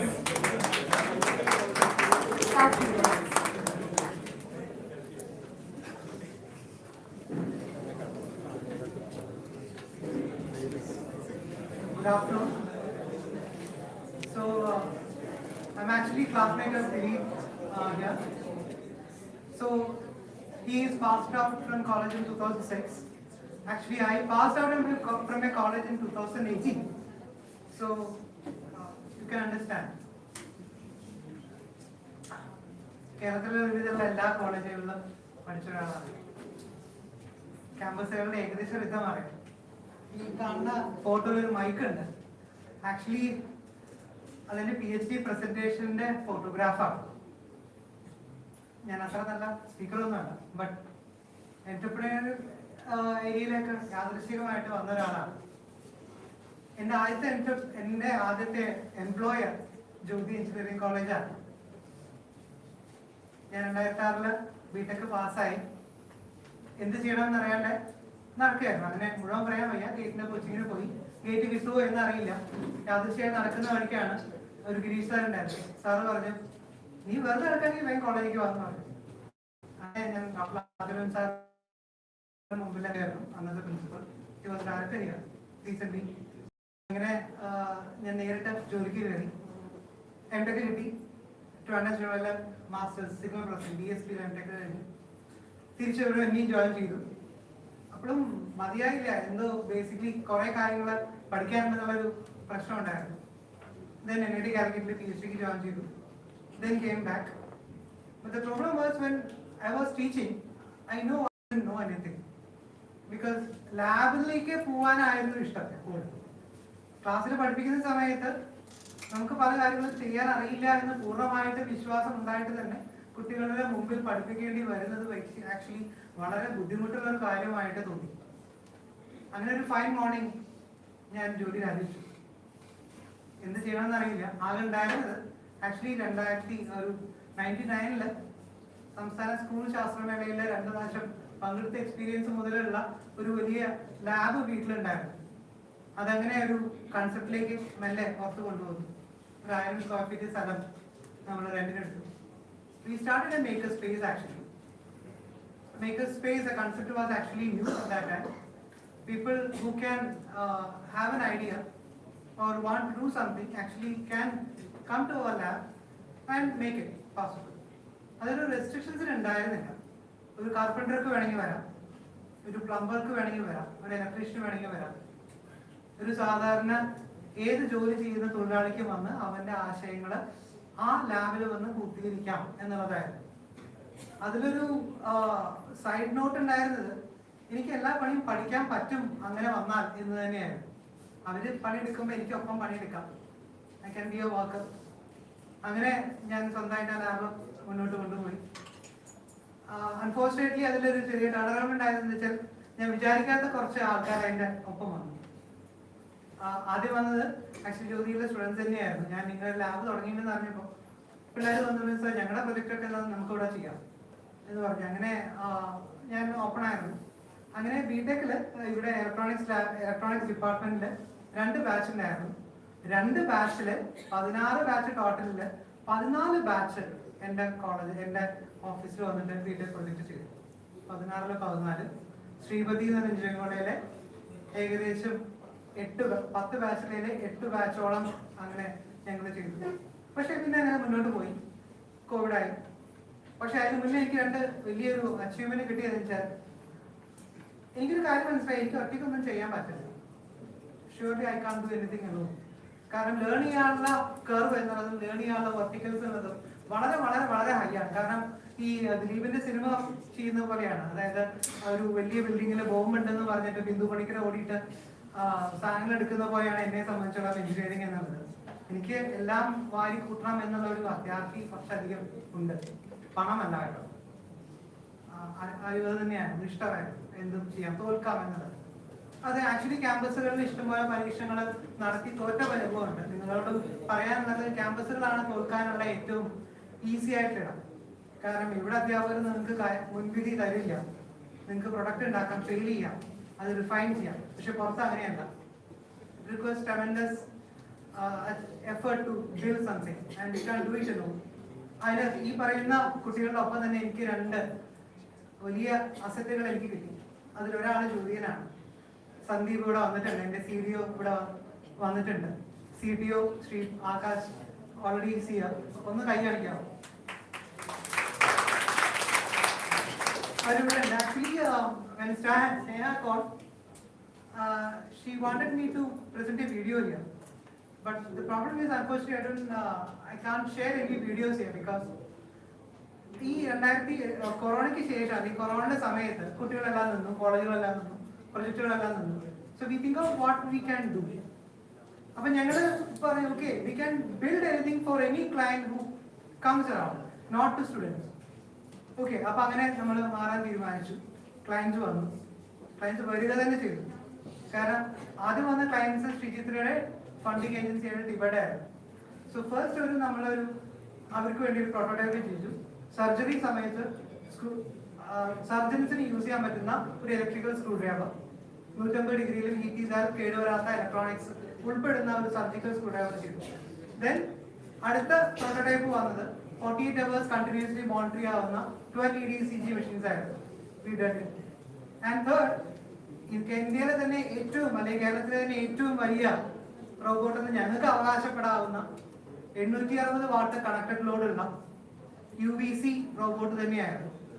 ഏതാണ്ട് 16ഓളം സെൻസേഴ്സും ക്യാമറാസും fully ഒരു semi ഓട്ടോണമസിനേക്കാൾ മുകളിലുള്ള ഒരു UVC robot ഞങ്ങൾ Trivandrum Sreedhara ഹോസ്പിറ്റലിന് submit ചെയ്തിട്ടുണ്ട്. അതൊരു 100 കുറെ medical ടെസ്റ്റിങ്ങിന് വേണ്ടിയിട്ട് ചെയ്തുകൊണ്ടിരിക്കുകയാണ്. ദെൻ NIT കാലിക്കറ്റിന്റെ റിസർച്ച് ആയിട്ടുള്ള പല വർക്കുകളും ഞങ്ങൾ ചെയ്യുന്നുണ്ട്. ഡീപ് ബ്രെയിൻ സിമുലേഷന് വേണ്ടിയിട്ടുള്ള സിസ്റ്റംസ് നമ്മളിപ്പോൾ ചെയ്യുന്നുണ്ട്. പിന്നെ കൊണ്ടുവരാൻ പറ്റില്ല എന്ന് പറയാൻ പറ്റില്ല, കൊണ്ടുവന്ന് ഇത്രയാണ്, ഒരു ചെറിയ പ്രൊഡക്റ്റാണ്. We develop company tech at Shoranur. ഇത് വൈഫൈയും ബ്ലൂടൂത്തും ടെമ്പറേച്ചർ സെൻസറും ബാരോമെട്രിക് സെൻസറും ബാറ്ററി ചാർജിങ്ങും അടക്കമുള്ള ഒരു മൊഡ്യൂളാണ്. ഹൈലി കോൺഫിഗറബിൾ ആയിട്ടുള്ള. So actually these things are basically possible to anyone who is from Shornur. I don't have a family business. Me Akash and Sandeep doesn't have actually a tech family business. Akashine മാത്രമാണ് ഇനി ഫാമിലിയിലെ ഒരു business ഉള്ളത്. ഞങ്ങൾക്ക് രണ്ടുപേർക്കും ഇല്ല. എൻ്റെ അച്ഛൻ ആദ്യത്തെ ഡിഗ്രി ഹോൾഡറാണ് ആ ഫാമിലിയിൽ. ഞാൻ ആദ്യത്തെ PhD ഹോൾഡറാണ് എൻ്റെ ഫാമിലിയിൽ. ഒരൊറ്റ ഫാമിലി ബിസിനസ് പോലും ഇല്ല. The only striving is we like to read and we like to do. We are not actually in a businessman or an entrepreneur in the perspective of we may not be a good icons. But ഞങ്ങളുടെ ഒറ്റ ചിന്ത മാത്രമേ ഉള്ളൂ. ആൾക്കാർ പറയും ഒരു product ഉണ്ടാക്കണമെങ്കിൽ you can go to China, come with the product. But hardware ഉണ്ടാക്കണമെങ്കിൽ our focus is you come to Shornur, come to company tech. You just can go to China. എന്തെങ്കിലും സംശയം ഉണ്ടെങ്കിൽ ചോദിക്കാം.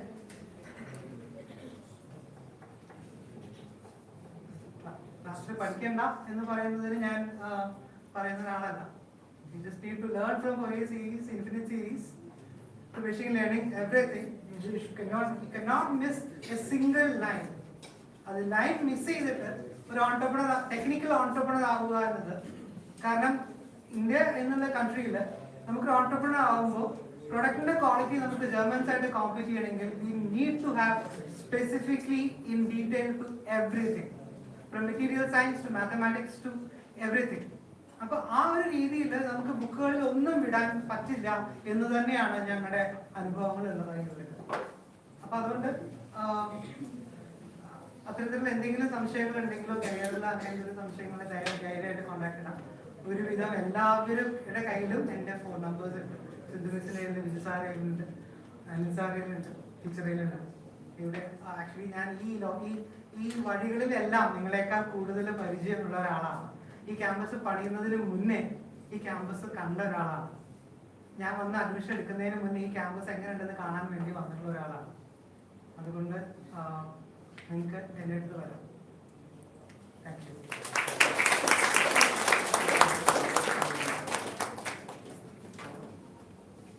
Thank you, sir. Let me welcome our principal, Jyothi sir, to give the memento. Our next entrepreneur is Mr. Jiju Varghese, the creator of Flying Press. Mr. Jiju Varghese is the co-founder of Messengerify Labs and the founder of Flying Web Solutions, a company that specializes in creating innovative web solutions for businesses. Flying Press, a lightweight and easy to use speed automation plugin for WordPress. This plugin has helped many businesses improve their website speed, resulting in better user experience and increased conversions. So without further ado, please join me in welcoming Mr. Jiju Varghese to stage, and congratulations Jiju Varghese. A few words please.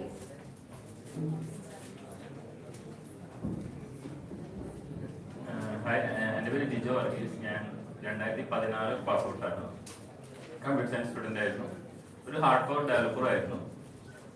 ഞാൻ കോളേജിൽ തുടങ്ങുന്നത് തന്നെയാണ് എൻ്റെ journey തുടങ്ങുന്നത്. ഞാനൊരു ഫ്രീലാൻസറായിട്ടായിരുന്നു തുടങ്ങിയത്, ഡെവലപ്മെൻറ്റും website ഡെവലപ്മെൻറ്റും കാര്യങ്ങളൊക്കെ. തുടങ്ങി കഴിഞ്ഞ് എനിക്ക് 2 നല്ല ഫ്രണ്ട്സ് ക്ലാസ്മേറ്റ്സ് കിട്ടിയിരുന്നു. ഒന്ന് ജോസഫ്, നല്ല അടിപൊളിയായിട്ട് ഡിസൈൻ ചെയ്യും. പിന്നെ സാൻജോ അടിപൊളിയായിട്ട് സെയിൽസും മാർക്കറ്റിംഗ് ഒക്കെ ആയിരുന്നു. അപ്പോൾ ഞങ്ങൾ 3 പേരും കൂടി ഒരു കമ്പനി തുടങ്ങാമെന്ന് വിചാരിച്ചു. ആ കമ്പനിയുടെ പേരായിരുന്നു ഇൻഫോർസ് എന്ന് പറഞ്ഞിട്ട്. അപ്പോൾ സാൻജോ ക്ലയൻസിന് കാര്യങ്ങളൊക്കെ കണ്ടുപിടിക്കും, ഞാൻ ഡെവലപ്പ് ചെയ്യും, ജോയ്സ് ഡിസൈൻ ചെയ്യും. ഇങ്ങനെ ഞങ്ങൾ കോളേജിൽ പഠിക്കുമ്പോൾ തുടങ്ങിയ സർവീസ് കമ്പനി ആയിരുന്നു. ഒരു സെക്കൻഡ് ഇയർ ആയപ്പോൾ തുടങ്ങിയതായിരുന്നു. ഒരു 4th ഇയർ ആകുമ്പോഴേക്കും ഒരു 300 പ്രോജക്ട്സോളം ചെയ്തു. അങ്ങനെ കുറേ പ്രോജക്റ്റൊക്കെ ചെയ്ത് കഴിഞ്ഞ് ഇതൊക്കെ ക്ലയൻസിന് വേണ്ടി വെബ്സൈറ്റ് ഒക്കെ ചെയ്തുകൊണ്ടിരിക്കുന്ന സമയത്ത് ഞാൻ കോമൺ ആയിട്ട് ഫേസ് ചെയ്യുന്ന ഒരു പ്രോബ്ലമാണ്, എല്ലാവരുടെയും വെബ്സൈറ്റ് കുറച്ച് സ്ലോ ആയിരുന്നു. ബിക്കോസ് ക്ലയൻസ് ഭയങ്കര ഹെവി ഇമേജ് അപ്ലോഡ് ചെയ്യും, ഭയങ്കര ഹെവി പ്ലഗിൻസ് കയറ്റും, അങ്ങനത്തെ പ്രശ്നങ്ങളൊക്കെ ഉണ്ടായതുകൊണ്ട് ഞാൻ തന്നെ ഒരു സോഫ്റ്റ്വെയർ ഉണ്ടാക്കി, ഒരു വെബ്സൈറ്റ് ഒപ്റ്റിമൈസർ. അത് തന്നെയായിരുന്നു എൻ്റെ കോളേജിലത്തെ മെയിൻ പ്രോജക്റ്റും. അനിൽ സാറൊക്കെ ആയിരുന്നു കൂടെ ഉണ്ടായിരുന്നത്. അങ്ങനെ ഒരു വെബ്സൈറ്റ് ഒപ്റ്റിമൈസർ കോളേജിൽ മെയിൻ പ്രോജക്റ്റ് ആക്കിയിട്ട് തുടങ്ങി ഉണ്ടായി. അതായിട്ട് കോളേജ് കഴിഞ്ഞപ്പോൾ തീരുമാനിച്ചു ഇതൊരു പ്രൊഡക്റ്റ് ആക്കി ഇറക്കാം എന്ന് വിചാരിച്ചു. അന്നത്തെ ഒരു ട്രെൻഡ് വെച്ചിട്ട് എല്ലാവരും കമ്പനി തുടങ്ങുമ്പോൾ സ്റ്റാർട്ടപ്പ് എന്ന് പറയുമ്പോൾ ആദ്യം ഇൻവെസ്റ്റ്മെന്റ് എടുക്കണം എന്നായിരുന്നു. അങ്ങനെ നമ്മൾ കുറച്ച് VC ഫേംസിനൊക്കെ പോയി കണ്ടു, എല്ലാവരുടെ അടുത്ത് ഐഡിയ പിച്ച് ചെയ്തു. എല്ലാവരും പറഞ്ഞു ഇതുവരെ ഇൻഡസ്ട്രിയിൽ വർക്ക് ചെയ്തുള്ള എക്സ്പീരിയൻസ് ഇല്ല, ഫ്രീലാൻസറായിരുന്നു, കോളേജ് കഴിഞ്ഞിട്ടുള്ളൂ, നമുക്ക് ഇങ്ങനത്തെ ബേസിക്കലി ഇങ്ങനത്തെ സോഫ്റ്റ്വെയർ ഉണ്ടെങ്കിൽ ഓൾറെഡി ആരെങ്കിലും ഉണ്ടാക്കിയിട്ടുണ്ടായിരുന്നു തന്നെ. ബേസിക്കലി എല്ലാവരും പറഞ്ഞ് ടീം മോട്ടിവേറ്റ് ചെയ്തു. അപ്പം ഞാനും വിചാരിച്ചു ശരിയായിരിക്കും, ഇതുവരെ ആരും ഞാനിതുവരെ എവിടെയും വർക്ക് ചെയ്തിട്ടില്ല, ഇങ്ങനത്തെ സോഫ്റ്റ്വെയർ ഉണ്ടാവാം, അറിയില്ല. എൻ്റെ റിസർച്ചിൽ എന്തായാലും കണ്ടിട്ടുണ്ടായിരുന്നില്ല. എന്തായാലും പറഞ്ഞ് ശരിയാവാമെന്ന് വിചാരിച്ചിട്ട് ഞാൻ പിന്നെ അത് വിട്ടു. ഞങ്ങൾ ഇതുപോലെ വേറെ കുറേ പ്രോഡക്ട്സ് ട്രൈ ചെയ്യാൻ നോക്കി. ഞാനും ജോയ്സും വേറെ കോഫണ്ടേഴ്സും കൂടി പല പ്രോഡക്ട്സ് ട്രൈ ചെയ്തു. ഒരു 6-7 പ്രോഡക്ട്സ് ട്രൈ ചെയ്തു, എല്ലാം ഫെയിലായി.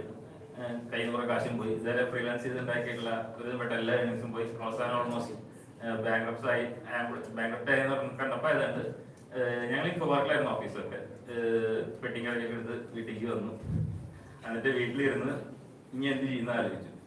അമ്മ പറഞ്ഞു ഒരു കൊല്ലം സമയമുണ്ട്, ഇത് കഴിഞ്ഞാൽ കല്യാണമാണ് എന്നാ തീരുമാനിച്ചു. എല്ലാ എന്റർപ്രൈനേഴ്സിന് പ്രശ്നം തന്നെയാണ് തോന്നുന്നു കല്യാണം. അപ്പൊ അമ്മ ഇതേപോലെ തന്നെ പറഞ്ഞു ഒരു കൊല്ലം സമയമുണ്ട്. ഞാൻ വിചാരിച്ചു ഇത്തവണ എന്തെങ്കിലും ഡിഫറെന്റ് ആയിട്ട് ചെയ്യണം, ഇതേപോലെ ഇനി പൊളിയാൻ പറ്റില്ല, എന്തെങ്കിലും ഡിഫറെന്റ് ആയിട്ട് ചെയ്യാമെന്ന് വിചാരിച്ചിട്ട് ഇത്തവണ പ്രൊഡക്റ്റ് ഉണ്ടാക്കിയിട്ട് അത് വിൽക്കാൻ ശ്രമിക്കുന്നതിന് പകരം ഞാൻ ചെയ്തത് ആദ്യം ബ്ലോഗ് തുടങ്ങി. ആ ബ്ലോഗിന്റെ പേര് WStudio Matters എന്നായിരുന്നു. ബേസിക്കലി വേർഡ് പ്രസ്സിൽ ഉണ്ടാക്കിയിട്ടുള്ള വെബ്സൈറ്റുകളുടെ സ്ലോ ആണെങ്കിൽ എങ്ങനെ സ്പീഡ് അപ്പ് ആക്കാൻ പറഞ്ഞിട്ടുള്ള കുറെ ട്യൂട്ടോറിയൽസ് ആയിരുന്നു എല്ലാം എഴുതിയിരുന്നത്. ആ ബ്ലോഗ് എഴുതി ഒരു 30 ആർട്ടിക്കിൾസ് ഒക്കെ എഴുതി കഴിഞ്ഞപ്പോഴേക്കും മന്ത്ലി ഒരു 30,000+ വിസിറ്റേഴ്സ് കിട്ടാൻ തുടങ്ങി. അങ്ങനെ ബ്ലോഗിൽ നിന്ന് കുറെ വിസിറ്റേഴ്സ് കിട്ടാൻ തുടങ്ങിയപ്പോൾ അതിന് ബേസ് ചെയ്തിട്ട് ഞാനൊരു ഫേസ്ബുക്ക് കമ്മ്യൂണിറ്റി തുടങ്ങി. ഇപ്പൊ കറന്റ് കമ്മ്യൂണിറ്റിയിൽ അതുകൊണ്ട് ഒരു 20,000+ മെമ്പേഴ്സ് ഉണ്ട്. അങ്ങനെ കമ്മ്യൂണിറ്റിയിൽ എല്ലാവരും അവരുടെ പ്രശ്നങ്ങൾ, അവരുടെ എന്തൊക്കെ ഇഷ്യൂസ് ആണ് അവർ ഫേസ് ചെയ്യുന്നത്, അങ്ങനത്തെ പ്രോബ്ലംസ് പോസ്റ്റ് ചെയ്യാൻ തുടങ്ങി. അതിനെ ബേസ് ചെയ്തിട്ട് ഞാൻ കുറെ സൊല്യൂഷൻസ് ഉണ്ടാക്കാൻ തുടങ്ങി, കുറെ free plugins, basically free softwares ഉണ്ടാക്കാൻ തുടങ്ങി. ആ ഫ്രീ സോഫ്റ്റ്വെയർസും ഒരു ഇത് നന്നായിട്ട് പോകാൻ തുടങ്ങിയപ്പോൾ ഞാനൊരു ഓൾ ഇൻ വൺ സൊല്യൂഷൻ, ഒരു പെയ്ഡ് പ്ലഗിൻ ഇറക്കാൻ തുടങ്ങി. അതിന്റെ പേരാണ് ഫ്ലൈയിങ് പ്രസ് എന്ന് പറയുന്നത്. ആ ഫ്ലൈയിങ് പ്രസ് ആണ് ഇപ്പോഴത്തെ ഞങ്ങളുടെ മെയിൻ പ്രോഡക്റ്റ്. കമ്പനിയുടെ ഒരു flying web solutions, flying press അതിന്റെ പ്രോഡക്റ്റ്. കറന്റ് നമ്മളൊരു 1,00,000 കൂടുതൽ വെബ്സൈറ്റുകൾ ഒപ്റ്റിമൈസ് ചെയ്യുന്നുണ്ട്. Around 4,000+ customers from around 100+ countries. Thank you. Any questions? Hi sir, my name is Shibinamas. I am from Computer Science Department. My question is, what are some of the emerging trends in web solution industry that you are most excited about? I think കുറെ trending ആയിട്ടുള്ള കുറെ technology ഇപ്പൊ ഉണ്ട്. എനിക്ക് തോന്നുന്നു react, angular, അങ്ങനെ കുറെ ഉണ്ട്. പക്ഷെ എനിക്ക് തോന്നുന്നു നമ്മുടെ നാട്ടിൽ കുറെ അത്ര ഫെമിലിയർ അല്ലാത്തൊരു ടേമാണ് തോന്നുന്നത് എനിക്ക് വേർഡ് പ്രസ്. ഞാൻ വേർഡ് പ്രസ്സിൽ വർക്ക് ചെയ്തുകൊണ്ടാണ് ഞാൻ പറയുന്നത്, അതിന്റെ ഓപ്പർച്യൂണിറ്റി അത്ര അതുകൊണ്ടാണ് പറയുന്നത്. ഈ പറഞ്ഞ റിയാക്ട് ആണെങ്കിലും വ്യൂ ആണെങ്കിലും ആംഗുലർ ആണെങ്കിലും മൊത്തം നമ്മളിലുള്ള വേൾഡിലുള്ള എല്ലാ വെബ്സൈറ്റിലും കൗണ്ട് നോക്കി കഴിഞ്ഞാൽ less than 10%, maybe 5% ഒക്കെ ഉണ്ടാവുള്ളൂ. But if you are considering WordPress, it's powering more than 40% of the entire web. So I think എന്താ പറയുക, കുറെ പേർക്ക് നോട്ടീസ് ചെയ്യാത്ത ഒരു പ്ലാറ്റ്ഫോമാണ് വേർഡ്പ്രസ്. വേർഡ്പ്രസ് എന്ന് പറയുന്നത് ബേസിക്കലി ഒരു പേജ് ബിൽഡർ ആണ്, ഡ്രാഗ് ആൻഡ് ഡ്രോപ്പ് ചെയ്തുള്ള ഒരു പേജ് ബിൽഡർ ആണ്. പക്ഷേ you can develop free themes, plugins, basically അതിന്റെ മോഡ് നമുക്ക് കുറെ ഡെവലപ്പ് ചെയ്യാം. വളരെ വലിയൊരു പ്ലാറ്റ്ഫോമാണ് വളരെ വലിയൊരു മാർക്കറ്റാണ്. എനിക്ക് തോന്നുന്നു അതൊരു ആൾക്കറിയാം അത്ര ഫെമിലിയർ അല്ലാത്തൊരു ടെക്നോളജിയാണ് എനിക്ക് തോന്നുന്നു. Thank you sir.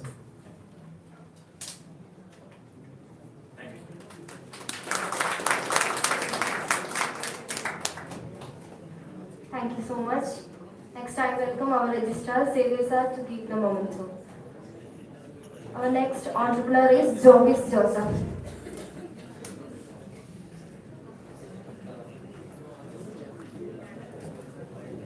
Mr. Joseph, the founder of Messengerify Labs. Messengerify Labs is a SaaS platform for messenger marketing and automation that helps brands and influencers re-engage their audience via social media channels like Facebook Messenger. His innovative ideas and vision have helped numerous business and individuals to re-engage with their audiences and achieve greater success. Please join me in welcoming Mr. Joseph to the stage to receive the award. Congratulations, sir. A few words.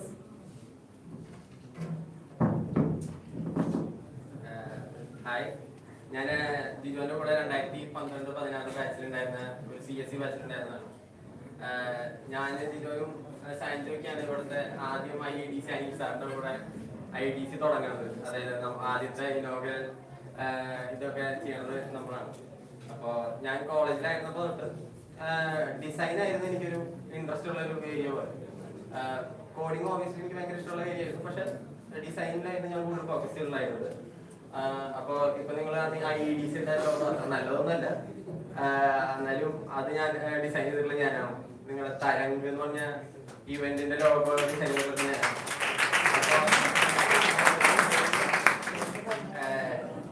ഇതൊന്നും വലിയ എന്താ പറയാ ചെറിയ രീതിയിൽ അവിടെ നിന്ന് ചൂണ്ടിയതൊക്കെ തന്നെയാണ്. എന്നാലും നമ്മള് എന്താ പറയാ ഞാൻ സ്റ്റാർട്ടപ്പില് ഞാനൊരു എന്റർപ്രണർ എന്ന് പറഞ്ഞൊരു സാധനത്തിലേക്ക് ശരിക്കും വരാനുള്ള റീസൺ ഡിസൈനർ എന്നുള്ള ജോലി ബിടെക് വെച്ചിട്ട് കിട്ടില്ല എന്നുള്ളത് എനിക്ക് ഏറെക്കുറെ ഉറപ്പായിരുന്നു. അപ്പൊ ഒരു ഡിസൈനർ ആവണമെങ്കിൽ ഡിസൈനറുടെ ഒരു ജോലി തരണമെങ്കിൽ അത് ഞാനെന്നെ എനിക്ക് ആ ജോലി തന്ന കാര്യങ്ങളെന്ന് വെച്ചിട്ടാണ് ഞാൻ ഇതിലേക്ക് കിടക്കുന്നത്. അപ്പൊ ജിജോന്റെ കമ്പനി മെസ്സഞ്ചറിഫൈ ലാബ്സ് ആണെന്ന് പറഞ്ഞു. ആക്ച്വലി ഇപ്പൊ ജിജോ അതിലല്ല, ജിജോ സെപ്പറേറ്റ് ഒരു കമ്പനിയായിട്ട് വർക്ക് ചെയ്യുന്നത്. ഇപ്പൊ എന്റെ ഇത് പറഞ്ഞപ്പോഴും മെസ്സഞ്ചറിഫൈ ലാബ്സ് മെസ്സഞ്ചർ ടെക്നോളജി എന്നൊക്കെ പറഞ്ഞു. അതുമല്ല ഇപ്പൊ ഞങ്ങൾ വർക്ക് ചെയ്യുന്നത്. ഇപ്പൊ എന്താണ് അതിന്റെയൊക്കെ ഇതെന്താന്ന് വെച്ച് കഴിഞ്ഞാൽ എനിക്ക് വലിയ കഥയൊന്നും പറയാനില്ല. അതായത് ജസ്റ്റ് 3 ടോപ്പ് കാര്യങ്ങളായിട്ട് നിർത്തുകയാണ്. അതായത് ജിജോ ഭയങ്കര സിമ്പിളായിട്ട് പറഞ്ഞു. ഞങ്ങൾ കുറെ പ്രോഡക്റ്റുകൾ ട്രൈ ചെയ്ത് നോക്കി, ഫെയിലായി. ഈ ഫെയിലിയർ എന്ന് പറഞ്ഞ സാധനം ഭയങ്കര എന്താ പറയുക, ഞാൻ നാളെ സാധനം വിളിച്ചപ്പോഴും പറഞ്ഞു, ഒരു നമ്മുടെ പെർമനന്റ് റൂംമേറ്റ് ആണ് ഈ ഫെയിലിയർ. എപ്പോ സൈഡിലേക്ക് തിരിഞ്ഞു നോക്കിയാൽ ഒരാളവിടെ ചിരിച്ചോണ്ടിരിക്കുന്നുണ്ടാവും.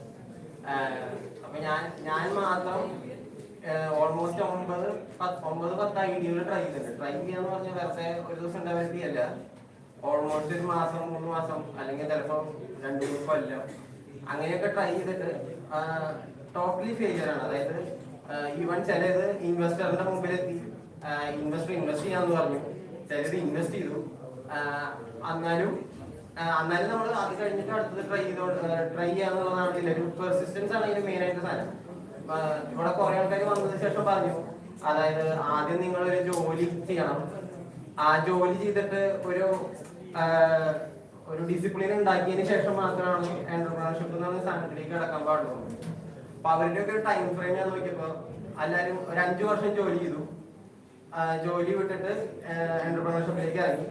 ഒരു 2 വർഷം കൊണ്ട് ഒരു സോ കോൾഡ് സക്സസ്, അങ്ങനെ ഒരു സാധനം ഉണ്ടോന്ന് അറിയില്ല, എന്നാലും ഒരു കംഫർട്ടബിൾ പൊസിഷനിലേക്ക് എത്തി എന്നുള്ള പോലെ. ഞാൻ നോക്കിയപ്പോ ഞാൻ ഇപ്പൊ ഇവിടെയുള്ള പലരും നോക്കുന്ന പോലെ കോളേജിൽ നിന്ന് കഴിഞ്ഞപ്പോ ഭയങ്കര അഹങ്കാരമാണോ ഇതാണെന്ന് അറിയില്ല. എന്താ വെച്ചാൽ ഫ്രീലാൻസ് ചെയ്തിട്ട് ഒരു കോളേജിൽ പഠിക്കുന്ന ഒരാളെ സംബന്ധിച്ചിട്ട് കിട്ടാൻ പാടില്ലാത്തത്ര കാശ് എൻ്റെ ഉണ്ടായിരുന്നു. അപ്പോ ആ സമയത്ത് ഈ നമ്മുടെ കോളേജിലേക്ക് വരുന്ന എന്താ പറയാ ജോലിയുടെ ഓഫറുകളൊക്കെ അന്ന് ഞാൻ ഫ്രീലാൻസ് ചെയ്തുണ്ടാക്കുന്നതിലും വളരെ കുറവായിരുന്നു. അപ്പൊ ആ അഹങ്കാരത്തിന് മുകളിലാണ് എനിക്ക് ജോലിയൊന്നും വേണ്ട, ഞാൻ സ്വയം കാശ് ഉണ്ടാക്കാനുള്ളത്. പക്ഷെ നമ്മൾ കോളേജിൽ ഉണ്ടാക്കുന്ന കാശ് പോലെയല്ല പുറത്തേക്ക് ഉണ്ടാക്കിയിട്ട് നമുക്ക് വേണ്ട റിക്വയർമെന്റും ഒരു കമ്പനി എന്നുള്ള ആംഗിളിലേക്ക് വരുമ്പോഴുള്ള ഇത് വരുന്നത്. അങ്ങനെ എന്താ പറയാ അപ്പൊ ഒരു കാര്യം നോക്കാനുള്ളത്, എനിക്ക് എന്നിട്ട് ഈ 5 നിങ്ങൾ എന്താ പറയാ എല്ലാവരും സക്സസ് സ്റ്റോറി ഒക്കെ കേൾക്കുമ്പോൾ 2 വർഷം കൊണ്ട് ഞങ്ങളുടെ കമ്പനി ഭയങ്കര ഗ്രോത്ത് ഉണ്ടായി, അല്ലെങ്കിൽ 4 വർഷം ഒരു 4 മാസം കൊണ്ട് ഗ്രോത്ത് ഉണ്ടായി. ആ ഭാഗം നിങ്ങൾ ഏറ്റവും അവസാനത്തെ ഒരു കളിയുടെ ഹൈലൈറ്റ് കാണുന്ന പോലെയാണ്. ഒരു ഫുൾ കളി കാണാതെ ആ കളിയുടെ ഹൈലൈറ്റ് കാണുന്ന പോലെയാണ്.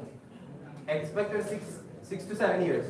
അതിന്റെ പിന്നാലെ നിങ്ങൾ മാത്രം ഇത് ചെയ്ത പോലെ ഫാമിലി അതിന് സപ്പോർട്ട് വേണം, കൂടെയുള്ള ആൾക്കാർ വേണം. ഇവിടെ കുറെ ആൾക്കാർ പറഞ്ഞു പെണ്ണിട്ടാൻ ബുദ്ധിമുട്ടാണ്. ഇപ്പൊ ഞാൻ അതിലൂടെ പോയോണ്ടിരിക്കുകയാണ്. ഇപ്പൊ അതേപോലെ ഇന്നാളെ ഒരു കൊച്ചു വിളിച്ചിട്ട് ഇന്റർനെറ്റിലൊക്കെ തപ്പി ഏതാ കമ്പനി മനസ്സിലായില്ല, അതുകൊണ്ട് വിളിച്ചതാന്ന് പറഞ്ഞു. അപ്പൊ അതുണ്ട്. പിന്നെ ഈ പറഞ്ഞ മാതിരി കോളേജിൽ റിലേഷൻ ഉണ്ടെങ്കിൽ കോളേജ് കഴിഞ്ഞ കഴിഞ്ഞാൽ അവരുടെ റിലേഷന്റെ ആൾക്കാർ പറയും വേഗം ഒരു ജോലി നോക്കിക്കോ, അല്ലാണ്ട് കെട്ടിച്ചു തരാൻ പറ്റില്ല. അപ്പൊ ഇങ്ങനത്തെ കുറെ നമ്മളുടെ സൊസൈറ്റിയുടെ ഇതായുള്ള കുറെ പ്രശ്നങ്ങൾ എന്തായാലും ഫേസ് ചെയ്യേണ്ടി വരും. അത് പ്രശ്നമാണോ അത് ധൈര്യമാണോ എന്ന് ചോദിച്ചു കഴിഞ്ഞാൽ അങ്ങനെ നമ്മൾ രണ്ടും കൽപ്പിച്ച് ഇറങ്ങണം കിട്ടി കഴിഞ്ഞാൽ. അപ്പോ ഞാൻ കഴിഞ്ഞ 6 years വർക്ക് ചെയ്തിട്ട് എനിക്ക് എന്തെങ്കിലും ഒരു പച്ചപ്പ് കാണാൻ പറ്റിയെന്ന് തോന്നിയത് കഴിഞ്ഞ മുമ്പത്തെ വർഷമാണ്. അതായത് ഞങ്ങളൊരു പ്രൊഡക്റ്റ് ഉണ്ടാക്കി, ഷോപ്പിഫൈ എന്ന് പറഞ്ഞ രീതിയിൽ ഒരു പ്രൊഡക്റ്റ് ഉണ്ടാക്കി. ആ പ്രൊഡക്റ്റ് ഉണ്ടാക്കിയത് സക്സസ് അല്ല എന്നുള്ള രീതിയിൽ തന്നെ ഓൾമോസ്റ്റ് 1 year റൺ ചെയ്തു. അതിനുശേഷം ആക്ച്വലി ഞങ്ങൾക്ക് കൊറോണ നന്നായിരുന്നു. കൊറോണ വന്നപ്പോൾ എല്ലാവരും ഇ-കൊമേഴ്സ് സ്റ്റോർ തുടങ്ങാൻ തുടങ്ങി. ആ ഇ-കൊമേഴ്സ് സ്റ്റോറിൽ ഞങ്ങൾ അതുവരെയും വലിയ വലിയ സംഭവങ്ങളൊക്കെ ചെയ്തിരുന്ന ആൾക്കാരുടെ ഞങ്ങളുടെ അവസാനം ഹിറ്റ് ആയത് ലിറ്ററലി ഒരു ബട്ടൺ, ഇ-കൊമേഴ്സ് സൈറ്റുകളിൽ ഒരു ബട്ടൺ വെക്കാമെന്നുള്ള ബേസിക് ആയിട്ടുള്ള HTML സാധനമാണ് ആൾക്കാർ മാസം $5 ഞങ്ങളുടെ നിന്ന് വാങ്ങിയാൻ തുടങ്ങിയത്. അത് ബേസ് ചെയ്തിട്ട് ഞങ്ങൾ ഇന്ത്യൻ ഏഞ്ചൽ നെറ്റ്വർക്ക് എന്ന് പറഞ്ഞൊരു ഇൻവെസ്റ്റേഴ്സിന്റെ ഏഞ്ചൽ ഫണ്ട് എടുത്തു ഒരു 2020-2021. അപ്പൊ അവിടെ നിന്ന് ശേഷമാണ് നമുക്ക് എന്താ പറയാ കസ്റ്റമേഴ്സ് ഉണ്ടെന്നുള്ളതും കസ്റ്റമേഴ്സിന്റെ നമുക്ക് നമ്മുടെ പ്രോഡക്റ്റ് വർക്ക്ഔട്ട് ആവുന്നുള്ളത്. അതുവരെ 6 വർഷം ചെയ്തു. ഞാൻ ജിജോന്റെ കൂടെ ചെയ്തിട്ടുള്ള പ്രോജക്റ്റ് ആണെങ്കിലും പ്രോഡക്റ്റ് നല്ലതായിരിക്കും, ഫീച്ചേഴ്സ് ഉണ്ടായിരിക്കും. ലിറ്ററലി ഒരു ഹോൾ 2 വർഷമൊക്കെ വർക്ക് ചെയ്തിട്ട് ഒരു 10-ൽ കൂടുതൽ പോലും കസ്റ്റമേഴ്സ് ഇല്ലാണ്ട് നിർത്തേണ്ട സിറ്റുവേഷൻസ് ഉണ്ട്. ആക്ച്വലി എന്താ പറയാ ഞാനും ജിജോനൊക്കെ ഓഫീസ് റൂമില് ഒരു ദിവസം ഈ പറഞ്ഞ വർക്ക് ചെയ്യാന്ന് ഉറപ്പായി. ഇൻവെസ്റ്റർ പോയി എന്നിട്ട് ഇങ്ങനെ വെറുതെ ഇരുന്നുണ്ട് ഇനി എന്താ അടുത്തത് ചെയ്യാന്ന് ചോദിച്ചിട്ട്. അപ്പോ ഫെയിലിയേഴ്സ് എന്തായാലും ഉണ്ടാവും. ഫെയിലിയേഴ്സ് ഈ പറഞ്ഞ പോലെ നിങ്ങൾ പുറത്തുനിന്ന് ഭയങ്കര ഇൻസ്പിറേഷണൽ സാധനം പോലെ തോന്നും. ഭയങ്കര ഫെയിലിയർ ഉണ്ടാവുന്നത്. പക്ഷെ അത് കയ്പന്നെയാണ്. അത് കുടിക്കാൻ തയ്യാറായിട്ട് എന്താ ഉറപ്പുണ്ടെങ്കിൽ മാത്രം അതാണ് അല്ലെങ്കിൽ വേണേ.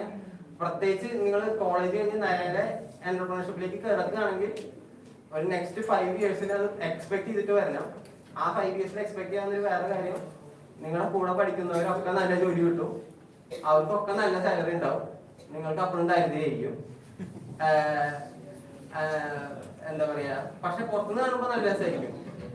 എന്താ പറയാ, നിങ്ങൾക്ക് എന്താ ടീം ലീഡർമാരില്ല, നിങ്ങൾക്ക് അച്ഛൻ പ്രസംഗത്തിൽ പറഞ്ഞ പോലെ ചോദിക്കാനും പറയാനാവില്ല. പക്ഷെ നമ്മുടെ സാലറി കൊടുക്കാൻ 10-20 പേര് അടിയിലുണ്ടാവും.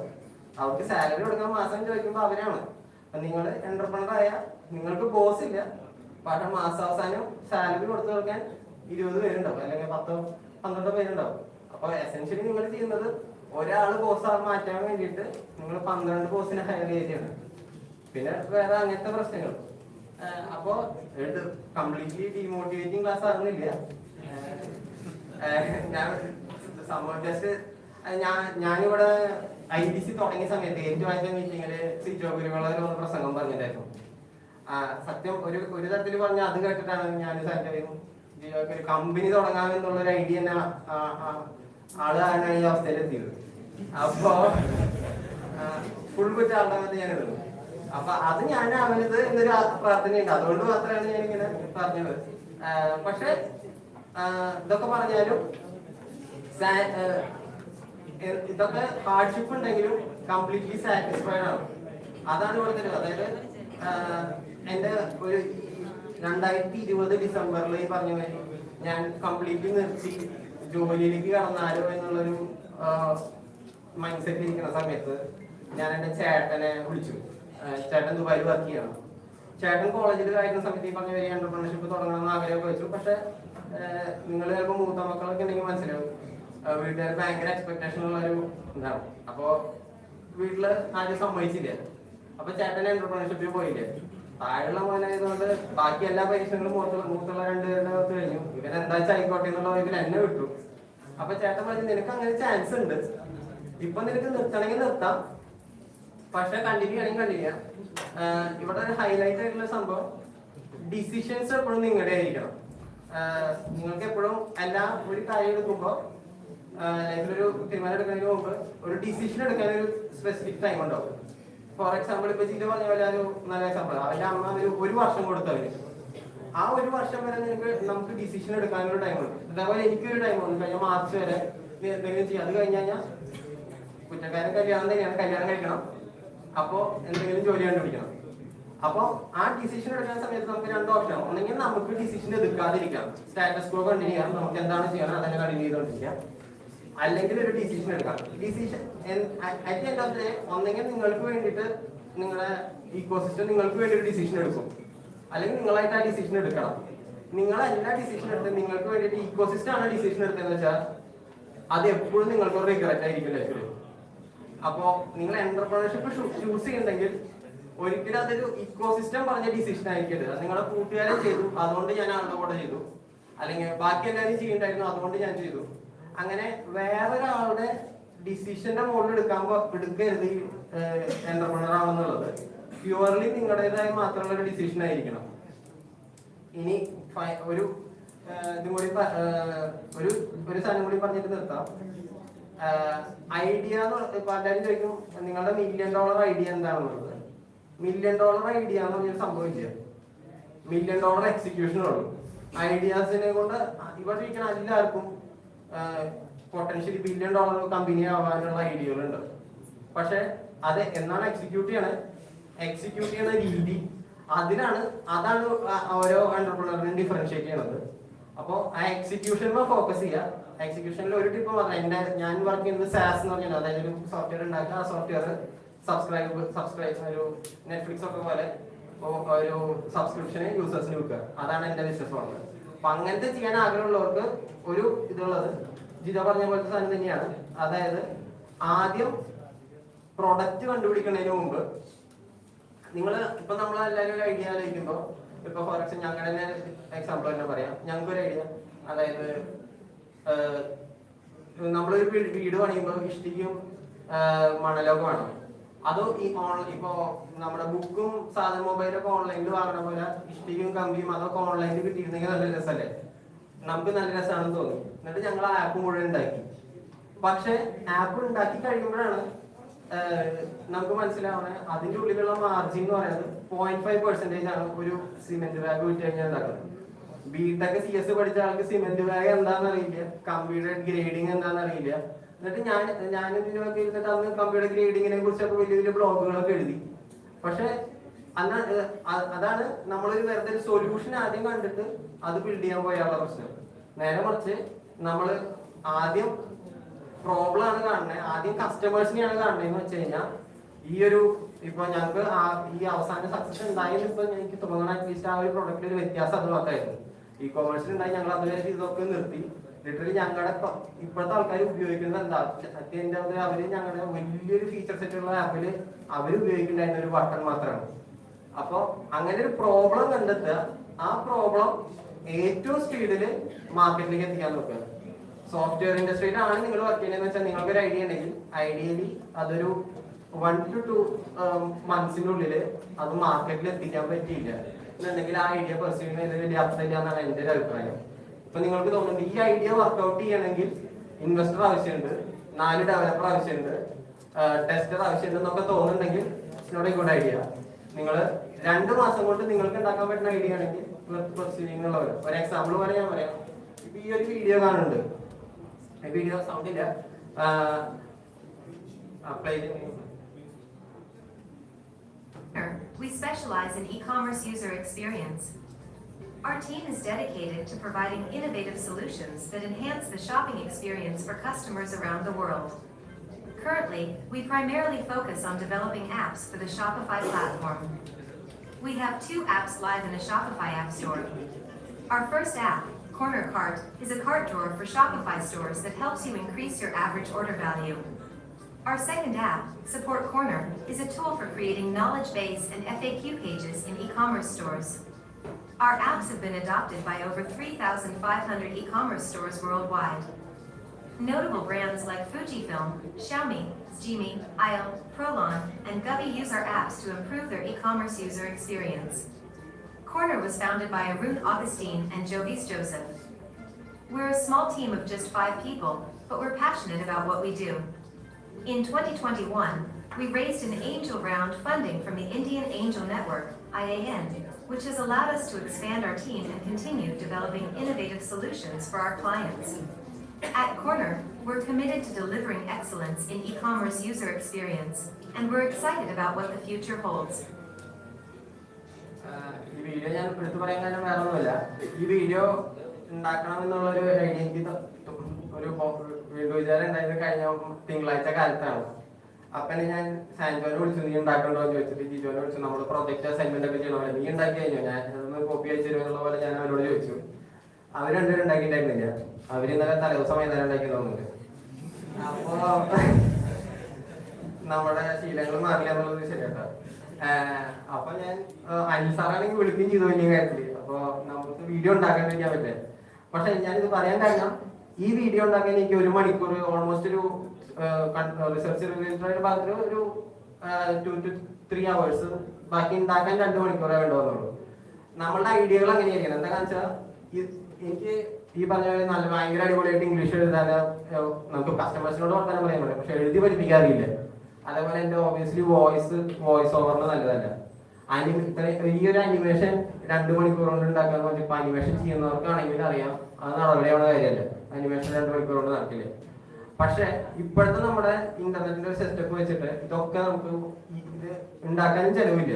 ഇതിപ്പോ ഞാൻ ഇത് നിങ്ങളെല്ലാവരും ഉപയോഗിച്ചിട്ടുണ്ടാവും. ചാറ്റ് GPT എന്ന് പറഞ്ഞിട്ട് ഒരു പ്ലാറ്റ്ഫോം ഉണ്ട്. ഇപ്പോൾ അതിൽ പോയിട്ട് ഞാൻ ജസ്റ്റ് പറഞ്ഞു ഇതൊക്കെയാണ് എന്റെ കമ്പനി, 4 പോയിന്റ് ഇതൊക്കെയാണ് കമ്പനി ചെയ്യുന്നത്. അതിന് വേണ്ടിയിട്ട് എനിക്ക് 2 മിനിറ്റിന്റെ എക്സ്പ്ലെയിനർ വീഡിയോ വേണം, അതിന്റെ സ്ക്രിപ്റ്റ് വേണമെന്ന് ഞാൻ എന്നോട് പറഞ്ഞു.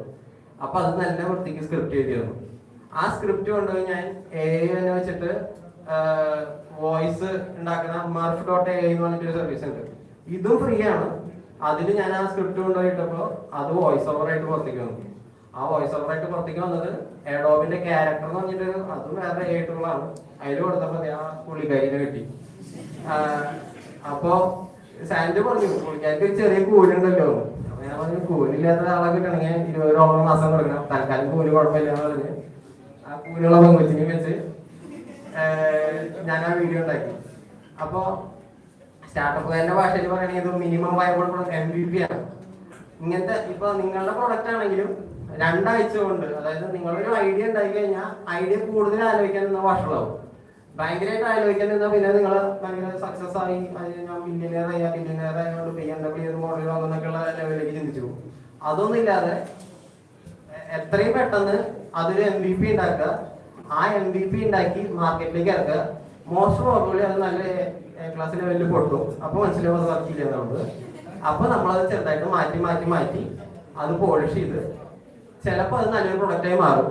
മാറിയിട്ടില്ലെങ്കിൽ അറ്റ്ലീസ്റ്റ് നിങ്ങൾക്ക് ഒരു ഇൻഡസ്ട്രി എക്സ്പീരിയൻസ് കിട്ടും. അപ്പൊ ഈ 5 വർഷം പോയി വേറെ കമ്പനികളിൽ പോയി വർക്ക് ചെയ്യുക എന്നുള്ള ഉപദേശത്തിന് പകരം വേറൊരു വഴിയുള്ളത് കുറെ പൊട്ടിയ പ്രൊഡക്റ്റുകൾ ഉണ്ടാക്കുക. അതുകൊണ്ട് വേറെ ഉപദേശങ്ങളില്ല, വേറെ ഡോക്ടറുകൾ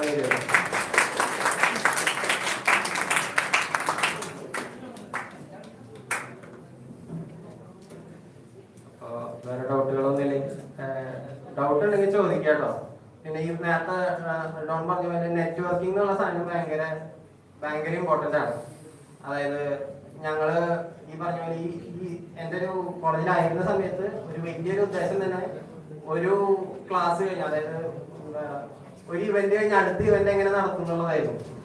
വേറെ തന്നെ ക്ലാസ് കിട്ടിയാലാണ്. അപ്പോ ബാക്ക് ടു ബാക്ക് ഇവന്റ് നടത്തുക, അനിൽ സാർ അതിന് ലീവ് എഴുതി തരിക, ഞങ്ങൾ അനിൽ സാറും തമ്മിലൊരു അങ്ങനെ. അപ്പൊ IDC വെറുതെ ക്ലാസ് കിട്ടിയാലും ഇവന്റ് നടത്താനും വേണ്ടി മാത്രമായിട്ട് തുടങ്ങിയ സംഭവമാണ്. അതിലൂടെ എത്തി. അപ്പൊ എന്തായാലും ആ നടത്തിയ ഇവന്റുകളിൽ നിന്ന് ജോലി കിട്ടിയ ആൾക്കാരുണ്ട്. ഈ IDC എന്ന് പറഞ്ഞ ഹോൾ സാധനം കമ്പനി തുടങ്ങാൻ മാത്രമല്ല നിങ്ങൾക്ക് നല്ല ജോലി കിട്ടാനായിരുന്നു. അപ്പൊ ഞാൻ ജോലി തരുന്നില്ല, ജോലി അത്രല്ലേ. Thank you. Thank you so much, sir. Let me welcome our principal, Mr. Jyothi Teratil, to give the memento. Our next entrepreneur is Mr. Nikhil Chandrasekharan, the co-founder of Coding Hands Infotech.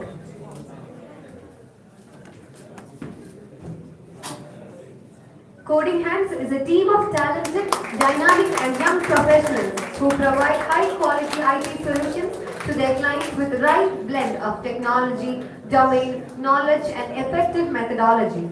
With innovative ideas, strong work ethic and commitment to excellence, his team have earned a reputation for providing the highest quality IT solutions. Welcome, sir, and a huge round of applause. Congratulations. Hi. Good afternoon. About 2 p.m. വലിച്ചു നിർത്തുന്നില്ല. എൻ്റെ wife Annie ഉണ്ട് കൂടെ. പുള്ളിയുടെ ബാക്കിൽ എന്തെങ്കിലും message അയച്ചു. വല്ലാണ്ട് വലിച്ചു നിർത്തണ്ട, എല്ലാവരും വിശന്നിരിക്കുകയാണ്. സോ ഇന്നിവിടെ വരുന്നവരേക്ക് ലൈക്ക് ലാസ്റ്റ് വീക്ക് എനിക്ക് ഇങ്ങനെ ഒരു കോൾ വന്നോടെ IDC ഇങ്ങനെ ഒരു പ്രോഗ്രാം കണ്ടക്ട് ചെയ്യുന്നുണ്ട് വരണം എന്നൊക്കെ പറഞ്ഞിട്ട്. ഇന്ന് രാവിലെ ഇവിടെ എത്തുന്നവരേക്ക് ഞാൻ ഈ ഒരു പ്രോഗ്രാമിനെ കുറിച്ച് ഒന്നും കൺസേൺ ആയിരുന്നില്ല. Like I was like back to home. ആ ഒരു ഫീലിംഗ് ആയിരുന്നു. കുറെ നാളുകൾക്ക് ശേഷം കോളേജ് ഒന്ന് കാണാം, വൈഫ് അക്കമ്പനി ചെയ്യുന്നുണ്ട്. അപ്പോൾ വൈഫിനെ എൻ്റെ കോളേജൊക്കെ ഒന്ന് കാണിച്ചു കൊടുക്കാം, ടീച്ചേഴ്സിനെ കാണിക്കാം. കാരണം I am still in contact with many of the teachers here, like especially എൻ്റെ HOD ആയിരുന്ന രത്ന സർ, റോഷിനി മിസ്, അങ്ങനെ ഒരുപാട് പേരായിട്ട് ഇപ്പോഴും കോൺടാക്ട് ഉണ്ട്. അപ്പോൾ ഇവരെ കുറിച്ചൊക്കെ ഒരുപാട് പറഞ്ഞ് എൻ്റെ വൈഫിന് കേട്ടിട്ടുണ്ട്. അപ്പോൾ അവരെയൊക്കെ കാണിച്ചു കൊടുക്കുക എന്നുള്ളൊരു ത്രില്ലിൽ മാത്രമാണ് ഞങ്ങളിവിടെ രാവിലെ വന്നത്. But from the moment I enter to the first director course room ഒരുപാട് പേരെ കണ്ടു. ദ ഫസ്റ്റ് ബാച്ചിലെ ആൾക്കാർ മുതൽ ഇപ്പോൾ റിസൾട്ടിൽ പാസ്ഔട്ട് ആയിട്ടുള്ള ആൾക്കാരിൽ വരയ്ക്ക് ഓൺടർപ്രണേഴ്സിനെ കണ്ടു കഴിഞ്ഞപ്പോൾ എൻ്റെ ആ ഒരു ചിന്തയൊക്കെ പോയി. ഒരുപാട് കാര്യങ്ങൾ അറിയാൻ പറ്റി, പല എക്സ്പീരിയൻസസ് അറിയാൻ പറ്റി. So like very much thankful for IDAC, Entrepreneurship Development Cell. Like ഞാനും ഇതിന്റെ ഭാഗമായിട്ട് വർക്ക് ചെയ്തിട്ടുണ്ട്. ലൈക്ക് ഞാൻ 2010-14 ബാച്ചാണ് കൊടുത്തത്, അപ്ലൈഡ് ഇലക്ട്രോണിക്സ് ആൻഡ് ഇൻസ്ട്രുമെന്റേഷൻ. ഇപ്പൊ ഡിപ്പാർട്ട്മെന്റ് ഇല്ല. ഞങ്ങൾ ഇറങ്ങുന്ന സമയത്ത് തന്നെ almost it was confirm like the department was going to wind up. ആ പഠിച്ചിരിക്കുന്ന സമയത്ത് തന്നെ EDC ഞാൻ വർക്ക് ചെയ്തിട്ടുണ്ട്. ബട്ട് അന്നൊന്നും ഇങ്ങനത്തെ ഇത്ര നല്ലൊരു ഇവന്റ്സോ കാര്യങ്ങളോ കണ്ടക്ട് ചെയ്യാനോ അല്ലെങ്കിൽ ഒരു നോട്ടബിൾ കാര്യം ചെയ്യാൻ ഞങ്ങൾക്കത് പറ്റിയിരുന്നില്ല. എൻ്റെ സീനിയർ ഡാനി വർഗീസ് ഉണ്ടായിരുന്നു ഞങ്ങളുടെ കൂടെ ആ ഒരു വർഷം. ബട്ട് കാര്യമായിട്ടുള്ള വർക്ക്സോ കാര്യങ്ങളൊന്നും ഈ എന്റർപ്രണർഷിപ്പ് ഡെവലപ്മെന്റ് സെൽ വെച്ച് നമുക്ക് ചെയ്യാൻ പറ്റിയിട്ടുണ്ടായിരുന്നില്ല അത്. But now you are doing A great job and thank you and I'm congratulating each and everyone. Like ഇതിനു വേണ്ടി പ്രവർത്തിച്ചിട്ടുള്ള പ്രത്യേകിച്ച് അനിൽ സാറിന്റെ കൂടെ നിൽക്കുന്ന സ്റ്റുഡൻസ് ഉണ്ട് ഇവിടെ. ആൻഡ് ദ ബഡിങ് ഓൺടർപ്രണേഴ്സ്, നിങ്ങളോട് എനിക്കിപ്പോൾ പറയാനായിട്ട് പ്രത്യേകിച്ച് കൂടുതൽ കാര്യങ്ങളൊന്നും ഇല്ല. എല്ലാവരോട് ഷെയർ ചെയ്ത പോലെ പല ഇൻപുട്ടുകളുണ്ട്. ഇതൊക്കെ തന്നെയാണ് എനിക്കും പറയാനുള്ളത്. ഞാൻ എൻ്റെ ഒരു എന്റർപ്രണർ ജേർണി തുടങ്ങിയത് 2014 പാസ് ഔട്ട് ആയി. ആൻഡ് 2 years ഞാനും എവിടെയും വർക്ക് ചെയ്തിട്ടൊന്നുമില്ല. എൻ്റെ ഒരു പാഷൻ അല്ലെങ്കിൽ എനിക്ക് താല്പര്യമുള്ള ഒരു മേഖല എന്ന് പറയുന്നത് ടീച്ചിങ് ആയിരുന്നു. ഞാൻ 2014 ഇവിടെ നിന്ന് ഇറങ്ങി കഴിഞ്ഞതിന് ശേഷം സ്റ്റിൽ ഐ ഹാവ് സപ്ലൈസ്. ഞാൻ 2017 ഞാൻ ക്ലിയർ ചെയ്യുന്നത്. എന്നിരുന്നാൽ പോലും ആ ഒരു 14 കഴിഞ്ഞിട്ട് 16 വരെയുള്ള 2 വർഷ കാലഘട്ടം ഞാനും ടീച്ചിങ് തന്നെയാണ് ചെയ്തിരുന്നത്. Especially my favourite subject was engineering graphics. ഞാൻ മെക്കാനിക്കൽ ബാക്ക്ഗ്രൗണ്ട് അല്ല, എന്നിരുന്നാൽ പോലും ഗ്രാഫിക്സ് ആയിരുന്നു എൻ്റെ ഒരു ഇഷ്ട വിഷയം. കാരണം എനിക്ക് നന്നായി മനസ്സിലായിട്ടുള്ള ഒരു സബ്ജക്റ്റ് അതാണ്. ആൻഡ് മൈ സാറ്റിസ്ഫാക്ഷൻ ഈസ് എനിക്കറിയുന്ന ഒരു കാര്യം മറ്റൊരാൾക്ക് പറഞ്ഞു കൊടുത്ത് അയാൾക്ക് അത് മനസ്സിലായി എന്നറിയുമ്പോൾ ഒരു സാറ്റിസ്ഫാക്ഷൻ. അങ്ങനെ ഒരു 2 വർഷത്തോളം ചെറിയൊരു ട്രെയിനിങ് ഇൻസ്റ്റിറ്റ്യൂട്ട്സിലും ട്യൂഷൻ സെന്റേഴ്സിലൊക്കെ BTech ട്രെയിനിങ് സെന്റേഴ്സിലൊക്കെ ഞാൻ ക്ലാസ്സുകൾ എടുക്കാൻ പോയിരുന്നു. So basically teaching or training that's my thing, my cup of thing എന്ന് പറയുന്നത് അതാണ്. അങ്ങനെ 2016 എൻ്റെ friend Sujith, his the CTO of അവർ company right now, CEO and CTO പുള്ളിയാണ് സുജിത്താണ്. ഞങ്ങൾ +2 2 വർഷം ഒരുമിച്ച് പഠിച്ചിട്ടുള്ളതാണ്. പുള്ളിക്ക് ഈ പറഞ്ഞ പോലെ പുള്ളി into the IT, completely into the IT domain. പുള്ളി ഡെവലപ്പറാണ്, iOS ഡെവലപ്പറാണ്. അങ്ങനെ പുള്ളി ബോംബെയിൽ വർക്ക് ചെയ്തിരുന്ന ഒരു കാലഘട്ടത്തിൽ ലീവിന് വന്നപ്പോൾ എന്നോട് ചോദിച്ചു, നമുക്ക് ഇങ്ങനെ ഒരു കമ്പനി തുടങ്ങിയാലോ, സ്റ്റാർട്ടപ്പ് എന്നൊന്നും ആയിരുന്നില്ല, എന്തെങ്കിലുമൊക്കെ സ്വന്തമായിട്ട് തുടങ്ങിയാലോ എന്നുള്ളൊരു ചിന്തയുടെ പുറത്ത് ഞങ്ങൾ ഫസ്റ്റ് സ്റ്റാർട്ട് ചെയ്തത് ഒരു ട്രെയിനിങ് ഇൻസ്റ്റിറ്റ്യൂട്ട് ആയിട്ടാണ്. We started back in 2016 as A iOS training institute. ഞങ്ങളൊക്കെ നോക്കിയപ്പോൾ IOS എന്ന് പറയുന്ന ഒരു സംഭവം പഠിപ്പിക്കുന്ന സ്ഥലങ്ങൾ അധികം ഇല്ല. കൊച്ചിയിൽ 1-2 ഇൻസ്റ്റിറ്റ്യൂട്ട്സ് ഉണ്ട്. അപ്പോൾ ഞങ്ങൾ വിചാരിച്ചാൽ ഞങ്ങൾ കാലിക്കറ്റ് പോയി സ്റ്റാർട്ട് ചെയ്യാം. കാരണം കാലിക്കറ്റ് ആ ഏരിയയിലൊന്നും അങ്ങനത്തെ ഒരു ഇൻസ്റ്റിറ്റ്യൂട്ട് ഇല്ല, specially training in IOS institutes ഒന്നുമില്ല. അങ്ങനെ ഞങ്ങൾ 2016 കാലിക്കറ്റിൽ പോയി ഒരു ട്രെയിനിങ് ഇൻസ്റ്റിറ്റ്യൂട്ട് ആയിട്ടാണ് തുടങ്ങിയത്. ആൻഡ് ആ കൂട്ടത്തിൽ തന്നെ പറയേണ്ട ഒരു കാര്യമാണ്, ഇങ്ങനത്തെ ഒരു ഡിസിഷൻ എടുത്ത് ഇങ്ങനെ ഒരു ബിസിനസ് തുടങ്ങാം എന്നുള്ള ഒരു ഡിസിഷൻ എടുത്ത് ഇറങ്ങുമ്പോൾ ഫാമിലിയുടെ സപ്പോർട്ട് വളരെ വലുതാണ്.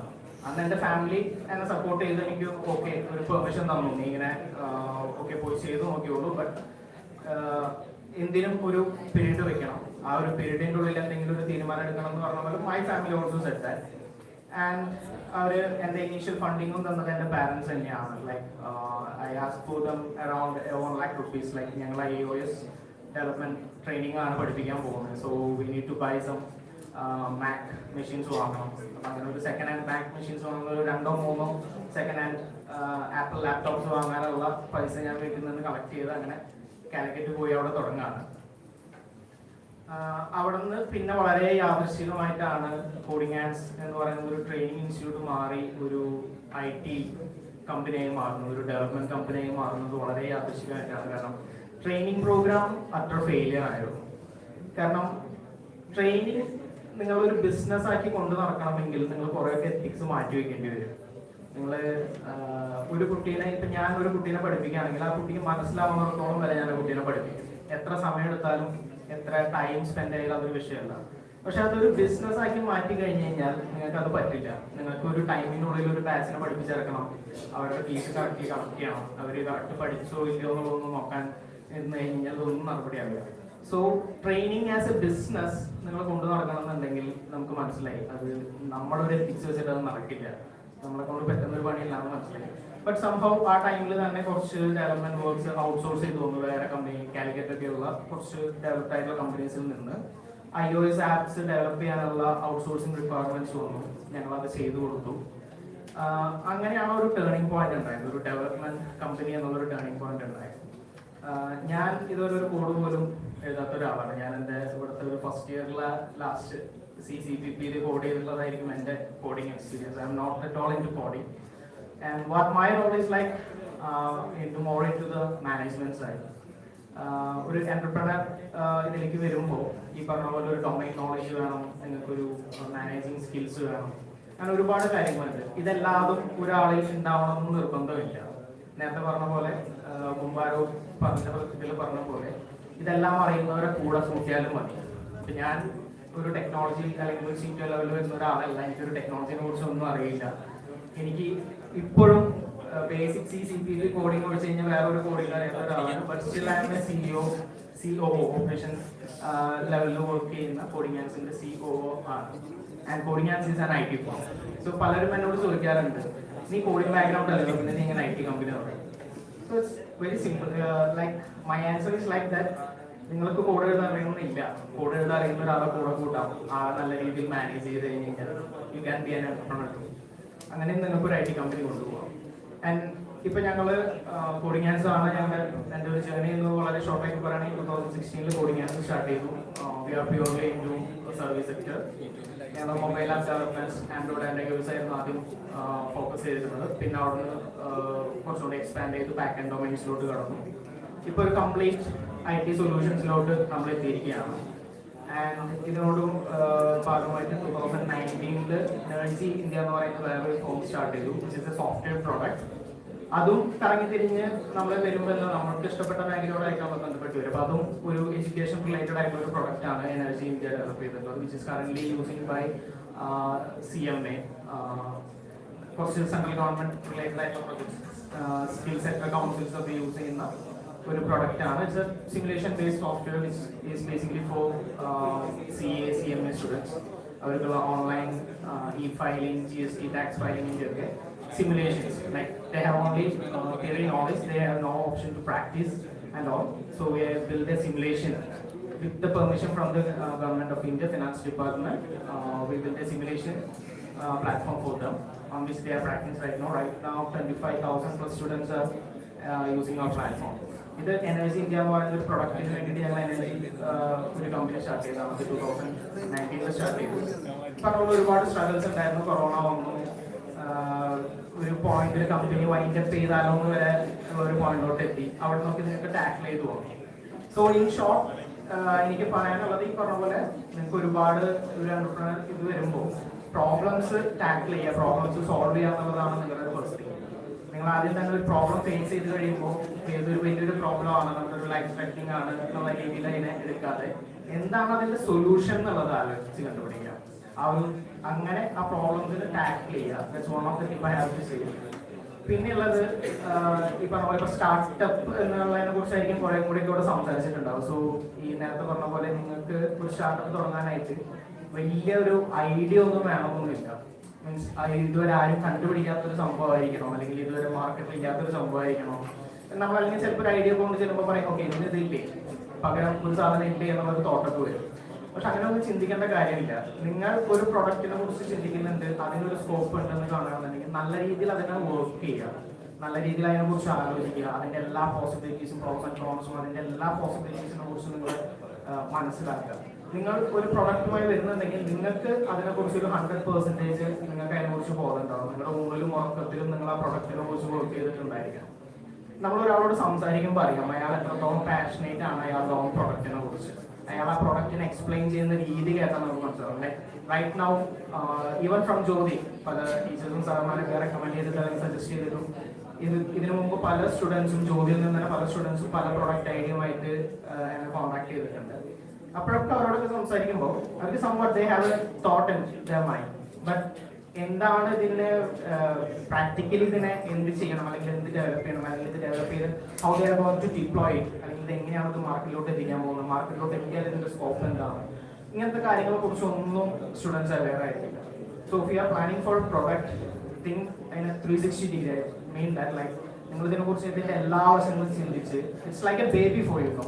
ലൈക്ക് ഒരു പ്രൊഡക്റ്റ് എന്ന് പറഞ്ഞു കഴിഞ്ഞാൽ നിങ്ങളുടെ ബേബിനെ പോലെ നിങ്ങൾ കൊണ്ടു നടക്കണമെന്നാണ് പറയുക. അതിന്റെ എല്ലാ കാര്യങ്ങളും വളർച്ചകളും എല്ലാ കാര്യങ്ങളും നിങ്ങൾ അറിഞ്ഞിരിക്കണം. ആ രീതിയിൽ തോട്ട് പ്രോസസ്സ് ചെയ്ത് കഴിഞ്ഞ് കഴിഞ്ഞാൽ നിങ്ങൾക്ക് ഏതൊരു ഇൻവെസ്റ്ററിന്റെ അടുത്തും ധൈര്യമായിട്ട് പോയിട്ട് പിച്ച് ചെയ്യാൻ പറ്റും. കാരണം ആളെന്ത് ചോദിച്ചാലും നിങ്ങൾക്ക് നിങ്ങളുടെ പ്രൊഡക്റ്റിനെ കുറിച്ചും അതിന്റെ സാധ്യതകളെ കുറിച്ചും നിങ്ങൾക്ക് പറയാൻ പറ്റും.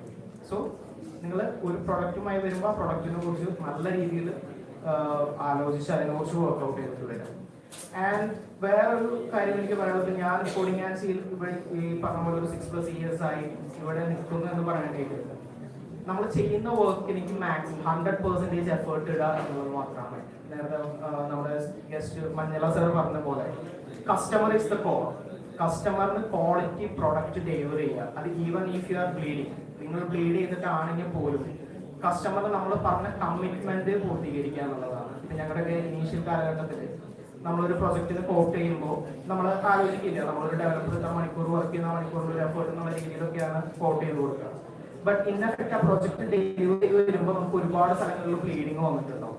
അപ്പോൾ നമ്മൾ ആ ബ്ലീഡിങ് കൺസിഡർ ചെയ്തിട്ട് ഓക്കെ നമുക്കിവിടെ ബ്ലീഡ് ചെയ്യുന്നുണ്ട് എന്ന് പറഞ്ഞിട്ട് നമ്മൾ ആ പ്രൊഡക്റ്റിന്റെ ക്വാളിറ്റി കുറയ്ക്കാൻ വേണ്ടിയിട്ട് നമ്മൾ എത്ര ബ്ലീഡ് ചെയ്താലും deliver the product with the maximum quality.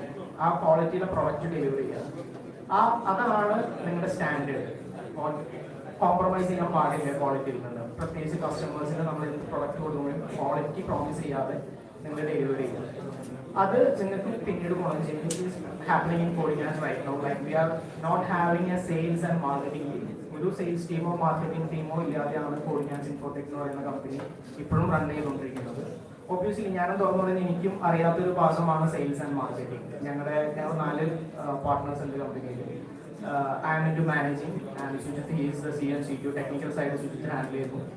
And one day Adi is into network building, and obviously network building is the most important thing in entrepreneurship.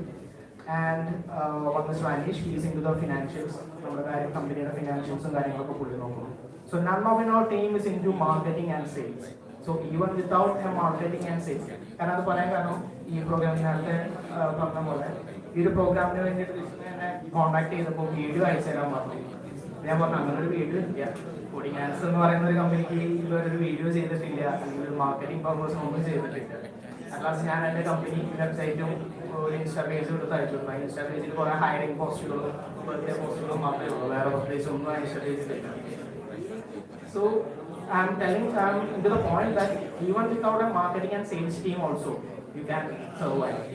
കാരണം നിങ്ങൾ ഡെലിവർ ചെയ്തിട്ടുള്ള പ്രൊഡക്റ്റിന്റെ ക്വാളിറ്റി, നിങ്ങൾ കീപ്പ് ചെയ്തിട്ടുള്ള പ്രോമിസസ്, നിങ്ങളുടെ കസ്റ്റമേഴ്സിന് നിങ്ങൾ keep ചെയ്തിട്ടുള്ള promises ആണ് നിങ്ങളുടെ ഫ്യൂച്ചർ വർക്കുകൾ വരുന്നത്.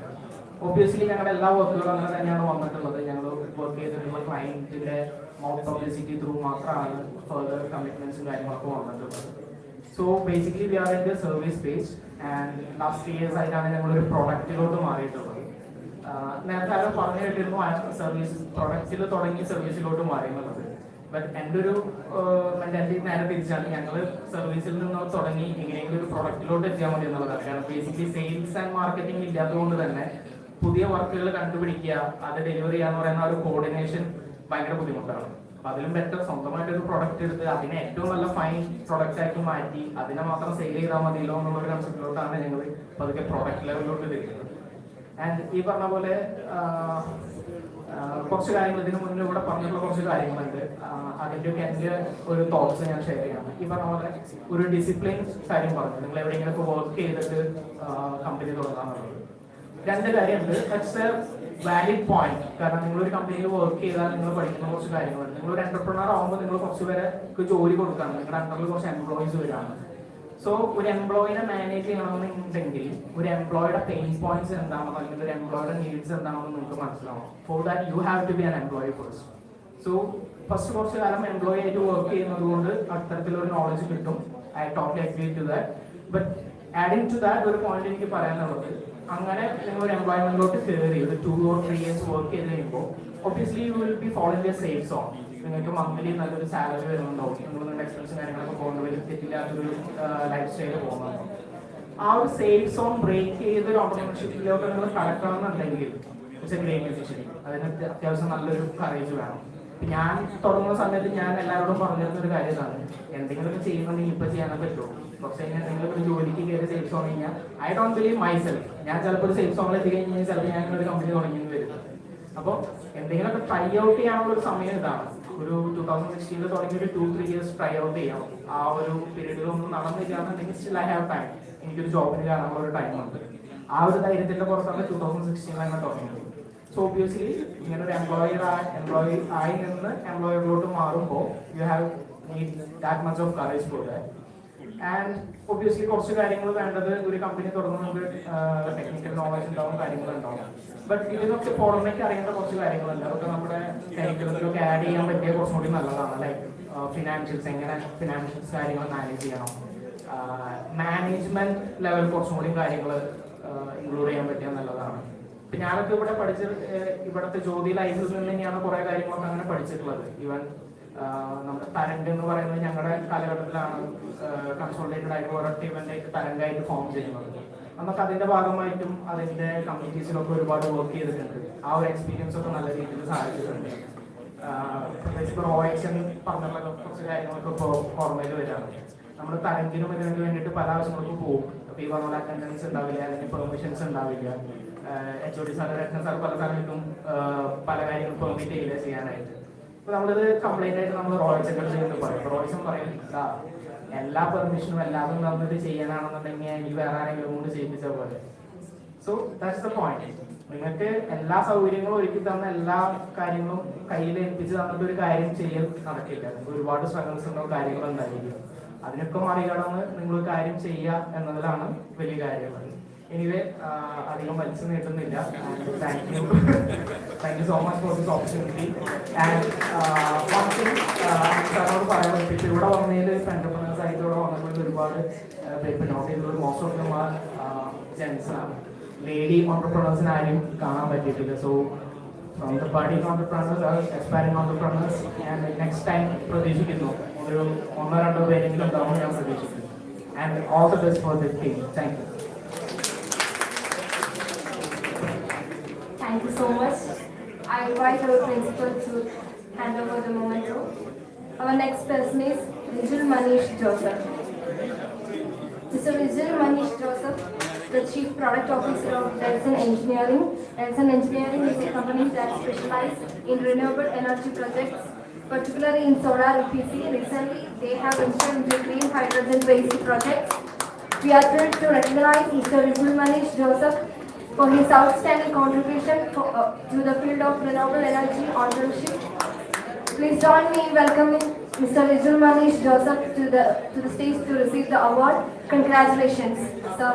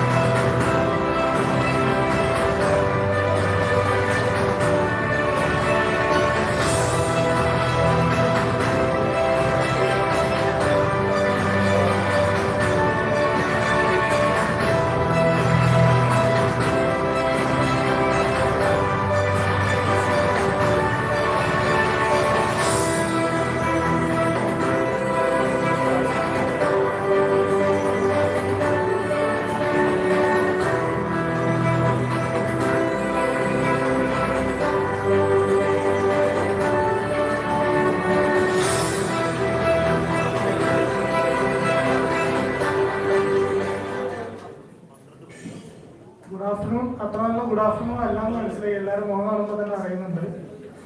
ഞാൻ ഇവിടെ ഒരു 2011 പാസ് ഔട്ട് ആയാണ് മെക്കാനിക്കൽ എഞ്ചിനീയറിംഗ്. സാറിന് അങ്ങനെ കുറച്ച് പരിചയമുള്ള മിസ്സിന് പ്രത്യേകം എനിക്കറിയാം. കമ്പ്യൂട്ടർ സയൻസിൽ എഴുതുന്നില്ലാത്ത എനിക്ക് മിസ്സായിട്ട് ഹെൽപ്പ് ചെയ്തു. എന്നെ മനസ്സിലായ മിസ്സിന് മനസ്സിലായിട്ടില്ലല്ലോ. അപ്പം അക്കാഡമിക്സ് ഒക്കെ എന്റെ കാര്യം കൂടെ പറയുകയാണെങ്കിൽ അത്ര നല്ല അക്കാഡമിക്സ് ഒന്നും ആയിരുന്നില്ല. ആ ഒരു ബേസ് ആണ് ഇന്ന് ഞാൻ ഇവിടെ നിൽക്കാൻ കാരണം. എനിക്ക് നല്ല അക്കാഡമിക്സ് ഇല്ലാത്തത് കൊണ്ടൊന്നല്ല, അന്ന് എനിക്ക് ഉണ്ടായ സപ്ലി ആണ് ഇന്ന് എനിക്ക് ഈ ഒരു കറേജ് തന്നത്. കാരണം ഞാൻ സപ്ലി ഓരോരുത്തർ പറയുന്നതാണ്, നിങ്ങൾ ആരും ഡ്രോപ്പ് ചെയ്യരുത് എഞ്ചിനീയറിംഗ്. കുറെ ആൾക്കാർ എനിക്ക് അറിയുന്നവരുണ്ട് ബാക്ക് പേപ്പർ ഉണ്ടായിട്ട് ഡ്രോപ്പ് ചെയ്തത്. ഞാൻ എഞ്ചിനീയറിംഗ് സ്റ്റുഡൻസിന് ക്ലാസ് എടുത്തിട്ടുണ്ടായിരുന്നു എനിക്ക് ബാക്ക് പേപ്പർ ഉള്ളപ്പോൾ. അങ്ങനെയാണ് ഞാൻ എൻ്റെ എഞ്ചിനീയറിംഗ് പേപ്പർ ക്ലിയർ ചെയ്തത്. അപ്പം അത് എനിക്കൊരു അനുഭവമായിരുന്നു. കാരണം എന്താ വെച്ച് കഴിഞ്ഞാൽ നോളജ് അത് നമുക്ക് എങ്ങനെ പോയാലും നമ്മളെ എവിടെയും രക്ഷപ്പെടുത്തുന്നുള്ളത്. അത് കഴിഞ്ഞ് ഞാൻ MSc ചെയ്തു. ഞാൻ UK-യിലായിരുന്നു, റിന്യൂവബിൾ എനർജിയിൽ മാസ്റ്റേഴ്സ് ചെയ്തു. ആൻഡ് അതിലൊരു റിസൾട്ടായിട്ടാണ് ഈ കാണുന്ന സംഗതികളിലേക്ക് എത്തിയിരുന്നത്. ഒരുപാട് സ്ട്രഗിൾസ് ഉണ്ടായിരുന്നു. അവിടെ നിന്ന് ഞാൻ സാധാരണ എല്ലാവർക്കും അറിയാം, ഇപ്പൊ എല്ലാവർക്കും ഫ്രണ്ട് ആണല്ലോ അല്ലെ. പുറത്തുകാർക്ക് പുറത്തേക്ക് പോകാൻ താല്പര്യമുണ്ട്. ഇപ്പം UK എല്ലാവരും നോക്കുന്നുണ്ടോ? കുറെ ആൾക്കാരുണ്ടോ പോകാൻ താല്പര്യമുള്ളവരാണല്ലേ? അപ്പൊ നിങ്ങളോടൊക്കെ പറയാനുള്ളത് നല്ലതുപോലെ എന്താ പറയാ റിസർച്ച് ചെയ്യുക, നിങ്ങളെ ഓപ്പർച്യൂണിറ്റീസ് നോക്കുക. കാരണം ഓരോരുത്തർക്കും ഓരോ ആഗ്രഹമായിരിക്കും. ഇപ്പൊ നിങ്ങളൊക്കെ എഞ്ചിനീയറിംഗ് കാര്യങ്ങളും പഠിച്ചു, അപ്പൊ നിങ്ങൾ പോണ ട്രേഡ് ചിലപ്പോൾ നിങ്ങൾക്ക് ആ രീതിയിൽ വർക്ക് ചെയ്യണം താല്പര്യം ഉണ്ടാവും. നിങ്ങളുടെ എഞ്ചിനീയറിംഗ് ആസ്പെക്ട് ഇവിടെ പല ബ്രാഞ്ചിലുള്ളവരായിരിക്കും ഇരിക്കുന്നുണ്ടാവും. അപ്പം ആ രീതിയിൽ ചെയ്യാൻ താല്പര്യമുണ്ടോ നിങ്ങളുടെ സെൽഫ് അനാലിസിസ് ചെയ്യാം. പിന്നെന്താ പറയാ, നിങ്ങൾക്കൊക്കെ ഓപ്പർച്യൂണിറ്റീസ് ഉണ്ട്. ഇന്ത്യയിൽ തന്നെ നമുക്ക് എല്ലാവർക്കും ഓപ്പർച്യൂണിറ്റീസ് ഉണ്ട്. നമ്മുടെ നാട്ടിൽ വേണ്ട നമ്മൾ കുറച്ചൊക്കെ പണിയെടുക്കാൻ. അപ്പം പുറത്തുനിന്ന് കാശ് ഇങ്ങോട്ട് കൊണ്ടുവരാനുള്ള പരിപാടി നോക്കാം. അങ്ങനത്തെ കുറെ ഓപ്പർച്യൂണിറ്റീസ് ഉണ്ട് ഇവിടെ. ഇപ്പം ഞങ്ങളുടെ ഫീൽഡ് പറയുകയാണെങ്കിൽ ഇവിടെ ഇപ്പൊ കുറെ ആൾക്കാർ പല ഫീൽഡിൽ നിന്ന് വന്നവരുണ്ട്. അപ്പം എനിക്ക് തോന്നുന്നു അത് റിന്യൂവബിൾ ഫീൽഡിൽ നിന്ന് ഉള്ളവരില്ലാന്ന് തോന്നുന്നു. അപ്പം ഇതൊരു പ്രോമിസിംഗ് ആയിട്ടുള്ള ഫീൽഡാണ് റിന്യൂവബിൾ എനർജി. ആക്ച്വലി ഇന്ന് ഇന്ത്യയിൽ ഉള്ള പല കമ്പനീസാണ് പുറത്ത് പ്രൊജക്ട്സ് എടുക്കുന്നത്. അപ്പൊ നമ്മുടെ ഞാൻ ഫ്രം കാലിക്കറ്റ് ആണ് ബേസിക്കലി. കാലിക്കറ്റ് മാത്രം ഞങ്ങൾക്ക് 300+ കമ്പനീസ് ഉണ്ട്. പണ്ട് നമ്മൾ പറയില്ലേ കല്ലെറിഞ്ഞ എഞ്ചിനീയർമാരുടെ തലയിൽ വീഴുന്നു, അതുപോലെയാണ് ഇപ്പൊ സോളാർ എന്ന് പറയുന്ന ഇൻഡസ്ട്രി. അതായത് കല്ലെറിഞ്ഞു കഴിഞ്ഞാൽ സോളാറുകാരുടെ തലയിൽ വീഴും എന്ന് പറയാം. പക്ഷെ ഏതൊരു ഇൻഡസ്ട്രി ആയിക്കോട്ടെ, യു ക്യാൻ ബി സ്പെസിഫിക്. അതാണ് നിങ്ങൾ എപ്പോഴും മനസ്സിലാക്കുന്നത്. അതിൽ എന്താണ് നമ്മുടെ ക്ലയന്റ്, എന്താണ് ക്ലയന്റിനോട് ഓറിയന്റ് ആവുക. നിങ്ങൾ ക്ലയന്റിനോട് ഓറിയന്റ് ആവുന്ന സമയത്ത് തന്നെ നിങ്ങൾക്ക് ഒരുപാട് മനസ്സിലാവും ക്ലയന്റിന് എന്ത് ചെയ്തു കൊടുക്കണം, ഞാൻ എന്തുകൊണ്ടാണ് സ്പെസിഫിക് ആവുന്നത്. ഇപ്പം എല്ലാവരും പറഞ്ഞതിൽ നിങ്ങൾ കോമൺ ആയിട്ട് കേട്ടിട്ടുണ്ടാവും കസ്റ്റമർ. ഈ കസ്റ്റമർ എന്ന് പറഞ്ഞ ആളുണ്ടെങ്കിൽ നിങ്ങൾ ആഗ്രഹിക്കുന്ന എന്റർപ്രണർഷിപ്പും ഉണ്ടാവുള്ളൂ, നിങ്ങൾക്ക് അതിനായിട്ടുള്ള ഡെവലപ്മെന്റും ഉണ്ടാവുള്ളൂ. അപ്പം നിങ്ങൾ എപ്പോഴും ക്ലയന്റിനോട് ഓറിയന്റഡ് ആവുക. പിന്നെ എന്താണ് ഇപ്പൊ ഇവിടെ ഇരിക്കുന്നവർ എല്ലാവരും എന്റർപ്രണർഷിപ്പിലേക്ക് കയറാൻ വേണ്ടി നിൽക്കുന്നവരാണോ? എന്താണ് അല്ലെങ്കിൽ വർക്ക് ചെയ്യാൻ പോകുന്നവരാണോ? എല്ലാവർക്കും സ്വന്തം ബിസിനസ് ചെയ്യാൻ വേണ്ടിയിട്ടുള്ള ആഗ്രഹമുള്ളവരാണ് അല്ലേ? അപ്പൊ നിങ്ങളോട് ഫസ്റ്റ് എനിക്ക് ഒരു കാര്യം പറയാനുള്ളത്, make A team. You cannot do anything like A loan. നിങ്ങളുടെ ഉള്ളിൽ തന്നെ പിയറിലുള്ള ഇപ്പൊ ഇവിടെ കുറച്ച് ആൾക്കാരുണ്ട് ഇൻ ബിറ്റ്വീൻ ടീംസിന്റെ അകത്ത് തന്നെ ഡെവലപ്പ് ആയി വന്ന കമ്പനീസ്. അപ്പൊ നിങ്ങളെ ടീം വർക്ക്, ഈ ടീം വർക്ക് ആയിട്ട് പോവുകയാണെന്നുണ്ടെങ്കിൽ ഒരുപാട് ബിസിനസ് സക്സസ് ആക്കി എടുക്കാനുള്ള പോസിബിലിറ്റി അധികമാണ്. അപ്പൊ നിങ്ങൾ ടീമിനെ ക്രിയേറ്റ് ചെയ്യുക. അപ്പൊ നിങ്ങളുടെ ഇടയിൽ തന്നെ നിങ്ങളൊരു ബോണ്ടിങ് ഉണ്ടാക്കുക, ടീം വർക്ക് ചെയ്യുക. അതുപോലെ തന്നെ നിങ്ങൾ ഓപ്പർച്യൂണിറ്റീസ് ഫൈൻഡ് ഔട്ട് ചെയ്യുക, ഇവന്റ്സ് അറ്റൻഡ് ചെയ്യുക. ഇന്നൊക്കെ അപ്പൊ ഒരു എക്സാമ്പിൾ ഞാൻ പറഞ്ഞുതരാം. ഈ വരുന്ന 27th to 29th ഹൈദരാബാദിൽ ആർക്കും വരാൻ പറ്റുന്നുണ്ടെങ്കിൽ പ്ലീസ് കം. അവിടെ ഹൈടെക്സിൽ റിന്യൂവബിൾ എനർജിന്റെ എക്സ്പോ നടത്തുന്നുണ്ട്. So you can take out the possibility. നേരത്തെ സാർ ഇപ്പോൾ ഇവിടെ ഒരു ഷിപ്പിന്റെ കാര്യം കാണിച്ചിട്ടുണ്ട്. Actually I need that. Sir അത് പറഞ്ഞപ്പോഴാണ് അതിന്റെ ഒരു യൂട്ടിലിറ്റി ഇത്രയും നമുക്ക് ഇന്റഗ്രേറ്റ് ചെയ്യാൻ പറ്റുമെന്ന് മനസ്സിലായത്. അപ്പം you can also be A part of. അപ്പം അങ്ങനത്തെ ഓപ്പർച്യൂണിറ്റീസ് നിങ്ങളിപ്പോൾ ഇവന്റ്സ് അറ്റൻഡ് ചെയ്യും. കൂടുതൽ മാക്സിമം ഇവന്റ് അറ്റൻഡ് ചെയ്യുമ്പോൾ തന്നെ നിങ്ങൾക്ക് കുറെ ഐഡിയാസ് കിട്ടും. അധികം നീട്ടുന്നില്ല. എന്തെങ്കിലും ഈ ഫീൽഡിനെ കുറിച്ചോ അല്ലെങ്കിൽ എന്തെങ്കിലും ഡൗട്ട് ചോദിക്കണമെന്നുണ്ടെങ്കിൽ ചോദിക്കാം, ഇല്ലാന്നുണ്ടെങ്കിൽ ആൾ കുറിച്ച്.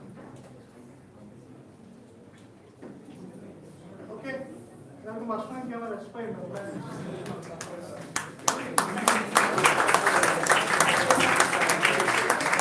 Thank you so much, sir. I invite our principal, sir, to give the memento.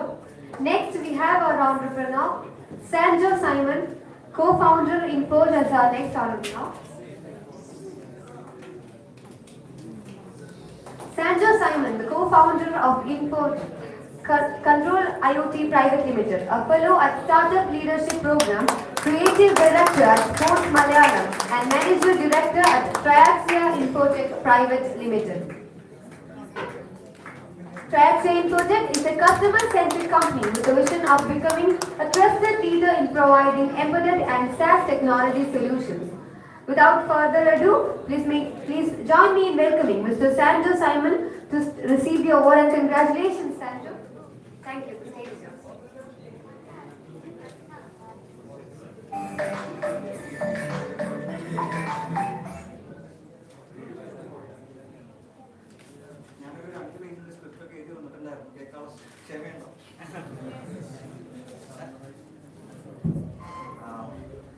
അനുസരിച്ച് വിളിക്കുമ്പോൾ പറയാറുണ്ട് പിള്ളേരൊക്കെ ഒന്ന് മോട്ടിവേറ്റ് ചെയ്യണം എന്നൊക്കെ.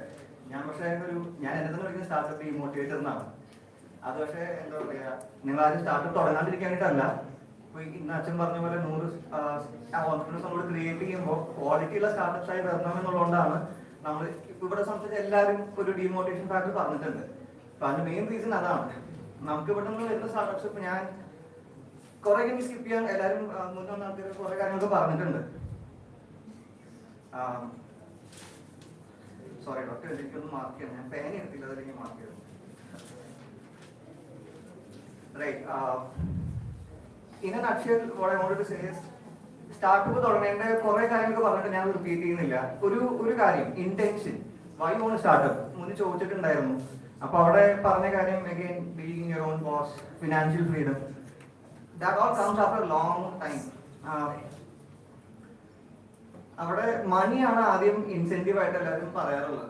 Making a lakh a day sounds awesome, but it will come after long struggle. അപ്പോൾ അവിടെ ഞാനും ഇതുപോലെ കുറച്ച് കോളേജിലൊക്കെ ഇവന്റ്സിനൊക്കെ പോകുമ്പോൾ സംസാരിക്കുമ്പോൾ ഇന്ററാക്ട് ചെയ്തപ്പോൾ കിട്ടിയിട്ടുള്ള ക്വസ്റ്റ്യൻസ് ഇതൊക്കെ തന്നെയാണ്. ഫണ്ട് എങ്ങനെ റേസ് ചെയ്യാം, എങ്ങനെ സ്റ്റാർട്ടപ്പ് തുടങ്ങാം. അപ്പോൾ നമ്മൾ സ്റ്റാർട്ടപ്പ് ബൂട്ട് ക്യാമ്പ് ഒക്കെ അറ്റൻഡ് ചെയ്യുമ്പോൾ അവരൊക്കെ ആദ്യം സംസാരിക്കുക കമ്പനി രജിസ്റ്റർ ചെയ്യുന്ന കാര്യങ്ങളും നമുക്ക് എങ്ങനെ ഇൻവെസ്റ്റേഴ്സിലോട് കണക്ട് ചെയ്യാം. അതൊന്നും അല്ല സത്യം പറഞ്ഞാൽ ആദ്യം വേണ്ടത്.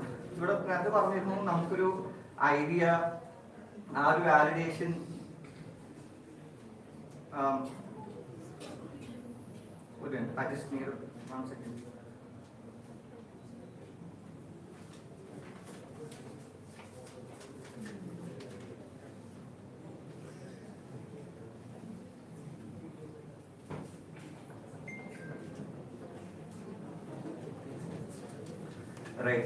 Very sorry.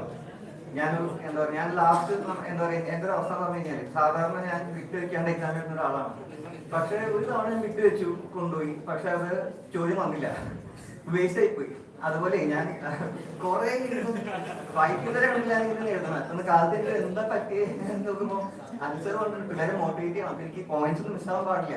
അപ്പൊ ഞാൻ എല്ലാം കൂടി ഇരുന്ന് എഴുതി. പക്ഷെ എന്റെ കാണാൻ എല്ലാ ക്വസ്റ്റ്യൻസും ആൻസർ ചെയ്ത് കഴിഞ്ഞു. അപ്പോ അധികമൊന്നും ഇനി പറയാനില്ല. ഇന്റൻഷൻ നമ്മൾ നേരത്തെ പറഞ്ഞ കസ്റ്റമേഴ്സ് സെൻട്രിക് ആയിട്ട് തിങ്ക് ചെയ്യുക, വാല്യൂ ഡെലിവർ ചെയ്യുക, then think about money. For students നമുക്കിപ്പോൾ ഉള്ള ടൈം ഉണ്ടല്ലേ, കോളേജിലുള്ള ഈ time, that is the best time that you can use. നമുക്ക് അതൊരു മണി ഇൻസെന്റീവ് വെച്ചുകൊണ്ടായിരിക്കും ഇത് വർക്ക് ചെയ്യേണ്ടത്. നമുക്ക് ഇത് കിട്ടുന്ന ഒരു ഓപ്പർച്യൂണിറ്റി ആണ്. ഈ പറഞ്ഞ ഒരു നെറ്റ്വർക്കിങ്ങും ലേണിങ്ങും കണ്ടിന്യൂസ് ലേണിങ്ങും ഇതാണ് നമുക്ക് ഒരു പോയിന്റിലോട്ട് എത്തിക്കുന്നത്. ഇപ്പോൾ ഞങ്ങളൊരു 300 പ്രോജക്ട് ചെയ്ത കാര്യം ടീച്ചർ പറഞ്ഞു. അവിടെ നിന്നൊക്കെയാണ് ആ ഒരു പോയിന്റ് എത്തി സ്റ്റാർട്ടപ്പിലോട്ട് എത്തുന്നത്. So that is not you start from. അപ്പോൾ അവിടേക്ക് എത്താനുള്ള ജേർണി ഈ പറഞ്ഞ മാതിരി ഡിഫിക്കൽട്ടാണ്. പക്ഷേ ഫിനാൻഷ്യൽ പ്ലാനിങ്, നെറ്റ്വർക്കിംഗ്, ഐഡിയ, നമുക്കൊരു ഫണ്ടിങ്ങിന് വേണ്ടിയിട്ട് ആദ്യം സ്റ്റാർട്ട് ചെയ്യരുത്. ഫണ്ടിങ് വെച്ചിട്ട് തന്നെ സ്റ്റാർട്ട് ചെയ്യാൻ നിർബന്ധമില്ല. You can actually start from bootstrapping. How many have tried bootstrapping? Bootstrapping എന്ന് അറിയുന്നുണ്ടോ? സ്റ്റാർട്ടപ്സ് ഉണ്ടോ? കോളേജിൽ എങ്ങനെയാണ് ഇപ്പോൾ ഉള്ള സ്റ്റുഡൻസ് എങ്ങനെയാണ് സ്റ്റാർട്ടപ്പ് ഒക്കെ? സ്റ്റാർട്ടപ്പ് റണ്ണിങ് അറിയുന്നുണ്ടോ? 3 പേരുണ്ട്. ഓക്കെ. ഇപ്പോഴുള്ള സമയം സത്യം പറഞ്ഞു കഴിഞ്ഞാൽ ടെസ്റ്റ് ചെയ്യാനും വാലിഡേറ്റ് ചെയ്യാനും യൂസ് ചെയ്യുന്ന ടൈമായിട്ട് കൺസിഡർ ചെയ്യുക. നമുക്ക് റിസൾട്ടിന് വേണ്ടിയിട്ടുള്ള ഒരു പ്രയത്നം എടുത്തേക്ക്. ഞാൻ അങ്ങോട്ട് some questions if you have.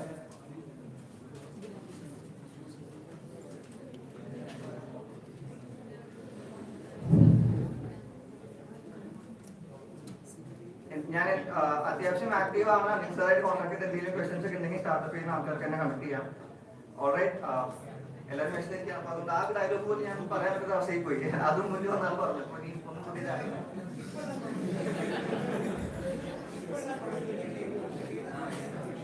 ഞാൻ സർവീസ് ആണ്. അതെ, alright, thank U.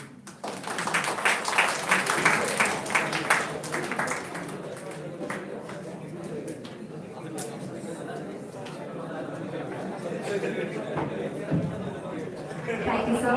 I invite our registrar Savisa to hand over the momentum.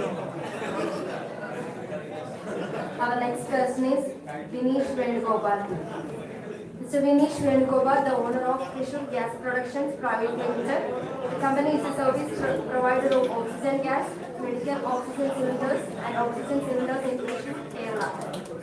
We are honored to recognize Mr. Vinesh Venugopal for his exceptional contribution to the medical industry and his commitment to providing vital services to his community.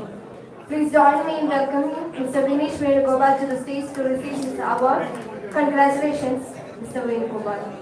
Sir, a few words.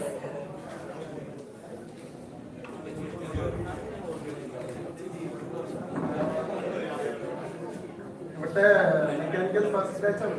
2004-2008 മാസം തൃശ്ശൂർ ഇപ്പോൾ ഒരു medical oxygen manufacturing ചെയ്തുകൊണ്ടിരിക്കുന്നത്. Actually ഇപ്പൊ എല്ലാവരും നമ്മൾ കൂടുതൽ famous ആയത് corona സമയത്താണ്. കൊറോണ സമയത്ത് അവിടെ രക്ഷപ്പെട്ട വ്യക്തി ഞാൻ മാത്രം ഉണ്ടാവുള്ളൂ എന്ന് വിചാരിക്കുന്നു. ബിക്കോസ് മൊത്തം എന്താണെന്ന് നമ്മൾ പ്ലാൻ ചെയ്യുന്നത്. ആക്ച്വലി ആ സമയത്ത് ഇവിടെ അക്യൂട്ട് ഷോർട്ടേജ് ആയിരുന്നു. എല്ലാവർക്കും അറിയാം, ഓക്സിജന്റെ ഷോർട്ടേജ് ആയിരുന്നു അന്ന്. എന്നോട് ഒരു 20 എംപ്ലോയീസ് ഓൾമോസ്റ്റ് ഉണ്ട് ഇവിടെ. 20 എംപ്ലോയീസ് ഉണ്ട്. ആക്ച്വലി ഞാനിവിടെ പഠിച്ചോണ്ടെങ്കിൽ ഇവിടെ അധികം ഫെമിലിയർ ഫേസ് ഒന്നും കാണാനില്ല. ആക്ച്വലി ബിജു സാറുണ്ട്, പിന്നെ ഇപ്പോഴത്തെ പ്രിൻസിപ്പൽ ജോസ് സാറുണ്ട്. നമ്മുടെ ഇലക്ട്രിക്കൽ എടുത്തതാണ് ബിജു സാർ പ്രിൻസിപ്പളായിട്ട്. വേറെ ആക്ച്വലി അധികം അറിയുന്ന ആൾക്കാർ ഇല്ല ഇവിടെ. വേറെ ഇപ്പോൾ കൂടുതൽ പറയാനൊന്നുമില്ല. ആക്ച്വലി എല്ലാവരും വേസ്റ്റിനൊക്കെ അറിയാം. ഇപ്പൊ കൂടുതൽ പറഞ്ഞ ആൾക്കാർ എന്നെ ചീത്ത വിളിക്കും. ആക്ച്വലി ലാസ്റ്റ് ആയതുകൊണ്ട് ഇപ്പൊ എന്തെങ്കിലും സംശയം ഉണ്ടെങ്കിൽ ചോദിക്കാം. ഇവിടുത്തെ ഇപ്പൊ ആക്ച്വലി ലാർജസ്റ്റ് പ്ലാന്റ് ആണ് നമ്മുടെ ഇപ്പോൾ ഉള്ളത്. ലാർജസ്റ്റ് പ്ലാന്റ് നമ്മൾ 4 to 5 tons ഓക്സിജൻ മാനുഫാക്ചർ ചെയ്യുന്നുണ്ട് പെർ ഡേ. ഇപ്പോൾ എല്ലാം നല്ലതായിട്ട് നെക്സ്റ്റ് ഈ മന്തിൽ തന്നെ നമ്മുടെ പുതിയ ന്യൂ യൂണിറ്റ് ട്രിവാൻഡ്രത്ത് സ്റ്റാർട്ട് ചെയ്യാൻ പോണ്. അപ്പോൾ അത് ഇത്തിരി കൂടി പ്രൊഡക്ഷൻ വൈസ് ഇത്തിരി കൂടി വലുതായിരിക്കും. ഓൾമോസ്റ്റ് എല്ലാ വർക്കും കഴിഞ്ഞെടുക്കാണ്. പിന്നെ എല്ലാവർക്കും അറിയാലോ ഇപ്പോൾ സ്റ്റാർട്ട് ചെയ്യാൻ എളുപ്പത്തിൽ നടക്കുന്ന കാര്യമില്ല. അതിൻ്റെതായ ഫോർമാലിറ്റീസും എല്ലാം കഴിഞ്ഞ് വരുമ്പോൾ സമയം നമ്മൾ വിചാരിച്ചാൽ കൂടുതൽ എടുക്കാണ്. അപ്പോൾ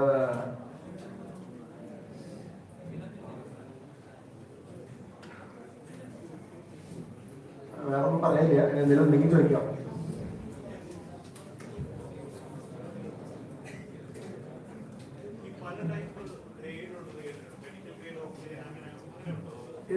മെഡിക്കൽ ഗ്രേഡിൽ ഇൻഡസ്ട്രിയൽ ഗ്രേഡ് ഉണ്ട്.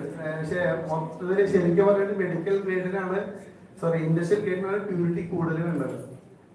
നമ്മൾ മൊത്തത്തിലുള്ള കൺസെപ്റ്റ് എന്താ വെച്ചാൽ മെഡിക്കലിനാണ് പ്യൂരിറ്റി കൂടുതൽ വേണ്ടതെന്ന് എല്ലാവരും പറയും. പക്ഷെ ഇൻഡസ്ട്രിയൽ ഗ്രേഡാണ് ആക്ച്വലി പ്യൂരിറ്റി കൂടുതൽ വേണ്ടത്. ഇതിന് കട്ടിക്കും അങ്ങനത്തെ കുറെ പ്രൊസീജിയേഴ്സ് ഒക്കെ ചെയ്യുമ്പോൾ പ്യൂരിറ്റി കുറവാണെങ്കിൽ അതിനനുസരിച്ച് അതിൻ്റെ പെർഫോമൻസ് കുറയും. ആക്ച്വലി ടു ബി ഫ്രാങ്ക് ഇത് പറയുകയാണെങ്കിൽ രണ്ടും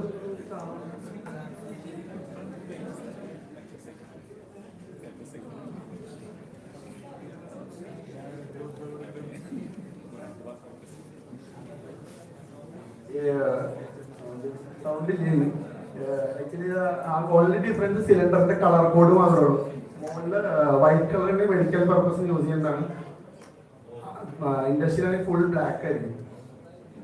അപ്പോൾ ഇൻഡസ്ട്രിയൽ മാനുഫാക്ചറിങ് ഒറ്റ യൂണിറ്റിലാണ്, ഒറ്റ ഏരിയയിലാണ് രണ്ടും മാനുഫാക്ചറിങ്. ഇൻഡസ്ട്രിയൽ മെഡിക്കൽ പ്രോസസ് സെയിമാണ്. അതിന് ഡിഫറൻസ് കൊറോണ സമയത്ത് ഫുള്ളി മെഡിക്കലായിരുന്നു. ആക്ച്വലി തൃശ്ശൂര് തൊട്ട് അന്ന് റെസ്ട്രിക്ഷൻ തൃശ്ശൂർ മാത്രം സപ്ലൈ ചെയ്യാൻ പാടുള്ളൂ. അങ്ങനത്തെ ഒരു സിറ്റുവേഷൻ ആയിരുന്നു. പക്ഷെ അത് ആക്ച്വലി അങ്ങനെ ബിസിനസ് പരമായി സംസാരിക്കുകയാണെങ്കിൽ അത് ആ ഒരു അങ്ങനത്തെ ഒരു അവസ്ഥ വരരുത്. ഫിനാൻഷ്യലി ആണെങ്കിൽ ഓക്കെ, ഫിനാൻഷ്യലി നല്ല പ്രോഫിറ്റ് ആയിരുന്നു. ഏറ്റവും കൂടുതൽ പല മേഖലകൾ അടഞ്ഞു കിടന്നപ്പോഴും നമ്മൾ മാത്രം പ്രവർത്തിച്ച് നമുക്ക് അത്രയധികം എന്താ പറയാ അത്രയധികം ഫെസിലിറ്റി നമുക്കാണ് കിട്ടിയത്. പക്ഷെ ആക്ച്വലി അതൊരു ഹെക്ടിക്കായിരുന്നു. വെച്ചാൽ നമുക്ക് ഓക്സിജൻ കിട്ടാണ്ട് മരിക്കാമെന്ന് പറയുമ്പോൾ അത് വളരെ എന്താ പറയുക പാത്തറ്റിക് സിറ്റുവേഷനാണ്. അത് പലപ്പോഴും വിറ്റ്നസ് ചെയ്തിട്ടുണ്ട്. രാത്രി ഓരോ ഹോസ്പിറ്റലിൽ പോകുമ്പോൾ ഒരു സിലിണ്ടർ കഴിഞ്ഞു ആൾക്കാര് മരിക്കാനുള്ള ലെവലിൽ നിൽക്കുക. ഇങ്ങനത്തെ ഒരു സിറ്റുവേഷനിൽ ഡെലിവറി സംഭവമുണ്ട്.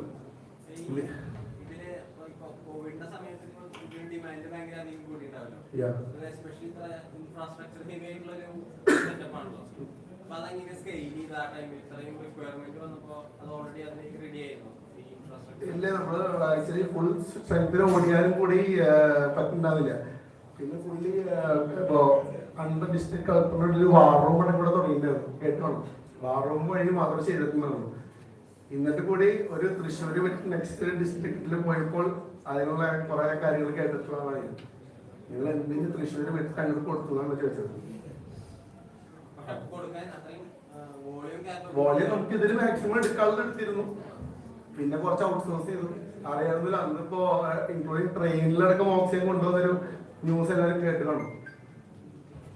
ഇപ്പൊ പുതിയതായിട്ട് സ്റ്റാർട്ട് ചെയ്യാൻ പോകും. അത് കപ്പാസിറ്റി കൂടുതലാണ്. തൃശ്ശൂർ വന്നിട്ട് മുണ്ടൂർ എന്ന് പറയും. അമല ഹോസ്പിറ്റലിന്റെ ഒരു സംതിങ് ലൈക്ക് 2 കിലോമീറ്റർ.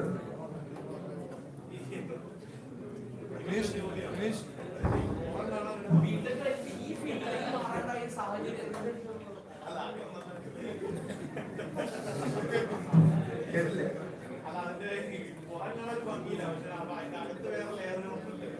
ആക്ച്വലി ഒരു ഇന്ത്യൻ സ്ഥാപനത്തിൽ ഞാൻ പറയാം. ആക്ച്വലി ബിടെക് ആയിട്ട് എന്തായാലും വരാൻ ഈ ഫീൽഡിലേക്ക് വരാൻ കാരണം ബേസിക്കലി ഫാദറിന് ഇതെല്ലാം ബിസിനസ് വേറെ ബിസിനസ് ആയിരുന്നു. പക്ഷെ ഒരു എന്തെങ്കിലും ഡിഫറെന്റ് ആയിട്ടൊരു കാര്യം ചെയ്യുന്നുണ്ടായിരുന്നു. അതുകൊണ്ട് വന്നു. ഇപ്പോ ഒരു ഫാദറിന്റെ ബ്രദർ ഇതിന്റെ ഇലക്ഷനിലാണ്. ആളൊരു 40 years ആയിട്ട് ഇലക്ഷനിലാണ്. അങ്ങനെ എത്തി പറ്റിയതാണ് എനിക്ക്. പക്ഷെ ഇത് കൊറോണ പലപ്പോഴും ചോദിച്ച ഒരു ചോദ്യമാണ് എല്ലാവരും. കൊറോണ കണ്ടിട്ട് തുടങ്ങി പരിപാടിയാണോ എന്ന് ചോദിച്ചിട്ടുണ്ടായിരുന്നു ഇവിടെ. പക്ഷെ ആക്ച്വലി അതൊന്നല്ല, കോയിൻസിഡന്റ് വന്നു പോയി. ഭാഗ്യം ഭാഗ്യം എന്ന് വെച്ചാൽ അങ്ങനെ ഭാഗ്യമല്ല, ഇനി അത് ഫിനാൻഷ്യലി നോക്കുകയാണെങ്കിൽ ഭാഗ്യം വരണം, അല്ലാത്ത പക്ഷം വേണ്ടെന്ന് പറയുള്ളൂ.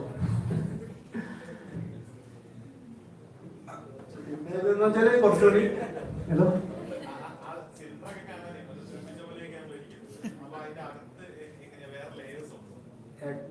ഇതിന് ടെസ്റ്റ് ഒക്കെ ഉണ്ട്. ആക്ച്വലി ബോഡി തിക്നെസ്സും കാര്യങ്ങളൊക്കെ ഉണ്ട്. അത് മെയിൻറ്റെയിൻ ചെയ്യണം. ആക്ച്വലി പറയുകയാണെങ്കിൽ 5 years ടെസ്റ്റ് ചെയ്യുന്നതാണ്. കാരണം ഇതിൽ ഇതായിട്ട് പറയുകയാണെങ്കിൽ മാനുവലായിട്ട് ഇതുള്ള പണിയില്ലെങ്കിൽ ആക്റ്റീവ് ആയിരിക്കുന്നത്. കാരണം ഇതിൽ ഡിസൈൻ പ്രഷർ കഴിഞ്ഞു കഴിഞ്ഞാൽ കാണാൻ കേട്ടോ. ഇതൊരു കംപ്രസറാണ്. ഇതാണ് നമ്മൾ സ്റ്റാർട്ടിങ് ആയിട്ട് നമ്മൾ മെയിൻ ഹാർട്ട് എന്നൊക്കെ പറയുന്നത്. ഇത് ഓരോ പ്രൊസീജിയർ ജസ്റ്റ് വേറെ ഒന്നുമില്ല. ബേസിക്കലി എയറിനെ സെപ്പറേറ്റ് ചെയ്തിട്ട്, എയറിൽ ഓൾറെഡി ഓക്സിജൻ ഉണ്ട്, അതിനെ സെപ്പറേറ്റ് ചെയ്തിട്ട് ഓക്സിജൻ മാത്രം എടുത്തിരിക്കുന്നു. ഓരോന്നിനുമായ ടെമ്പറേച്ചേഴ്സ് ഉണ്ട്, അത് വെച്ചിട്ട് ഓക്സിജൻ വേർതിരിച്ച് ഓക്സിജൻ മാത്രം ലിക്വിഡ് ഫോമിലാക്കിയിട്ട് പിന്നെ പമ്പ് വെച്ച് ഗ്യാസ് ആക്കുന്നു. പക്ഷെ ഈ പറയുന്ന പോലെ അതിൽ ചെറിയ സിലിണ്ടർ, ആ ചെറിയ സിലിണ്ടർ മതി കോളേജ് ഏരിയ തന്നെ ഒന്നും ഉണ്ടാക്കാൻ. അത്രയ്ക്ക് ഡേഞ്ചർ ഉണ്ടോ. പ്രഷർ അതിന് സിലിണ്ടറിന് ഒരു മാക്സിമം പ്രഷർ ഉണ്ടായിരിക്കും. അതിൽ കൂടുതൽ നമ്മളതിന് ഫില്ല് ചെയ്തിട്ടുണ്ടെങ്കിൽ അത് കറക്റ്റായിട്ട് ഇത് ചെയ്തില്ലെങ്കിൽ ഇറ്റ് മേ ഡാമേജ്. കൊറോണ കഴിഞ്ഞിട്ട് ആക്ച്വലി ഇപ്പോ ഒരു ഹൈപ്പ് പോയി ആക്ച്വലി പഴയ പോലെ പഴയ ലെവലിലേക്ക് എത്തിക്കൊണ്ടിരിക്കുന്നു.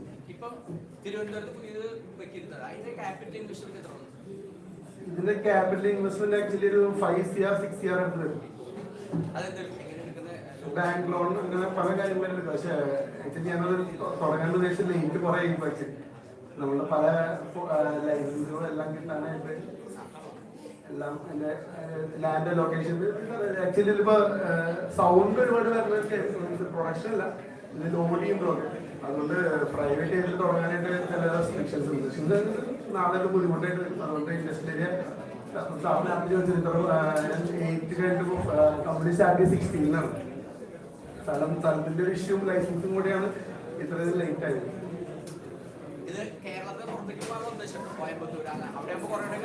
ആക്ച്വലി അവിടെയൊക്കെ ഇതുണ്ട്, ആക്ച്വലി എല്ലാം ഉണ്ട്. പക്ഷെ അതിനുള്ള ഇതിന് ബേസിക്കലി പറയുകയാണെങ്കിൽ പ്രോഫിറ്റബിലിറ്റി പറയുകയാണെങ്കിൽ ഐറ്റം കൂടുതൽ ചെയ്താലാണ് പ്രോഫിറ്റബിലിറ്റി ഉള്ളത്. മാർജിൻ വളരെ ലോ ആണ്. വോളിയം ചെയ്താലാണ് ഉണ്ടാവുന്നത്. ഇവിടുന്ന് ആരോ സാറ് വിളിച്ചിരുന്നു തോന്നുന്നു, ഒരു 2 years ബാക്ക് എന്തൊരു പ്രോജക്ട് ബേസ് വിളിച്ചിട്ടുണ്ടായിരുന്നു. അന്ന് വിളിച്ചിട്ടുണ്ടായിരുന്നു. അന്ന് വേറെ ഏതൊരു ടീം ഒന്ന് പ്രോജക്ട് ചെയ്യാനുണ്ടല്ലോ. മീൻസ് കാറിലൊക്കെ പോകുമ്പോ ഓക്സിജൻ ഷോർട്ടേജ് വരുമ്പോ യൂസ് ചെയ്യാൻ ചെറിയ ബാഗിൽ കൊണ്ടുവരുന്ന സിലിണ്ടേഴ്സ് അതിനെ കുറിച്ച് അറിയാൻ വേണ്ടി. അതിൽ എന്തായാലും എനിക്ക് അറിയില്ല, ഒരു അപ്ഡേറ്റ് കിട്ടിയിട്ടില്ല. വേറെ എന്തെങ്കിലും ഉണ്ടെങ്കിൽ ചോദിക്കാം. അത് സ്റ്റാർട്ട് ചെയ്യുമ്പോൾ കേൾക്കുന്ന ചോദ്യമാണ്. നിങ്ങൾ ഇത് തുടങ്ങിയിട്ട് ഉള്ള ഓക്സിജൻ വലിച്ചെടുത്ത് ഞങ്ങൾക്ക് ഓക്സിജൻ ഷോർട്ടേജ് വരുന്നു ചോദിച്ചൊരു ചോദ്യം പലപ്പോഴും ഉണ്ട്. പല ലൈസൻസിനും പോയപ്പോഴും നോർമൽ ആൾക്കാരൊക്കെ അവിടെ ഇരിക്കുന്ന ആൾക്കാരോട് ചോദിച്ച ചോദ്യമാണ്. ഓക്സിജൻ നിങ്ങൾ എല്ലാം നിങ്ങൾ വലിച്ചെടുത്ത് ഞങ്ങൾ കൂടി അവകാശപ്പെട്ട സാധനം വലിച്ചിട്ടിട്ട് അങ്ങനെ തമാശക്കാണോ എന്നൊന്നും അറിയില്ല. പക്ഷെ ആക്ച്വലി ഇവിടെ അധികം ഇല്ല. അങ്ങനെ ഇവിടെ ആകെ ഇപ്പൊ തൃശ്ശൂർ ഓൺലി ഞങ്ങളുടെ പ്ലാന്റ് മാത്രമേ, പിന്നെ ചെറിയ വേറെ പ്ലാന്റ് മാത്രമേ ഉള്ളൂ. അപ്പൊ തൃശ്ശൂര് ഇപ്പോ എനിക്ക് പ്രൗഡ്ലി പറയാം, ഞങ്ങളിലൂടെയാണ് ശ്വസിക്കുന്നത്.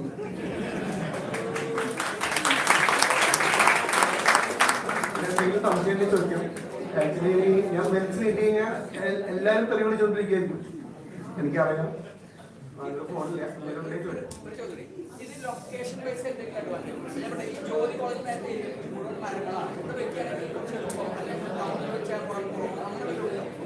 ക്ലൗഡ് നമ്മളിത് ഇതിന്റെ മെയിനായിട്ട് പ്യൂരിറ്റി വേണമെന്ന് പറഞ്ഞല്ലോ. ഇവിടെ ഉണ്ടെങ്കിൽ ഇപ്പോഴും നല്ലൊരു അങ്ങനത്തെ ഏരിയയിലുണ്ടെങ്കിൽ പൊല്യൂട്ടഡ് അല്ലാത്തൊരു, പക്ഷെ എന്നാൽ കൂടി അതിന്റെ ഫിൽറ്ററുകളൊക്കെ സംവിധാനങ്ങളൊക്കെ ഉണ്ട് എവിടെയായാലും തന്നെ. പക്ഷെ ഇതിലൂടെ അത് ഇങ്ങനത്തെ ഏരിയ ആകുമ്പോൾ നല്ലൊരു ഇത് കിട്ടുകയാണെങ്കിൽ ഇത്തിരി നല്ലതായിരിക്കും പറഞ്ഞു. അല്ലാത്ത പക്ഷെ ഒന്നുമില്ല. ഒരു പേര് കൂടി പറയാൻ വിട്ടുപോയി ആക്ച്വലി, അല്ലെങ്കിൽ അത് ഭയങ്കര അലമ്പായി തരും. ഞങ്ങളുടെ ഒപ്പം പഠിച്ച ഒരാളിവിടെ നിഖിൽ സാറുണ്ട്. പുള്ളിയുടെ പേര് പറഞ്ഞതാണ് ഇഷ്യൂ. പുള്ളിയോട് ഇല്ലാന്നുള്ളൂ. പിന്നെ അനിൽ സാറിനോട്ട് ഞാൻ ആൾ നേരിട്ട് കണ്ടിട്ടില്ല. ഫസ്റ്റ് ടൈമാണ് കാണുന്നത്. ആളാണ് പുള്ളി വിളിച്ച് കാര്യങ്ങൾ ചെയ്തത്. ഫോണിലൂടെയാണ് ആരും സംസാരിച്ചത്. വേറെ ഫാമിലിയോ ഫേസ് ഒന്നും ഇല്ല. അപ്പോൾ ഒന്നുമില്ലാന്ന് വിശ്വസിക്കുന്നു. Okay, thank you, bye. Thank you, sir. Welcome Amal Shibu, CEO of IDC for the vote of thanks. എല്ലാവർക്കും പ്രശ്നമാണെന്ന് അറിയാം. First of all sorry for ഇത് ഇത്രയും വലിച്ചതിന് വളരെ സോറി ഉണ്ട്.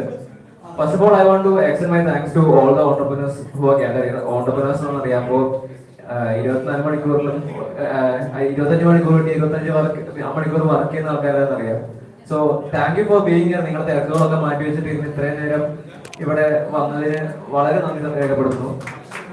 ഓൾസോ ഞാൻ ഫസ്റ്റ് ഇയർ തൊട്ട് IDC പ്രവർത്തിക്കുന്ന ഒരാളാണ്. അപ്പോൾ ഫസ്റ്റ് ഇയർ തൊട്ട് എന്നോട് ചോദിക്കുന്ന ചോദ്യമാണ് IDCയുടെ ലോഗോ ഒക്കെയാണ് ഡിസൈൻ ചെയ്തത്. അപ്പോൾ ആ ആളെ ഒന്ന് നേരിട്ട് കാണാൻ കിട്ടുന്നത് താങ്ക് യു സാർ. ഓൾസോ ഈ പരിപാടിക്ക് കൂടെ ഞങ്ങളുടെ faculties Anil sir, Roshni sir, ഞങ്ങളുടെ കൂടെ നിൽക്കുന്ന മിസ്സുമാർ, പിന്നെ management, principal sir, Xavier sir, എല്ലാവരും ഞങ്ങളുടെ കൂടെ നിന്ന എല്ലാവർക്കും താങ്ക്സ്. ബേസിക്കലി ഇങ്ങനത്തെ ഒരു ഇവന്റ്, അതായത് ഓണ്ടർപ്രനേഴ്സിനെ ഓണർ ചെയ്യുന്ന ഒരു ഇവന്റ് കേരളത്തിൽ തന്നെ ആദ്യമായിട്ടാണെന്നാണ് എന്റെ വിശ്വാസം. അതായത് അതിന് മുന്നോട്ട് കൊണ്ടുപോകാൻ കാണിച്ച IDCയും അനിൽ സാറിനെയും ഞാൻ താങ്ക് ചെയ്യുന്നു. Also I thank chief guest Vinod Manjula sir for spending his time. പിന്നെ എനിക്ക് എടുത്തു പറയാനുള്ള കാര്യം എന്ന് പറയുമ്പോൾ ഞാൻ ഈ മൊബൈലായിരുന്നു, എനിക്ക് ചെറിയൊരു ആക്സിഡന്റ് പറ്റിയിട്ട് റൈറ്റ് ഹാൻഡ് ചെറുതായിട്ട് മൊബൈൽ ആയിപ്പോയി. അപ്പോൾ അതിന്റെ ഇടയിൽ കൂടെയും എന്നെ ആ ഒരു ഫീലിംഗ് പോലും എത്തിക്കാണ്ട് എന്റെ ടീം എനിക്ക് വേണ്ടി കവറപ്പ് ചെയ്തിട്ടുണ്ടായിരുന്നു. So I feel my team is better than me. So I extend my thanks to my team of IDC who are made this event success. ഇവരെല്ലാം ഇന്നത്തെ ഇവന്റ് ഇല്ല. So deep thanks to the team. Also thank you the students for being here, being an active participant. Thank you. Warmest regards from IDC. Okay.